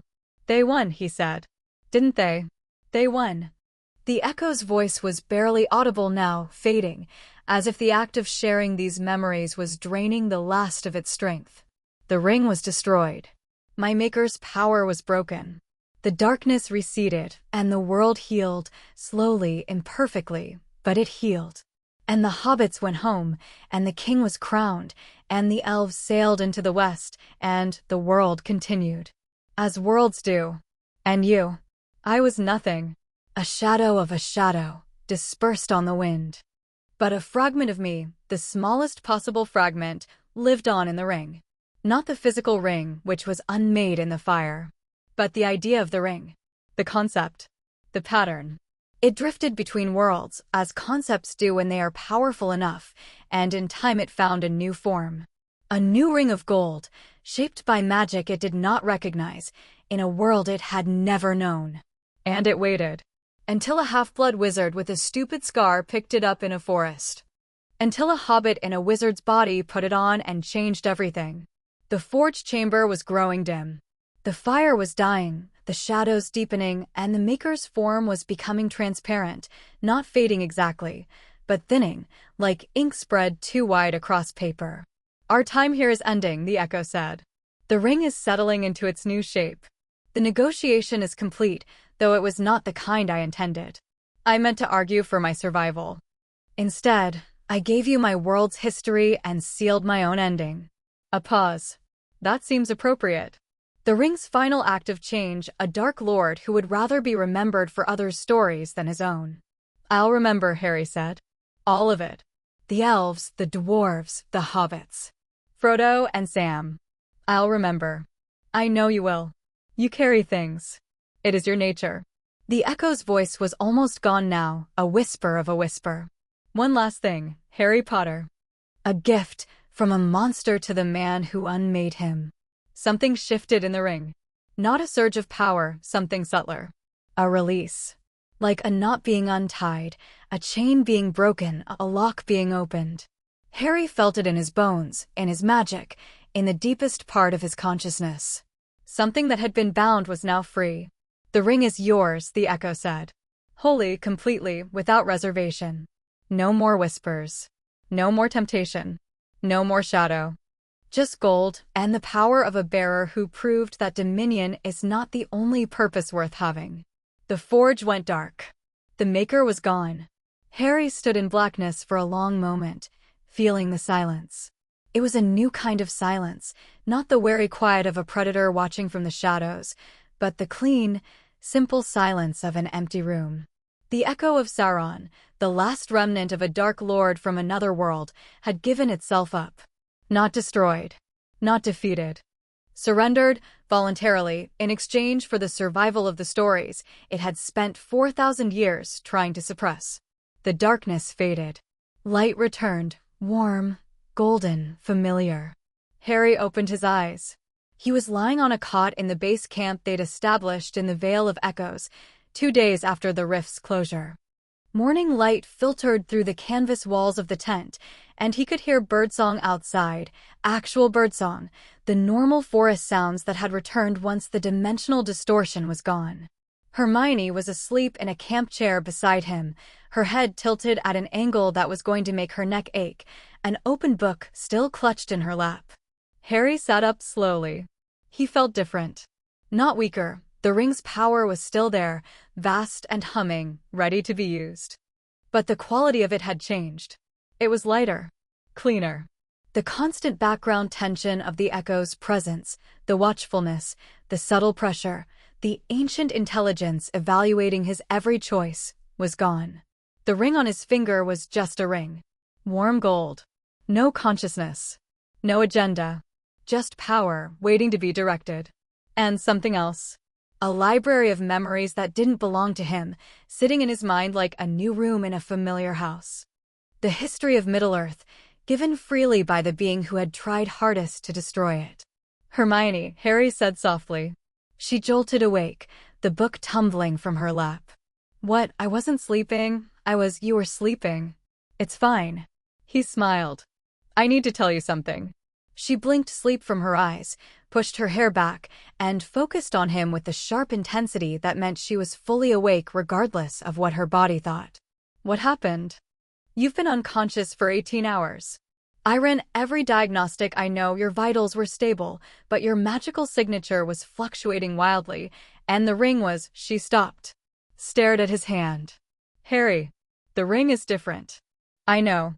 The resonance pattern has changed completely. Before, there was always a secondary frequency, the echo, the maker's presence. It's gone. The ring is producing a single, unified frequency, and it's yours. Your magical signature, amplified, but without the undertone. The echo is gone, Hermione. Sauron's gone. He gave himself up. She stared at him. He what? Harry told her everything. The forge, the conversation, The exchange, memories for dissolution, stories for silence. He told her about the elves and the dwarves and the hobbits. About Frodo and Sam. About a dark lord who chose, in the end, to be remembered for someone else's courage rather than his own cruelty. By the time he finished, Hermione was crying. Not dramatically, quiet tears rolling down her cheeks, which she wiped away impatiently, as if they were an inconvenience. "That's the most remarkable thing I've ever heard," she said. "And I've heard some remarkable things. It's more than that. It's a responsibility. I'm carrying an entire world's history in my head, and I need to get it out, write it down, preserve it, make sure it survives. The Echo trusted me with it. I'm not going to let it disappear. We'll document everything," Hermione said immediately, her mind already shifting into organizational mode. "Pensive memories first, we can extract the visions and store them. Then a written record, cross-referenced with what we know about dimensional theory. Voss can help with the theoretical framework. This is Harry. This is the most significant magical discovery in history. An entire parallel reality, documented through the memories of its most powerful inhabitant. Its most infamous inhabitant. The stories are real, but they're filtered through Sauron's perspective. They'll need context, interpretation, which is why we write them down and let scholars study them for generations." Hermione's eyes were bright, her tears forgotten. The world deserves to know about Middle-earth. Agreed. But later. Right now I need food, a shower, and to find out what's been happening while I was unconscious for 18 hours. He found Ron outside the tent, sitting on a log with a cup of something steaming, looking out over the valley. The morning was beautiful, clear sky, sharp mountain air, the forest green and vivid now that the dimensional distortion was gone. Birds circled overhead. A stream chattered somewhere nearby.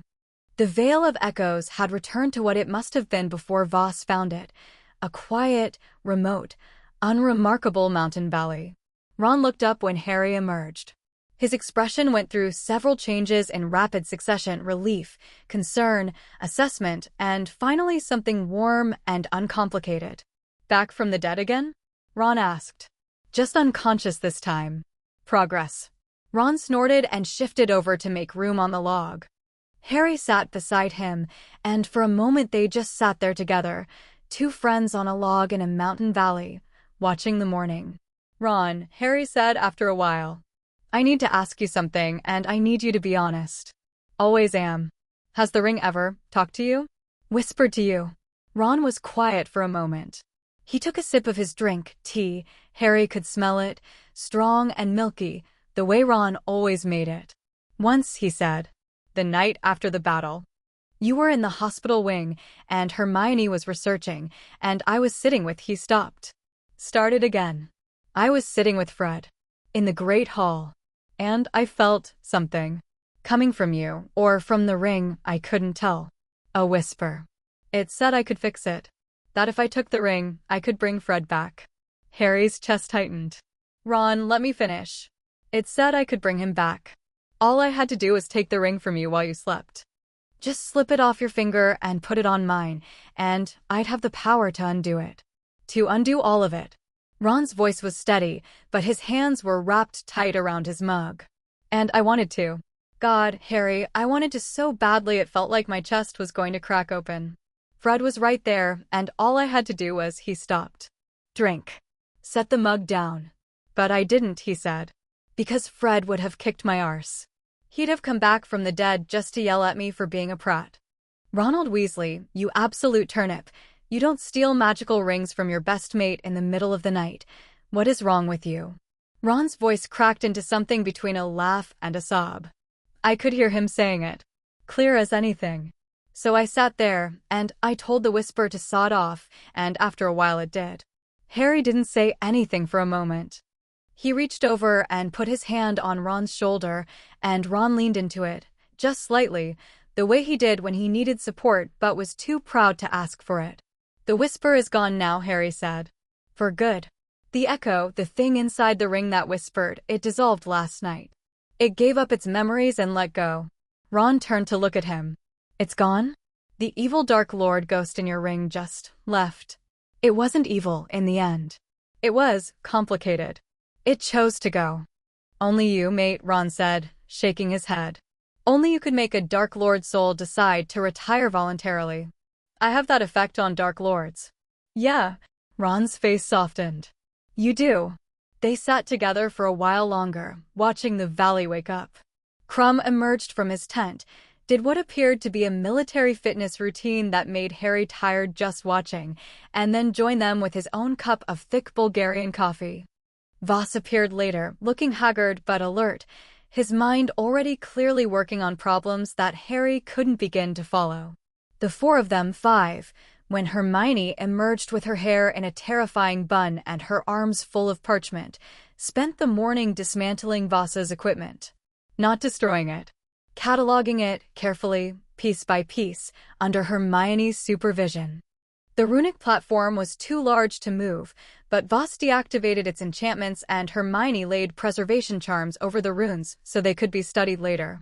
The platform itself is a masterpiece, Voss admitted, running his hand over the stone. I may have been wrong about the gateway, but the runic theory is sound. The principles could be applied to any number of problems, dimensional communication, for instance. Not a gateway, but a window. A way to observe other realities without puncturing the boundary. A telescope instead of a door, Hermione said, her eyes lighting up. Exactly. Safe. Contained. No risk of contamination. That's actually brilliant. I have my moments. The captured Death Eaters and Schwartz's operatives were secured and ready for transport. Crumb had contacted the Bulgarian Auror office, and a team was on its way to take custody.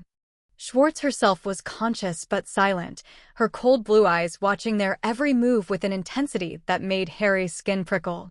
He approached her before the Aurors arrived. She was bound to a tree, her wands confiscated, her robes dusty and torn. Up close, she was striking, sharp cheekbones, a strong jaw, the kind of face that commanded attention. Her eyes tracked Harry the way a hawk tracks a mouse. Alara Schwartz, Harry said. Former Durmstrang faculty. Expelled for experimenting on students. Architect of an international dark wizard network. Did I miss anything? You missed the part where I'm going to walk free within 6 months, Schwartz said. Her voice was composed, almost bored. The Bulgarian ministry is weak. The international coordination required to prosecute me across multiple jurisdictions will take years, and by then, the political winds will have changed. Maybe, but the network is done. Rodolphus gave up everything: names, locations, financial records. The British, French, German, and Nordic ministries are conducting simultaneous raids as we speak. By the time you walk free, there'll be nothing left to walk free to. Something flickered behind Schwartz's eyes. The first crack in her composure. The network is larger than you think. The network is exactly as large as Rodolphus said it was, and Rodolphus is very thorough. Schwartz stared at him. Then her gaze dropped to the ring, and her expression shifted into something hungrier, more desperate. The ring. You don't understand what you have. The power to reshape reality itself, to rewrite the laws of magic, to transcend the limitations of mortality. I understand perfectly, Harry said. That's why I'm not doing any of those things. Then you're a fool. You have a god's instrument on your finger and you use it to, what? Rebuild castles? Rescue children? You could rule, I could. I won't. I don't want to rule. I don't want to transcend mortality. I want to go home, eat a decent meal, and sleep in my own bed. And the fact that you can't understand that is exactly why you'll never have this ring. He turned and walked away, and Schwartz shouted something after him, angry, desperate, the fraying edges of a woman watching her ambitions collapse, but Harry didn't listen. He'd heard variations of that speech from every villain he'd ever faced. The words changed, but the song was always the same. Take power, use power, become power. And his answer was always the same. No thanks. The Bulgarian Aurors arrived an hour later, a competent, professional team who took custody of the prisoners with brisk efficiency. Crumb spoke with them in rapid Bulgarian, his celebrity status smoothing over the complications of jurisdiction and extradition. By noon, Schwartz and her people were gone, and the Vale of Echoes was empty except for Harry, his friends, Crumb, and Voss. What now? Ron asked. Harry looked around the valley. The platform sat silent and dark, its enchantments dormant. The forest was quiet. The mountains rose on every side, snow-capped and ancient, indifferent to the drama that had played out in their shadow. "Now we go home," Harry said.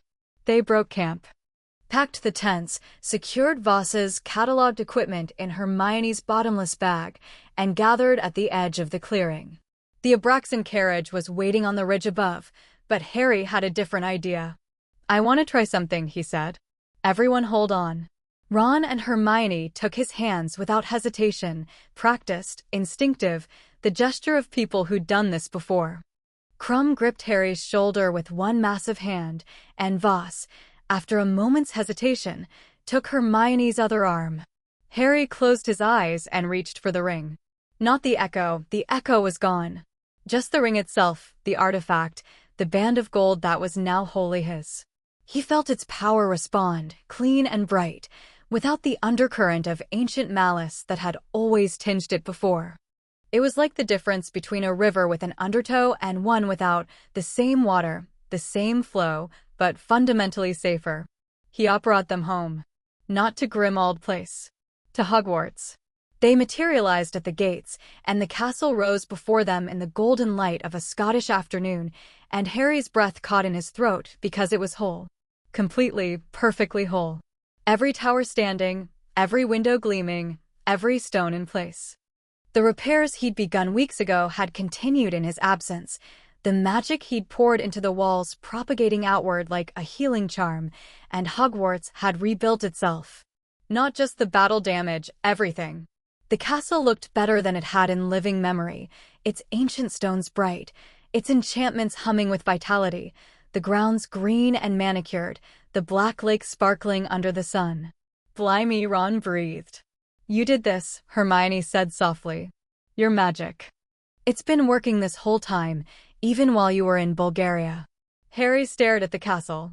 His castle, in a way that was possessive, but not dominating the way you feel about your home, about the place that shaped you, about the building that took you in when you were 11 and alone and showed you that magic was real. "Let's go in," he said. They walked through the gates and up the long drive, and the castle hummed around them, warm and welcoming, and students peered from windows and pointed and whispered, and Harry felt, for the first time in a very long time, like he was exactly where he was supposed to be.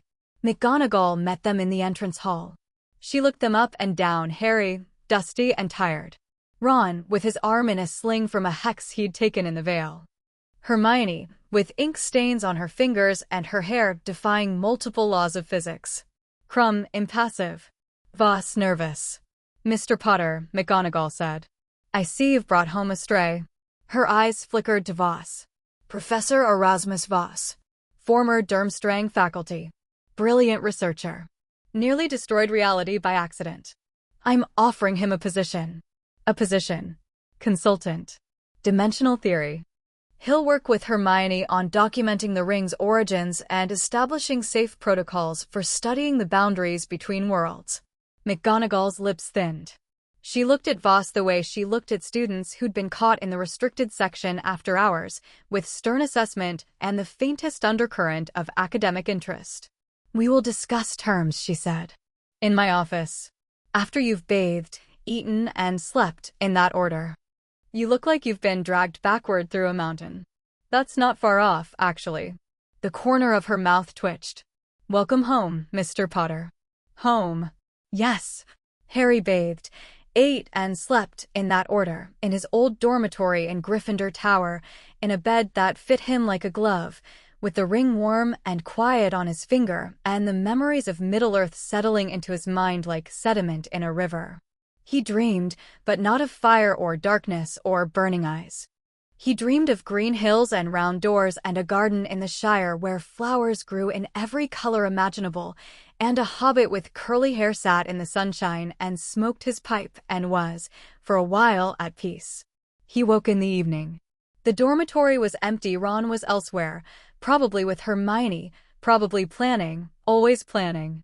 Harry sat on the edge of his bed and turned the ring on his finger, feeling its warmth, its steady presence. It was different now. The ring was still powerful, immensely, almost incomprehensibly powerful. But it was calm. The constant push, the subtle urging toward action, toward more, it was gone. The ring sat on his finger and waited, patient, ready to be used, but not demanding to be used. A tool, not a master. Harry smiled. Then he got up, got dressed, and went to find his friends, because the world was still turning and there was work to do, and he was Harry Potter, and he'd never been very good at sitting still. He found Ginny in the courtyard. She was sitting on the edge of the fountain that Dumbledore had installed decades ago, a marble wizard pouring water from a wand, slightly ridiculous, entirely charming. The evening light caught her red hair, turning it to copper and gold, and when she saw Harry, her face broke into a smile that was like the sun coming out. "You're back," she said. "I'm back. In one piece. More or less." He sat beside her. Their knees touched. The fountain burbled. "Ron told me what happened," Ginny said. "The rift, the fight, the echo leaving the ring. All of it." She paused. "He also told me you fought 30 people without using the ring's power." "I used a little." "A little." While closing a dimensional rift and having a conversation with an ancient Dark Lord's ghost. She shook her head. "You're impossible. Improbable. There's a difference." She laughed, and the sound was so warm and real and ordinary that something in Harry's chest loosened, some tension he'd been carrying since the Forbidden Forest finally letting go. "Ginny," he said, "when this is all done, the cleanup, the trials, the reconstruction, I want to live a boring life. I want a house with a garden and a dog and maybe a Quidditch pitch in the back. I want to cook breakfast and read the paper and go to bed at a reasonable hour. I want to be so aggressively, defiantly ordinary that the Daily Prophet stops writing about me out of sheer boredom." She looked at him, and her brown eyes were bright and fierce and full of something that made the ring pulse warm on his finger, not with power, just with resonance, recognizing something it had learned to understand. "That sounds perfect," Ginny said. "But you know you'll never be ordinary, right? The ring, the power, the whole saving the world thing, it's not going to just go away." "No, but it doesn't have to be who I am. The ring is a thing I carry. It's not me. I was Harry before I put it on, and I'll be Harry long after." "Good." She leaned against him, her head on his shoulder, her hair tickling his jaw. "Because I fell in love with Harry, not the ring-bearer." They sat together by the fountain as the evening deepened, and the castle hummed around them, and the ring was quiet on his finger, and the stars came out one by one over Hogwarts, and for a while, just for a while, everything was still. Chapter 6. The Last Dark Lord. 6 months later, Harry Potter stood in the Wizengamot chamber and lied through his teeth. Not about anything important. The Wizengamot had summoned him to testify about the events in the Carpathian Mountains, and Harry had given them the truth, the rift, Voss's research, Schwartz's network, the dimensional boundary. All accurate, all verifiable, all backed by Hermione's meticulous documentation and Kingsley's official reports. The lie was smaller and more personal. When Chief Warlock Griselda Marchbanks asked him, point-blank, whether the ring posed any ongoing danger to the wizarding world, Harry said no. It wasn't entirely a lie. The ring, as it existed now, purged of Sauron's echo, rewritten by Harry's will, humming with clean power, was not dangerous in any conventional sense. It wouldn't corrupt him. It wouldn't whisper to anyone. It wouldn't try to find a new bearer or spread its influence. It was, for all practical purposes, the most powerful magical artifact in existence, and it was completely under his control. But not dangerous and not a concern were different things, and Harry knew it. The ring was still an object of staggering power bonded to a 17-year-old wizard. The political implications alone were enough to keep the Ministry's policy wonks up at night. Harry Potter, the boy who conquered, carrying an artifact that could reshape reality. The balance of power wasn't just tilted, it was broken. So when Marchbanks asked, Harry smiled and said no, and the Wizengamot moved on to other matters, and he walked out of the chamber and into the Ministry atrium and felt the faint, familiar weight of carrying a truth that wasn't his to share. Not yet. Maybe not ever. Hermione was waiting for him outside the courtroom, leaning against the wall with her arms crossed and her eyebrow raised in the particular configuration that meant she'd heard every word and had opinions. "Not dangerous," she said. "Not dangerous to the wizarding world." That's what she asked. That's a very narrow interpretation of the question. I'm a very narrow interpreter. She fell into step beside him as they walked through the ministry. The atrium was busy, witches and wizards rushing between departments, paper airplanes zooming overhead, the great fountain in the center churning out water that sparkled with enchantment. 6 months of Kingsley's administration had transformed the place. The propaganda posters were gone. The Muggle-born Registration Commission had been dissolved, its records destroyed. The Department of Magical Law Enforcement had been gutted and rebuilt from the ground up, with Ron serving as one of the youngest full Aurors in the department's history. The ministry felt alive in a way it hadn't before the war. Not perfect, there were still factions, still politics, still the grinding bureaucratic friction that was apparently inherent to any large institution. But the fear was gone. The corridors that had once reeked of paranoia and suspicion now smelled like coffee and fresh parchment, and the people who walked them did so with their heads up. Harry had done some of that. Not with the ring, with his presence.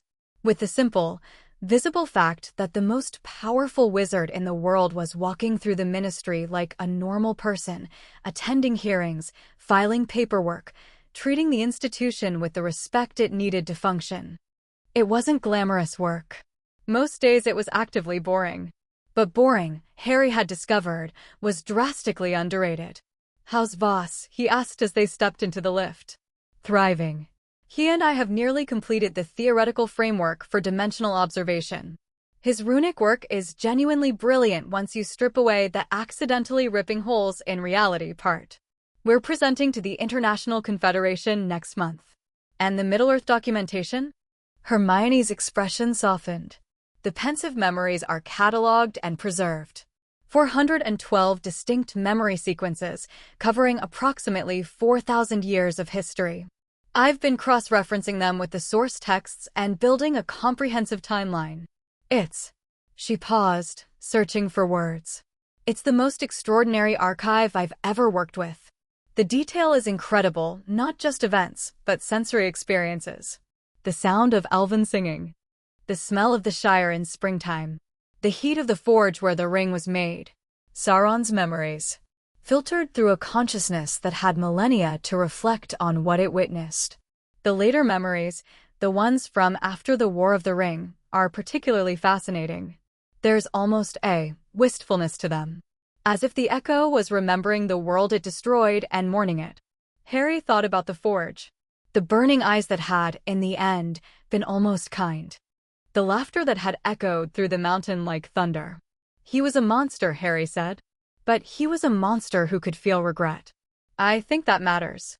It matters enormously. It's the difference between evil as a force of nature and evil as a choice. Sauron chose to be what he was, and in the end, he chose to stop being it. Well, it's not redemption. But it's something. The lift opened on the atrium level, and they stepped out into the flow of people. Harry caught several stares, he always did, these days, but the attention had shifted over the months from the desperate, adoring worship of the post-battle period to something more measured. People still looked. They still whispered. But they also nodded, smiled, went about their business. Harry Potter was becoming, slowly but surely, a fixture rather than a phenomenon. He was fine with that. Better than fine. They parted at the floodgates, Hermione heading to Hogwarts, where her research lab had been established in a converted classroom on the 7th floor, Harry heading to the Auror office to meet Ron for lunch. He stepped into the green flames and felt the familiar spinning sensation and emerged in the fireplace of Grimmauld Place, because he'd lied about where he was going and he needed a moment alone before he could face the rest of the day. The house was quiet. Kreacher had gone to visit friends at Hogwarts. Yes, the ancient elf had friends now, a development that still slightly boggled Harry's mind, and the kitchen was empty, the table clean, the only sound the ticking of the old clock on the wall. Harry sat down at the table and put his head in his hands. The Wisengamot hearing had rattled him more than he'd expected. Not the questions, those were manageable. Not the politics, he'd navigated worse. It was Marchbank's last question, the one she'd asked as he was leaving, almost casually, as if it had just occurred to her. Mr. Potter. One final matter.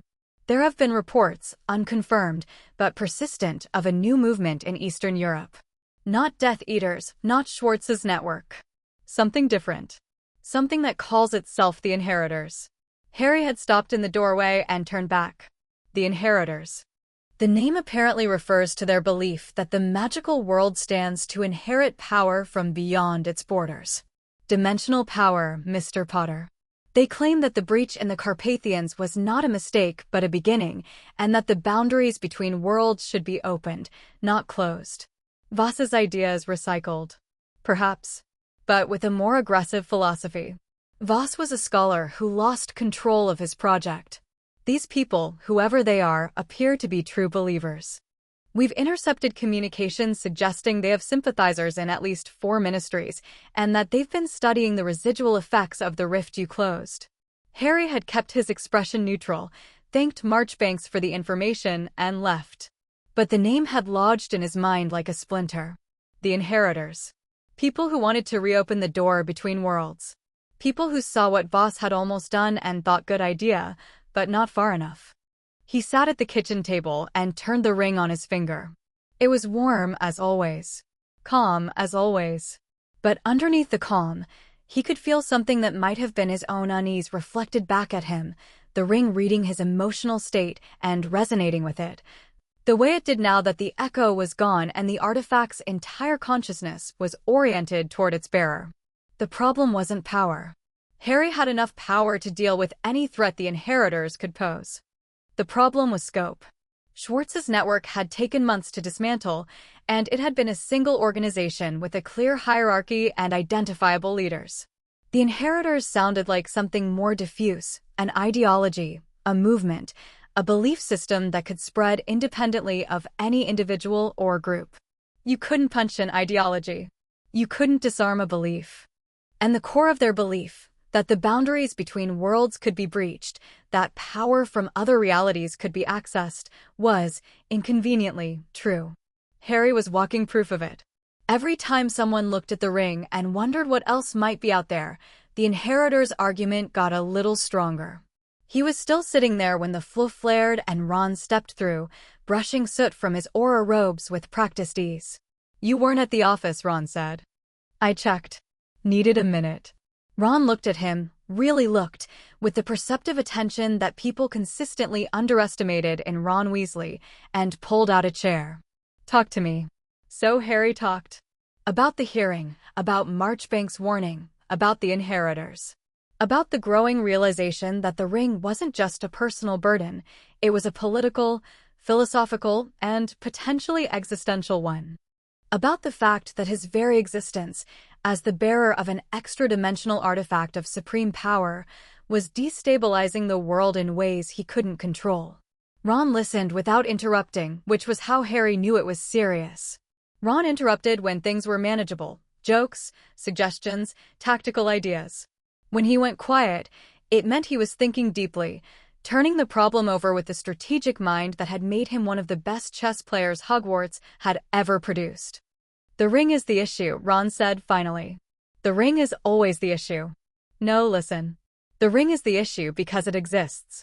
Not because of what it does or what you do with it. Just the fact that it's here, in our world, is proof that the boundaries can be crossed. And as long as that proof exists, there will be people who want to cross them. So what do I do? Destroy it. Can you?" Harry thought about it. The echo had told him the ring couldn't be destroyed in this world. It could only be unmade in the fires of its forging, which existed in another reality. But that was the old ring, built around Sauron's will. The ring he wore now was different. Rewritten. His. "I don't know," he said honestly. "I've never tried." "Then maybe it's time to try." Harry looked at Ron. His best friend's face was serious, his blue eyes steady. No hint of the jealousy that had once plagued him, no desire to see Harry diminished. Just honest assessment from someone who cared enough to say the hard thing. "You're saying I should give up the ring. I'm saying you should figure out if you can." Because right now, you don't have a choice. You wear it because you can't take it off, or because you think you can't. And a power you can't choose to put down isn't really yours. It owns you. The words hit Harry like a slap. Not because they were cruel, but because they were true. In all the months since the battle, through all the fights and revelations and world-shaking events, he'd never once seriously tried to remove the ring. He'd thought about it in the early days, but the thought had always slid away, and he'd told himself it was because the ring resisted removal. But was that true? Or had he simply been afraid to find out? When did you get so wise? Harry asked. I've always been wise. You were just too busy being dramatic to notice. Harry laughed, and the tension in his chest eased slightly, and he looked down at the ring on his finger and thought about what it would mean to let go. The power, obviously. The vast, humming reservoir of magic that let him rebuild castles and close-dimensional rifts and face dark lords without flinching. Without the ring, he'd be an extraordinarily talented wizard, probably one of the most powerful of his generation even without enhancement, but he'd be mortal again. Limited. Vulnerable. A man instead of a force of nature. But it wasn't just the power. It was the memories. Middle-earth, the elves, the dwarves, the hobbits, the entire history of another world, stored in his mind through the ring's connection. If he removed the ring, would those memories survive? Or would they dissolve like dreams, leaving him with nothing but the vague impression of something beautiful and lost? And it was the companionship. He'd been wearing the ring for 6 months. It had been with him through everything, the grief, the battles, the quiet moments, the loud ones. It knew him in a way that no person could, because it lived inside his magic and felt what he felt. Losing it would be like losing a part of himself. Which, he realized, was exactly the problem. I need to think about this, Harry said. Take your time. But actually think about it, yeah? Don't just let the thoughts slide away like you always do when the ring is involved. I do that? Ron just looked at him. Right. Okay. I'll think about it. He thought about it for 3 days. 3 days of walking through Hogwarts, letting the castle hum around him. 3 days of sitting by the lake, watching the giant squid, turning the ring on his finger. 3 days of conversations with Hermione about dimensional theory and conversations with Ginny about the future and conversations with himself about who he was and who he wanted to be. On the 3rd day, he went to see Neville. Neville Longbottom was in Greenhouse 3, up to his elbows in soil, surrounded by plants that ranged from mildly interesting to actively homicidal. He'd taken over Professor Sprout's position as herbology assistant with a kind of quiet competence that surprised no one who'd watched him grow from a nervous 11-year-old into the man who'd pulled a sword from a burning hat and beheaded a Horcrux. Harry, Neville said, looking up with a dirt-smeared smile. Careful of the venomous tentacula, she's in a mood. Harry sidestepped a reaching tendril and found a clear spot on the workbench. Can I ask you something? Course. After the battle. After you killed Nagini, did you feel different?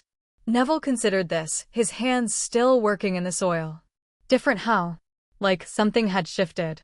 Like you'd done the thing you were meant to do, and now you had to figure out who you were without it.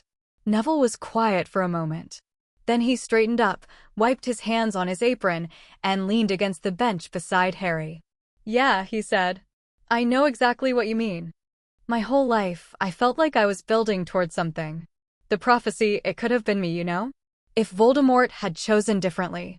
And even though he didn't, I always felt like I had a role to play. Something important I was supposed to do. And then you did it. And then I did it. Cut the snake's head off, and the crowd cheered, and I stood there covered in snake blood thinking, well, now what? Neville smiled ruefully. It took me months to figure out that, now what was the whole point? The destiny part was easy in a way.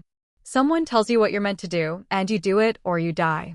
But the part where you have to choose your own purpose, without a prophecy or a war or a dark lord forcing your hand, that's the hard part. Harry looked at the venomous tentacula, which was making another lazy grab for his ankle. And this is what you chose? Plants. Neville's smile widened, genuine and warm. Plants don't have prophecies. They don't have destiny. They just grow. You give them the right soil, the right light, the right care, and they become what they're meant to become. No manipulation, no grand design. Just nature doing its thing. He paused. You're thinking about the ring, aren't you? Harry blinked. How did you? Because you've got that look. The one you get when you're carrying something heavy and trying to decide whether to put it down. Neville shrugged. I know the look. I wore it for about 6 months after the battle. And what did you do? I put it down. The sword, the fame, the Neville Longbottom, hero of Hogwarts narrative. I put it all down and came here and stuck my hands in the dirt and let myself be small again. And it was the best decision I ever made. Harry sat with that for a while. The greenhouse was warm and humid, the air thick with the smell of earth and growing things. The venomous tentacula had given up on his ankle and was contentedly gnawing on a wooden stake. Somewhere outside, he could hear students laughing and the distant thwack of a Quidditch practice. Thank you, Neville, he said. Anytime. And Harry, yeah, whatever you decide, the ring, the power, all of it, you'll still be you. The ring didn't make you who you are. You were already Harry before you put it on.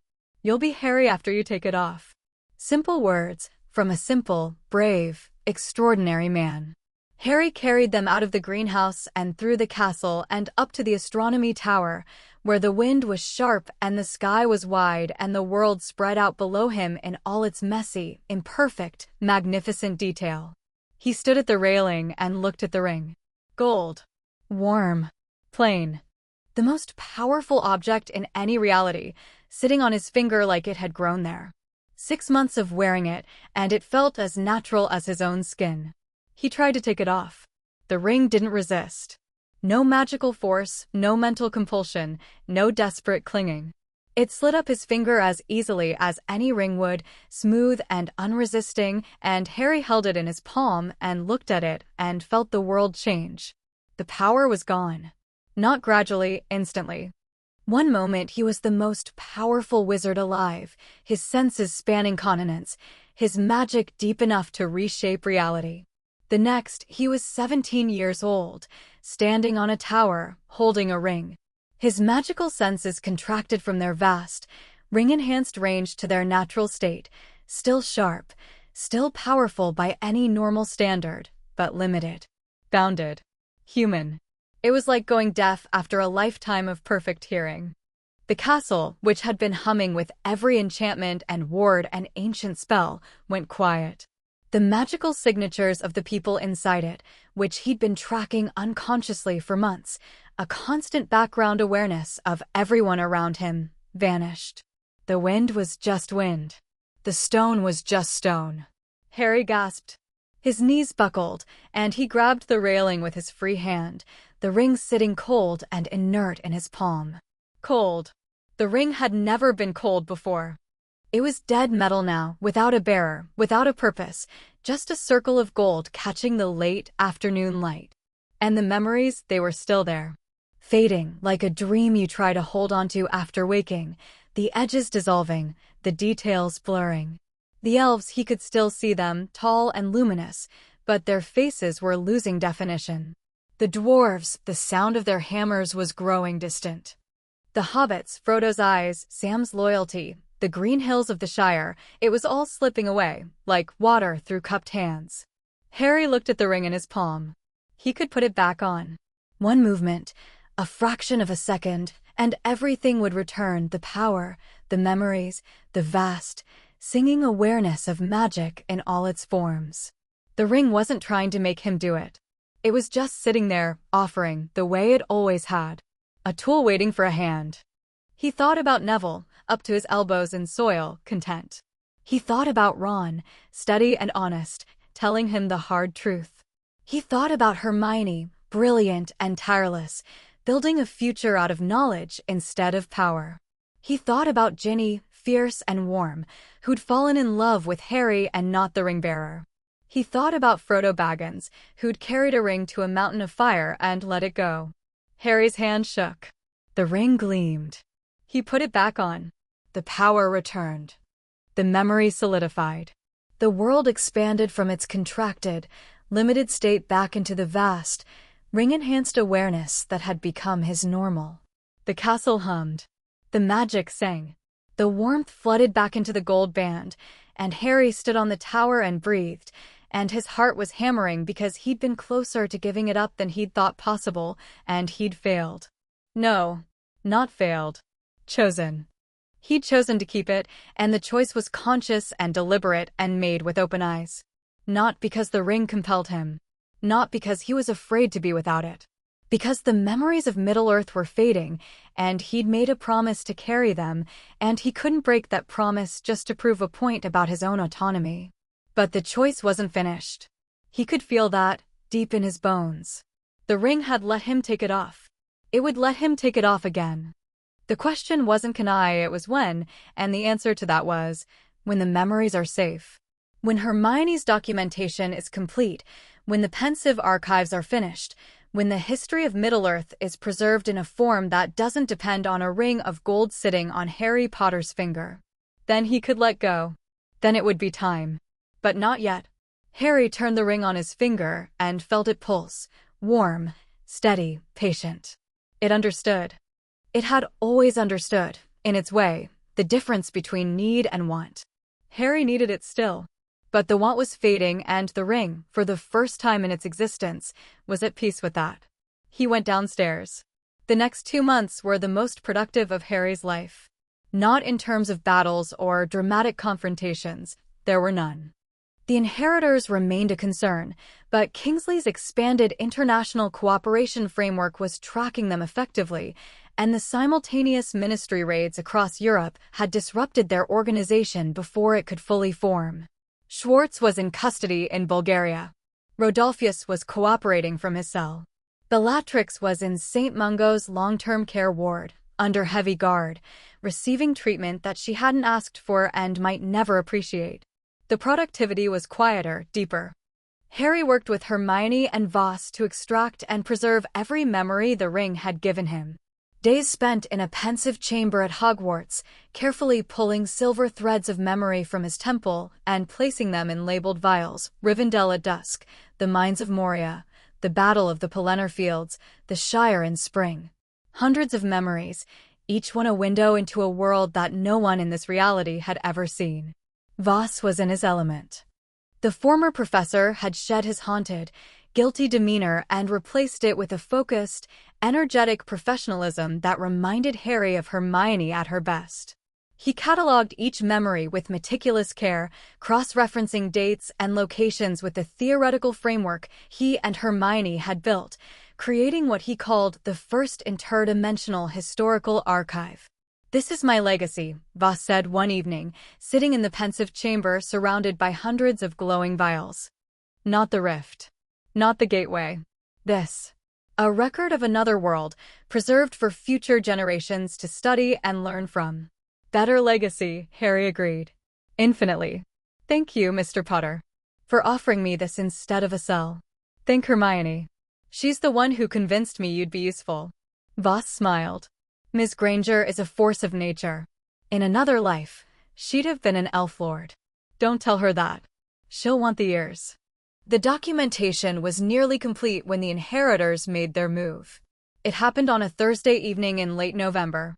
Harry was in the pensive chamber, extracting a particularly complex memory, the fall of Numenor, seen through Sauron's eyes, a cataclysm of water and fire that still made his hands shake when he accessed it. When the ring flared hot on his finger, and every ward in Hogwarts screamed. Harry was on his feet before the echo of the alarm faded. His senses expanded outward, the ring's power sweeping across the castle and grounds in a wave of golden awareness, and what he found made his blood run cold. The wards were under attack. Not from outside, from beneath. Something was pushing up through the foundations of the castle, through the bedrock, through the ancient magical strata that Hogwarts had been built upon. A resonance. A frequency. The same humming he'd heard in the Vale of Echoes, but deeper, stronger, and coming from directly underneath the school. He ran. Through corridors that were flashing with alarm enchantments, past students who were being herded toward the Great Hall by shouting professors, down staircases that were rearranging themselves in confused, jerky patterns as the castle's magic reacted to the intrusion. The ring guided him down, always down, toward the source of the resonance, through passages he'd never seen before, deeper than the dungeons, deeper than the Chamber of Secrets, into the living rock beneath Hogwarts. Ron caught up with him on the third sublevel, appearing from a side passage with his wand drawn and his face grim. The wards are going haywire. Something's drilling up from underneath. I know. It's a dimensional resonance. Someone's trying to open another rift. Under Hogwarts. The castle sits on one of the most powerful magical nexus points in Britain. If you wanted to tear a hole between worlds, this would be the place to do it. They descended further. The passages grew narrower, rougher, the dressed stone giving way to raw rock. The humming was louder now, a bone-deep vibration that made Harry's teeth ache and the rings sing in sympathetic resonance. He could feel the boundary between worlds trembling, straining, the thin membrane that separated realities being pushed to its breaking point by something deliberate and precise. They emerged into a cavern. It was enormous, cathedral-sized, the ceiling lost in darkness, the walls glistening with moisture and mineral deposits. The floor was smooth, worn by underground water that had long since been diverted, and in the center of the cavern, on a natural platform of raised stone, a circle of runes blazed with blue-white light. The runes were Vasa's. Harry recognized the pattern, the same dimensional resonance matrix that had powered the rift in the Vale of Echoes, but refined, improved, carved with a precision that spoke of months of preparation. Someone had been down here, working in secret, building a new gateway right under Hogwarts. And standing in the center of the rune circle, arms raised, magic pouring from their wand into the glowing symbols, was a figure Harry recognized. Erasmus Voss. The world seemed to tilt. Harry stared at the man he'd trusted, the man he'd offered redemption, the man who'd spent 2 months working alongside Hermione in the pensive chamber, and he felt something crack inside him, not surprise, exactly, but a deep, aching disappointment. Voss saw them. His face was slick with sweat, his eyes wild with concentration and something else, something that looked horribly like exhilaration.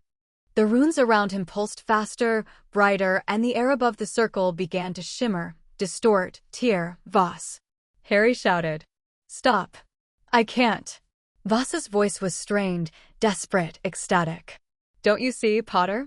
The memories, the pensive memories, they changed everything. I saw Middle-earth. I saw what's on the other side. The elves, the magic, the knowledge, it's all real, and it's all there, waiting, and all I have to do is open the door that nearly destroyed both worlds the last time you opened it. That was crude work. Rushed, unfinished. This is different. I've had months to refine the matrix, months to study the resonance patterns, months to learn from the memories you gave me. This rift will be stable, sustainable, a true bridge between realities. You're delusional. Ron shouted. We stopped you from doing this. You stopped me from doing it badly. You didn't stop the idea, because the idea is right. Vasa's wand was blazing, the runes flaring brighter with each word. Don't you understand? There's an entire world out there, a world of wonders, of magic beyond anything we've imagined, and we're separated from it by nothing but a thin membrane of reality. Why should we accept that limitation? Why should we choose to be blind? Harry felt the rift forming. The air above the rune circle was splitting slowly, raggedly, the dimensional boundary tearing like wet paper. Through the gap, he could see darkness. Not the shifting landscapes of his previous encounter. Just darkness, vast and absolute, and from the darkness, a wind was blowing, cold, stale, carrying the scent of ash and emptiness. Something was wrong.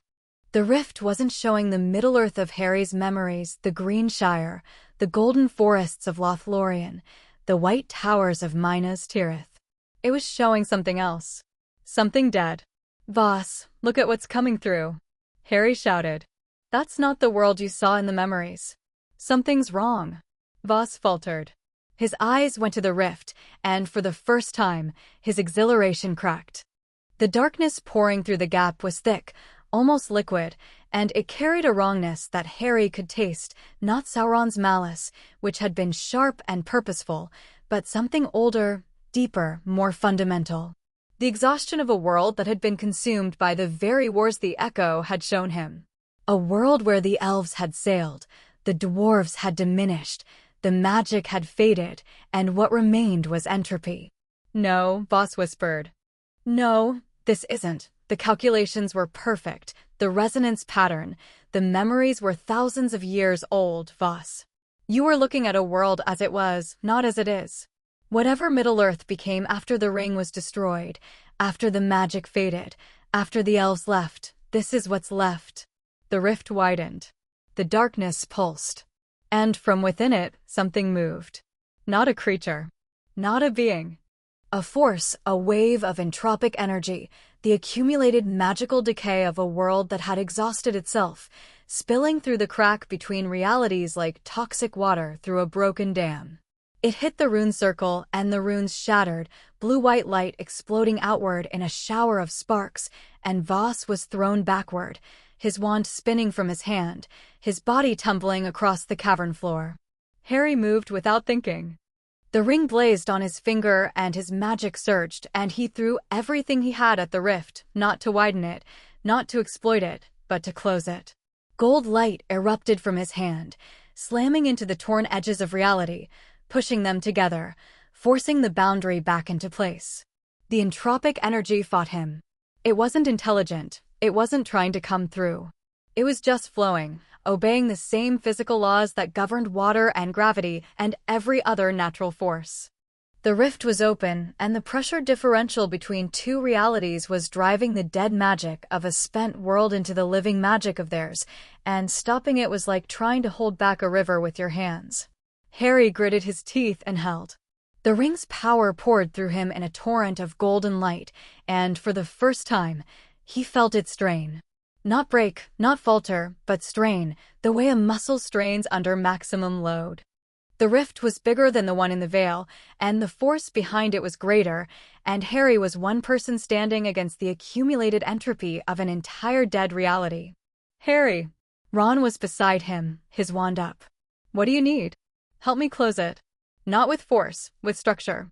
The boundary needs to be rebuilt, not just pushed shut." Hermione burst into the cavern. Of course she did. She'd probably been right behind them the whole time, held back by nothing more than shorter legs and a refusal to leave her research notes unsecured. She took one look at the rift, one look at Harry's straining magic, and pulled a book from her beaded bag. Because of course she brought a book.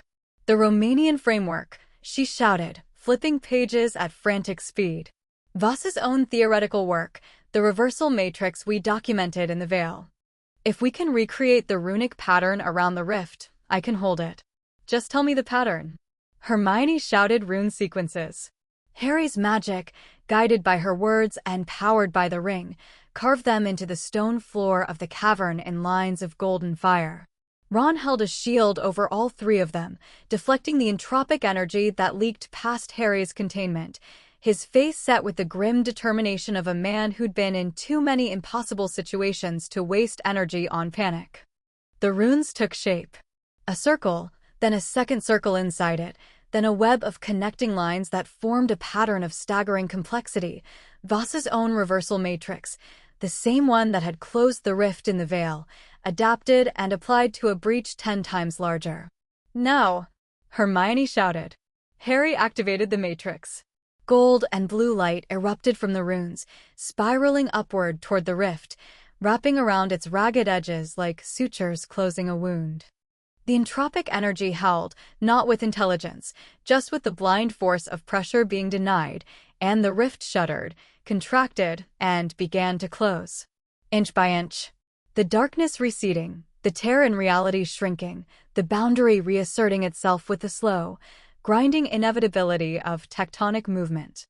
Harry poured everything into it, the ring's full power, his own magic, his will, his stubbornness, every ounce of the bloody-minded determination that had carried him through a lifetime of impossible situations. The rift closed. The darkness vanished. The humming stopped. The runes flared once, brilliant and blinding, and went dark. The cavern was silent. Harry dropped to his knees. His arms were shaking, his vision blurred, his magic depleted to a level he hadn't experienced since the Vale.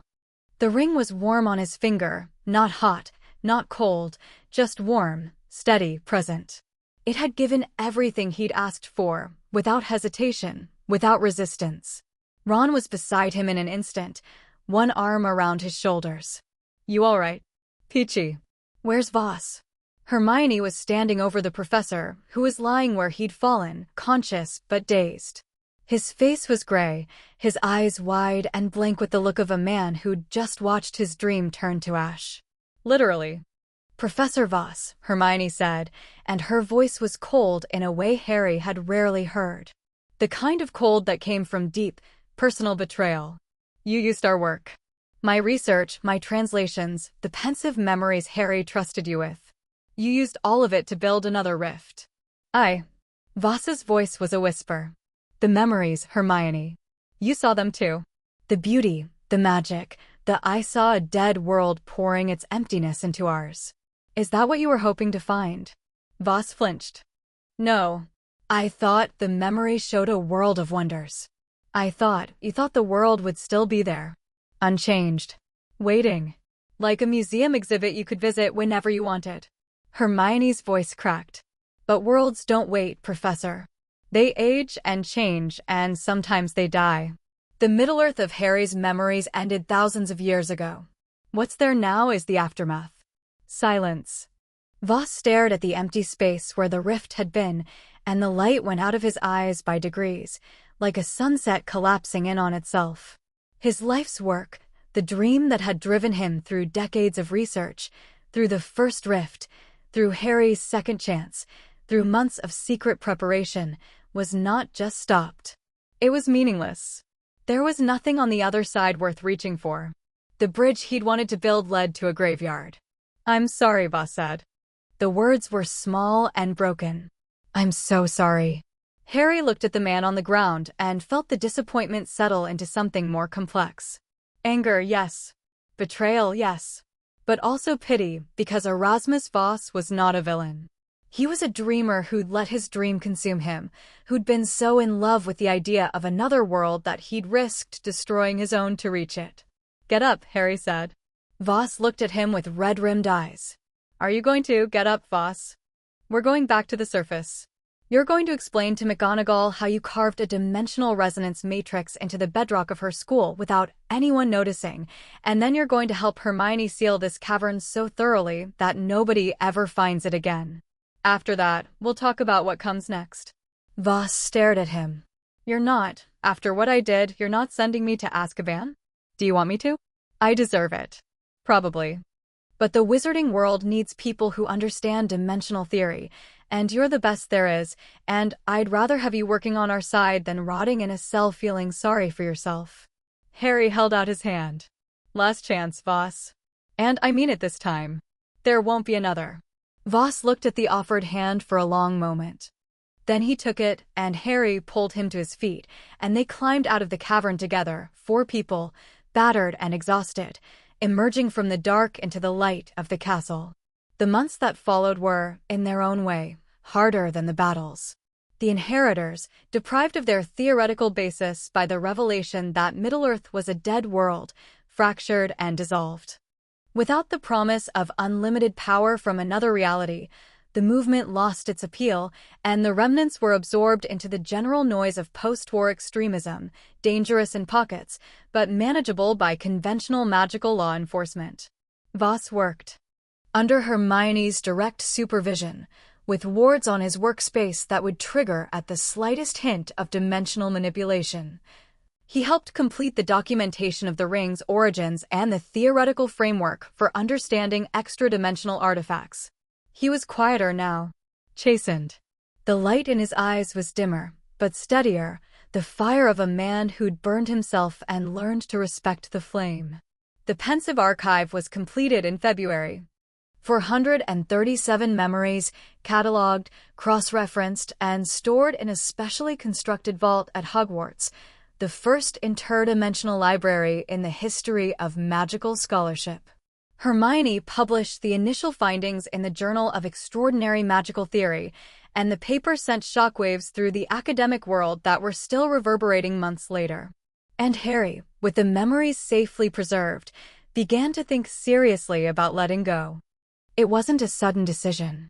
It was more like a tide going out, gradual, inevitable, the slow retreat of something that had been at high water for a long time.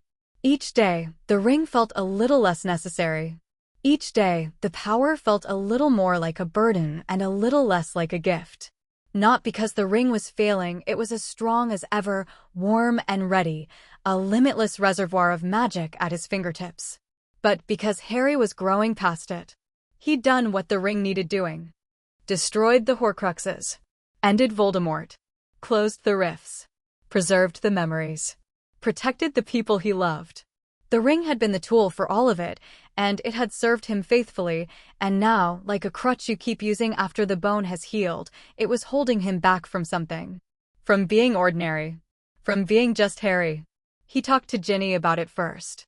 They were lying in the grass by the Black Lake on a warm afternoon in early spring, the sun painting patterns through the leaves of the willow tree they'd claimed as their spot. Ginny was reading Quidditch Monthly. Harry was staring at the sky and thinking about gold rings and green hills and a hobbit who'd let go. "I'm going to take it off," he said. Ginny lowered her magazine. She didn't ask what he meant. She didn't need to. When? Soon. The memories are safe. The rifts are closed. There's no crisis, no emergency, no dark lord on the horizon. If I'm going to do it, this is the time. And if something comes up later, a new threat, a new crisis, then I'll face it the way I always did before the ring. With my wand, my friends, and a frankly irresponsible amount of luck. Ginny studied him for a long moment. Then she reached over and took his hand, the one wearing the ring, and held it gently. "I love you," she said. "Ring or no ring. You know that." "I know." "Then do what you need to do. And when it's done, come find me. I'll be here." He told Ron and Hermione that evening, in the kitchen of Grimmauld Place, over Creature's roast chicken. Ron nodded slowly, his face thoughtful. Hermione cried, then immediately started making lists of precautions and contingency plans, which was how Harry knew she was okay with it. "Where will you put it?" she asked, dabbing her eyes with a napkin while simultaneously writing with her other hand. "It can't be destroyed, and it can't be left where someone might find it. It needs to be secured. The vault at Hogwarts. With the pensive memories. The most heavily warded location in Britain, inside the most heavily enchanted building in the world. And I'll add my own protections, key to the ring itself, so that no one can access it without understanding exactly what they're reaching for. And if someone does? If someone, someday, takes it out and puts it on." Harry thought about this. "Then the ring will teach them what it taught me. That power doesn't make you more than you are. It just makes you more." That's very philosophical. I've been carrying the memories of an entire world's mythology. Some philosophy was bound to rub off. The next morning, Harry stood on the astronomy tower for the last time as the ring bearer. The sky was pale blue, streaked with the thin cirrus clouds of early spring. Hogwarts sprawled below him, fully healed, its towers and turrets sharp against the morning light. The lake sparkled. The forest rustled. The mountains stood in the distance, snow-capped and eternal. The world was beautiful, and Harry let himself see it through the ring's enhanced senses one last time, every detail vivid, every color saturated, every sound crystalline. Then he pulled the ring from his finger. The world contracted. The vast, singing awareness of magic dimmed to its natural state. The castle's humming faded to silence. The distant sounds of students and teachers, and the million mundane activities of a school morning dissolved into the background of normal perception. Harry stood on the tower, holding the ring in his palm, and felt the loss settle over him like a blanket. Not crushing. Not devastating. Just present. A weight, an absence, a space where something extraordinary had been, and now was not. The ring was cold in his hand. Inert. Just gold. He looked at it for a long time. Thought about everything it had given him, the power, the memories, the conversations with an echo of a dark lord who'd chosen redemption too late. The battles it had won. The people it had saved. The impossible, improbable journey from a forest clearing where he'd expected to die to this tower where he was choosing to live as something less than a god. "Thank you," he said to the ring. It didn't answer. It couldn't. The consciousness was gone, the echo dissolved, the artifact reduced to its most basic state, gold and power and the fading warmth of a connection being gently severed. Harry put the ring in his pocket and went downstairs. The vault was in the deepest part of Hogwarts, below the dungeons, below the Chamber of Secrets, in a chamber that McGonagall had helped him construct specifically for this purpose. Stone walls 3 feet thick, enchanted with every protective spell known to magical scholarship. Goblin-forged locks. Wards designed by Hermione, Voss, and Harry himself, layered so densely that the door was practically invisible beneath the shimmering weight of enchantment. Harry placed the ring on a velvet cushion in the center of the vault, beside the rack of pensive vials that contained the history of Middle-earth. The gold band sat there, small and plain and utterly innocuous, and it was hard to believe that this tiny circle of metal had changed his life, changed the world, changed the fundamental nature of an artifact forged by a dark god in the fires of a mountain that existed in another reality. He touched it one last time. Still cold, still inert.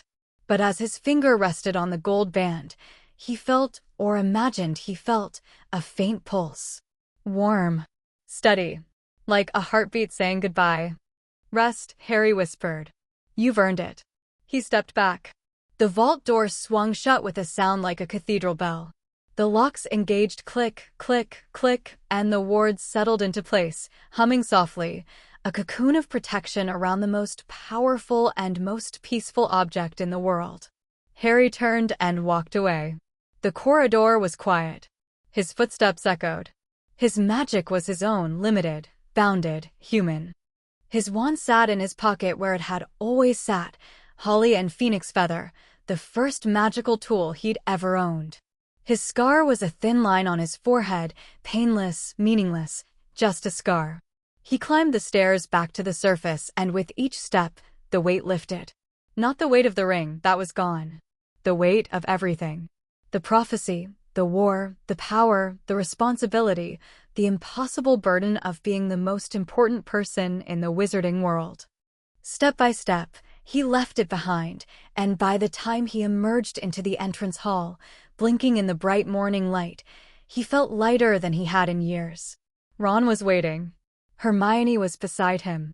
Ginny was leaning against the wall with her arms crossed and a smile on her face that could have lit up the great hall. Well, Ron asked. It's done, Harry said. How do you feel?